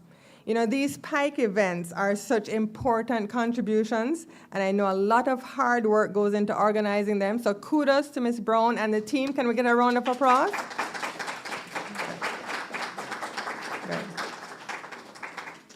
It's an absolute pleasure to stand before you and acknowledge the remarkable contributions made by some of our interns. Ladies and gentlemen, without further ado, let's begin the presentation of awards. The awards will be presented by section. I'm going to invite Mr. Walter Rodney to come to the stage. Mr. Rodney is going to present a few of these awards. He's a senior lecturer, he's a senior information technology officer at MITS with decades worth of invaluable experience. And although he's a man of many talents, his specialty resides in IT infrastructure. So he's going to join us on stage for the first set of awards. The first award will be presented to an intern in the Office of the CIO in the procurement section, Deschanel Pennant, who is getting an award for service excellence.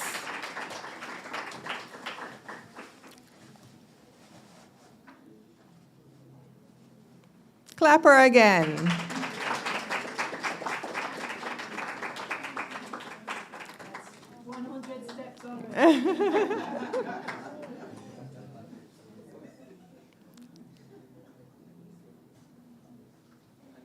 Fantastic. Our next award is presented to a member of the infrastructure section, Imani DaCosta, who's getting an award for most productive.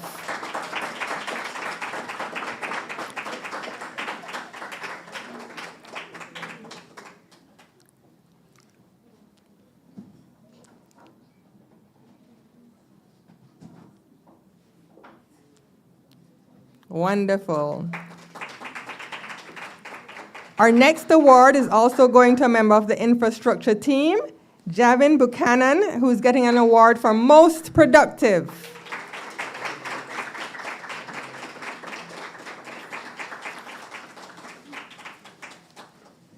Look at the smile.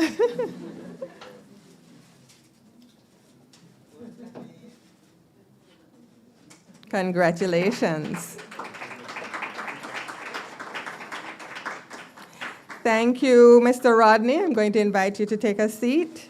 And we're going to invite back up Dr. Hilton Kong for the next set of awards to be presented.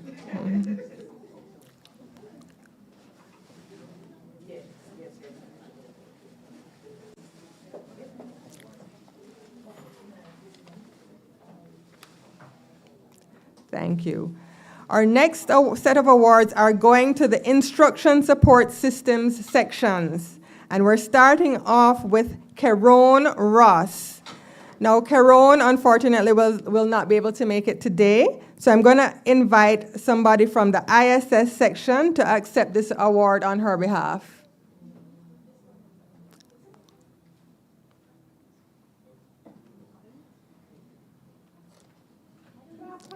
Clapper, clapper. And Caron is getting an award for service excellence.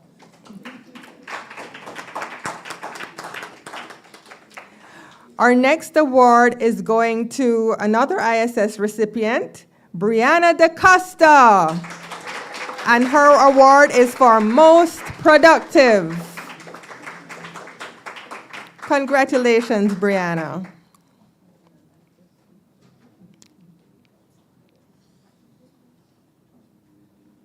Most productive. Thank you, Dr. Kong. I'm going to invite you to take a seat. And we're going to invite our next presenter of awards, Mrs. Deborah Dixon McKenzie. Deborah Dixon McKenzie is a past USS intern, and she did very well and went on to work full-time with the MITS applications team. She's presently an IT security risk manager at the Digicel Group, so we're really pleased to have her back joining us today. And she's going to start off these presentations with the User Support Services section. Our first award goes to Selena Babolal.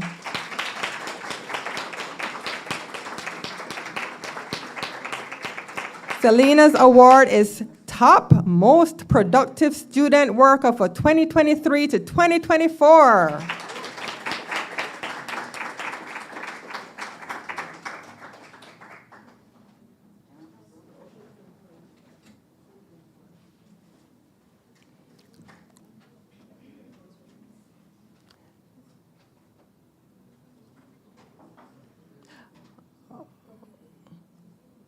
Okay, in the meantime,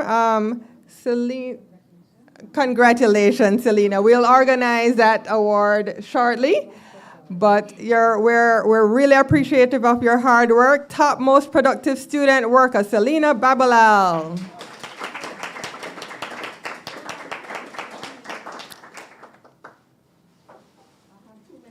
Okay, we'll come back to Selena because we're going to take the picture with your award, but thank you so much. Oh, wonderful, just in time. Clap her again.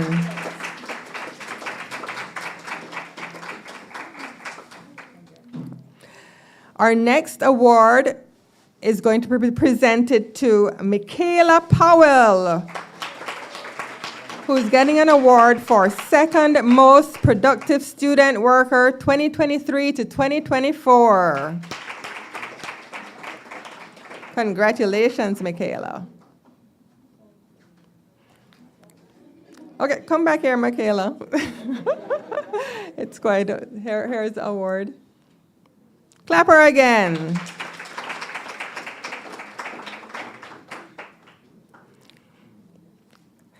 Thank you. Our next award is going to Nakimi Smith.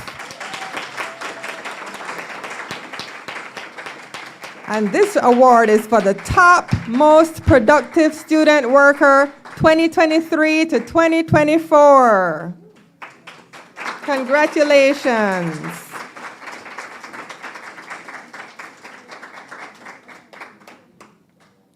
Wonderful.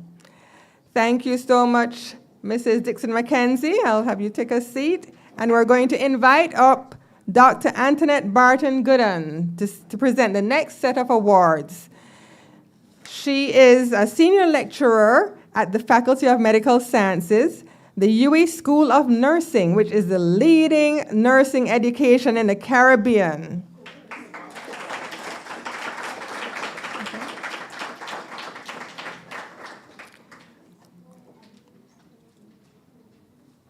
Our first award is presented to Richard Barnett from the USS for Service Excellence and Technical Competence 2023 to 2024.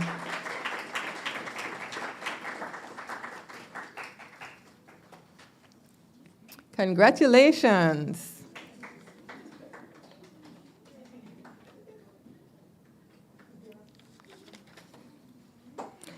Our next recipient is from the USS, Kamal Macmillan. Now, Kamal Macmillan is not able to be here with us today, so Matthew Barton Gooden will receive this on Kamal's behalf.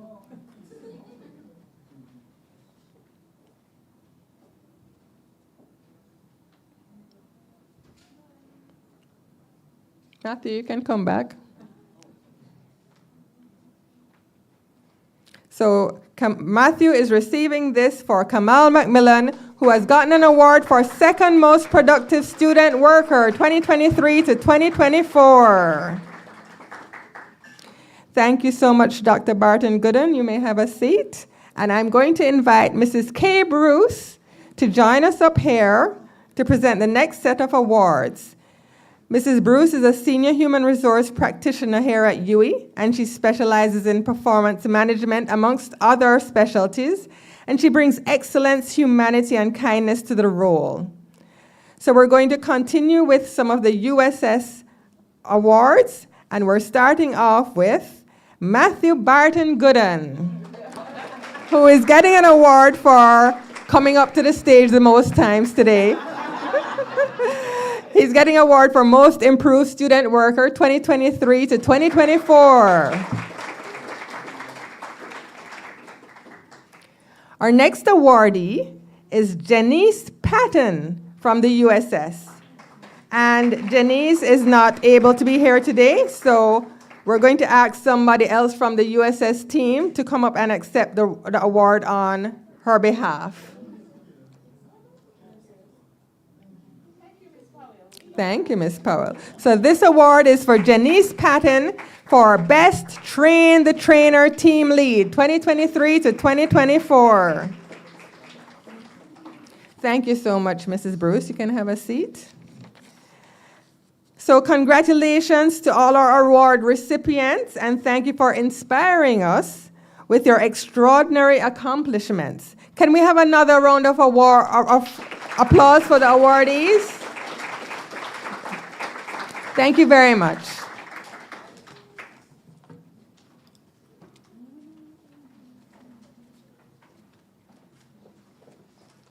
So that was unexpected and well received, right? Hold on. You see the people who got the envelopes? I'll see you outside. I'm just joking. But before we end this afternoon, of course, we're going to hear from the mastermind behind the event before we end, right? But let's start with the final set of numbers. Star 121 for the people with the flow go. For flow. No, I haven't started yet. Star 121. Flow.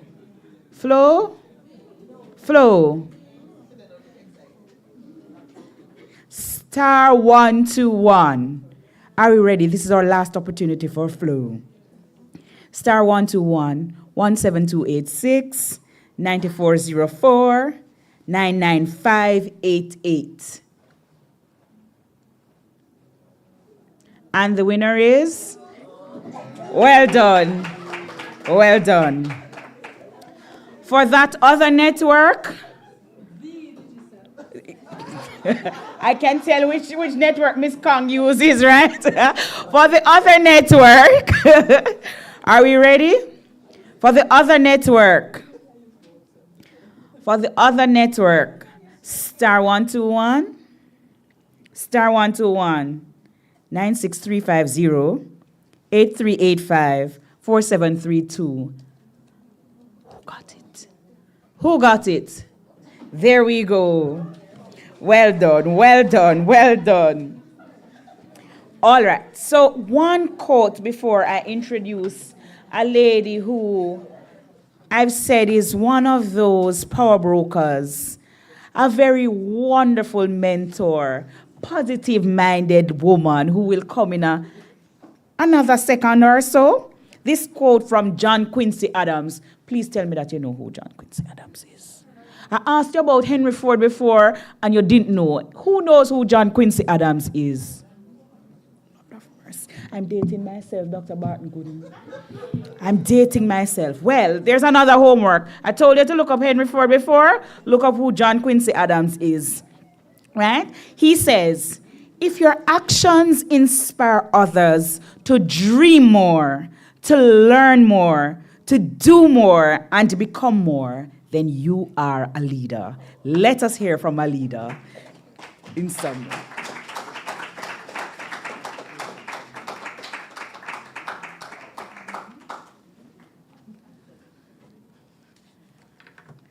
I am absolutely thrilled to know that today I gave up my lunch for one of our future leaders.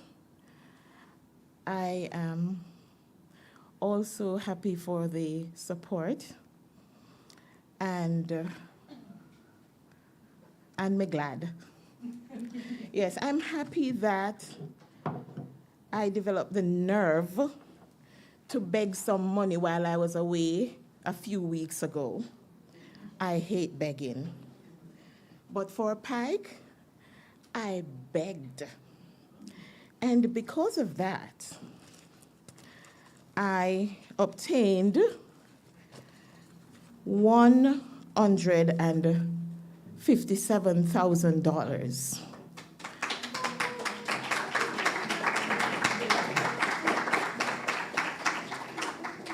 And I topped it up to $160,000.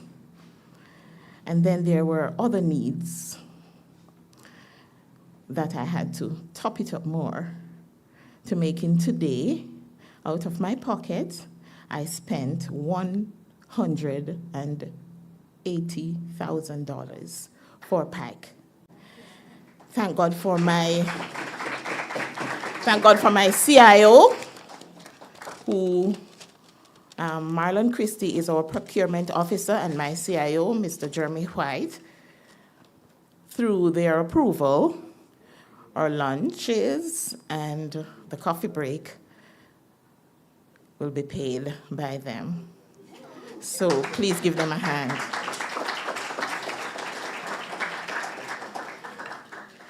For the second most productive student worker of user support services, which I'm honored to be the manager, Lady Powell, Michaela Powell, a manager's check of $25,000 is available to you.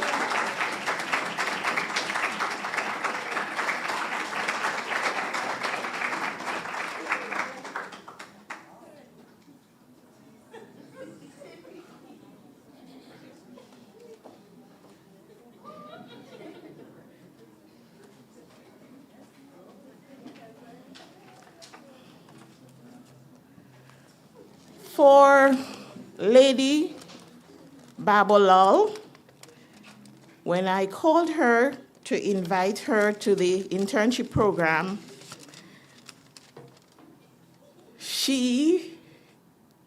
the question was, do you think you can manage a frontline service job? Lady Babolal said, I don't know, but I will try. And that's all it takes, trying. Today, the lady who could not speak louder than a little baby's cry is taking home $50,000 towards her tuition.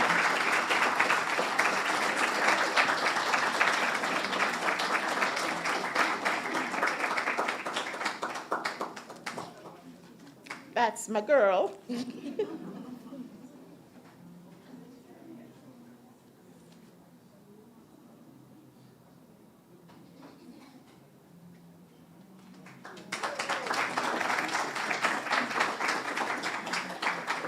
And the same amount is going to Sir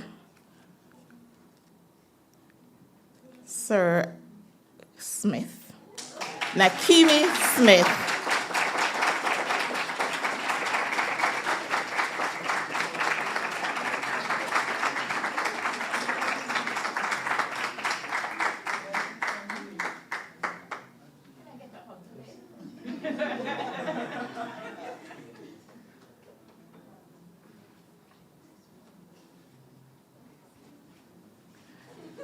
So now you know my begging appetite turn up for next year.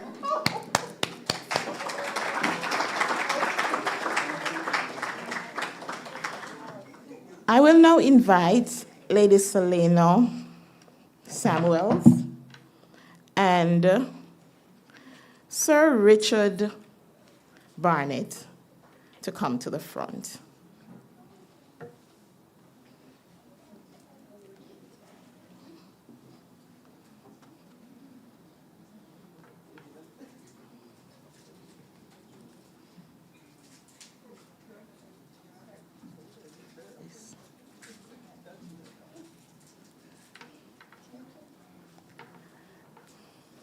Thank you. I met with my team to decide on the persons to be selected for award today. And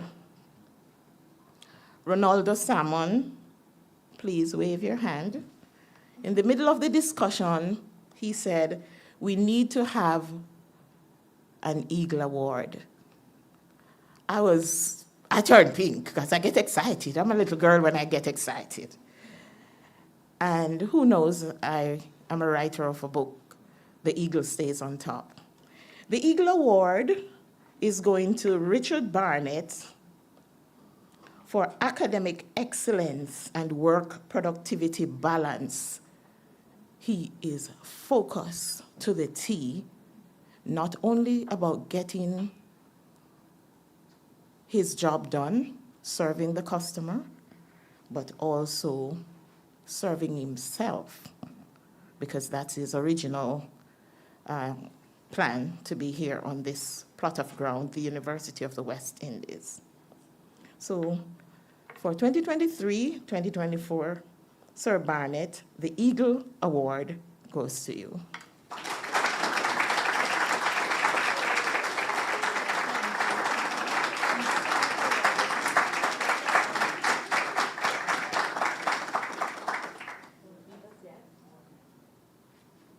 So, you know that there are times when the baby eagles have to leave the nest. And it can be a breaking moment when tears fall from your eyes, especially outstanding personalities like these. Today we say farewell to these two persons. I don't want to bawl, so for those watching from other countries, bawling in Jamaica means crying, excessive crying. Yeah. So these two eagles will be leaving the nest. Selena will be taking up a new job right here on the campus. And Sir Barnett has just 1 week left with us. This is amazing. I'm happy to see you go, but happy sad. This is a certificate of completion for successful completion in hardware and software and network troubleshooting and information technology-related problem solutions, resolution, software installation and computer virus management, data backup and data recovery, and online and face-to-face customer relations management. Now you see why I had to have a customer relations management speaker for you today. Ticket management is also a part of the skills that they have obtained from MIT's internship program. This internship program is valuable. I can say to you, I've had, for my 30 years on the campus, yes, I'm getting old, and I'm happy about it. For the 30 years and 22 years in management, I have seen individuals in the internship program getting jobs outside of their academic pursuit, all because of the engagements, the rich and valuable marketable skills obtained at MITS. Give them a hand as they grow.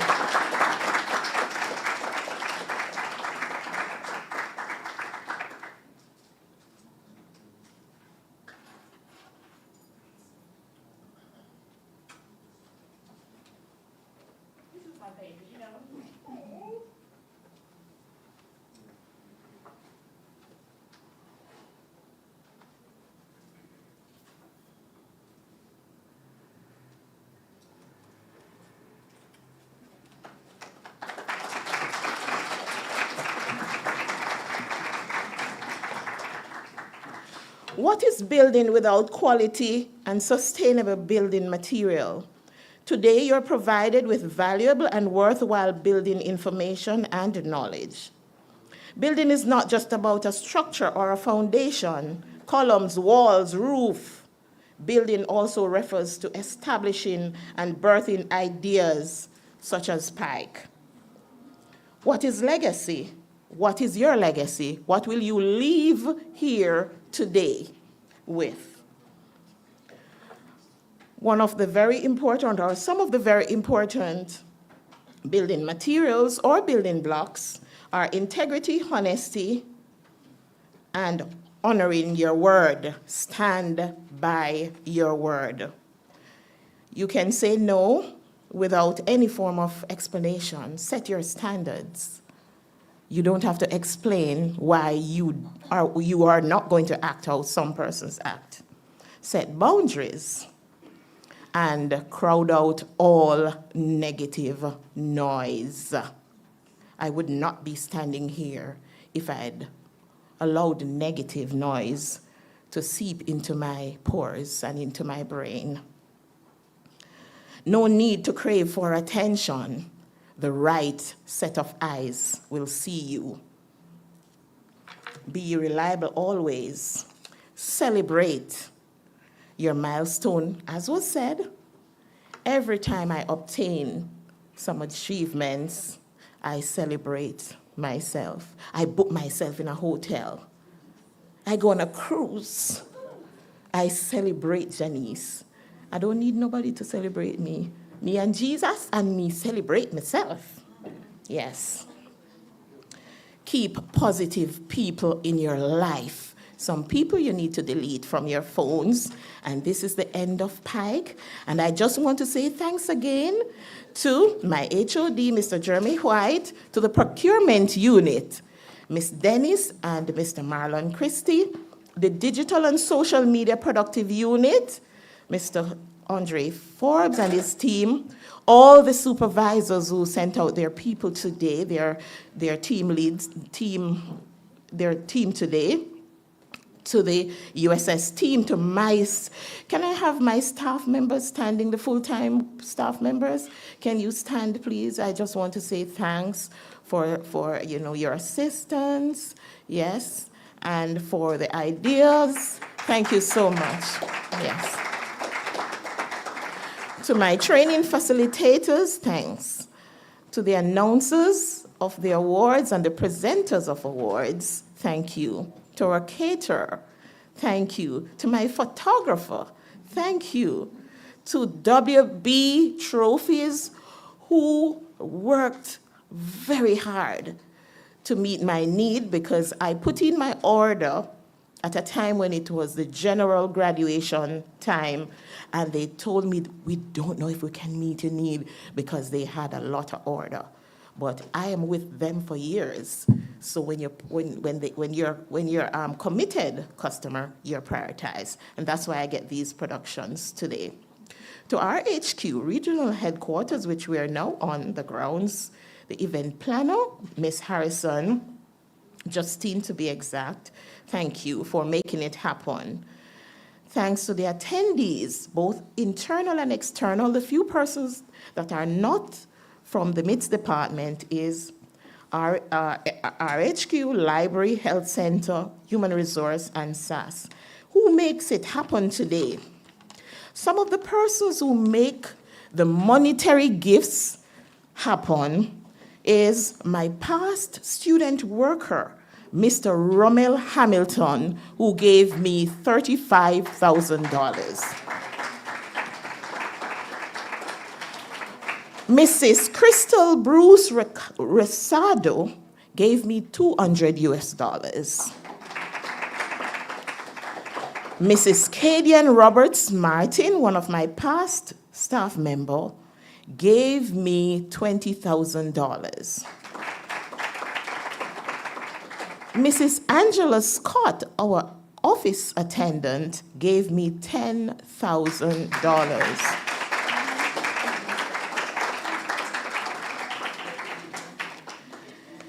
And there are some other names that must be mentioned. My friends and families from overseas, Marjorie Chambers, Angela Gordon, Melinda, and Michelle Nima.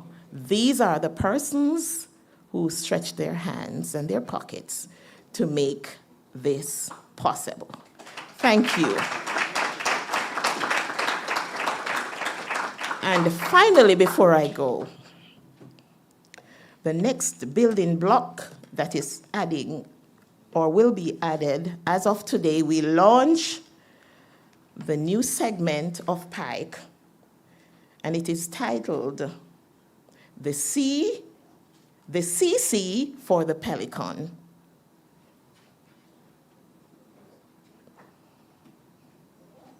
Who knows what the CC, the Change Champions for the Pelicans. Who are the Pelicans?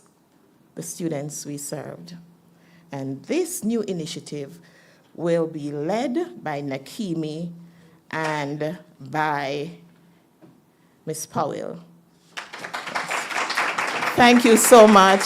We thank God for a successful PIKE 2024. The curtains come down, and I will start begging for next year. Thank you.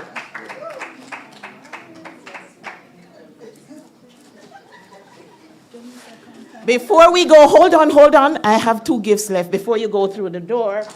A presentation now to our wonderful MC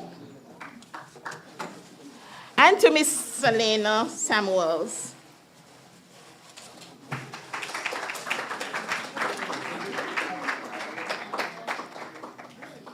Thank you, Dr. Wright, for serving as a facilitator at PIKE for over 5 years.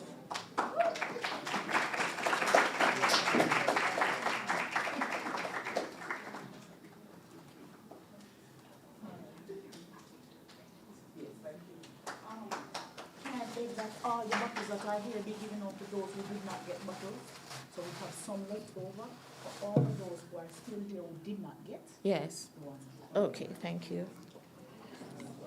To Selena Samuels, who is moving on to a new job in a few days, for knowledge transfer and for your contribution to team development. Thank you.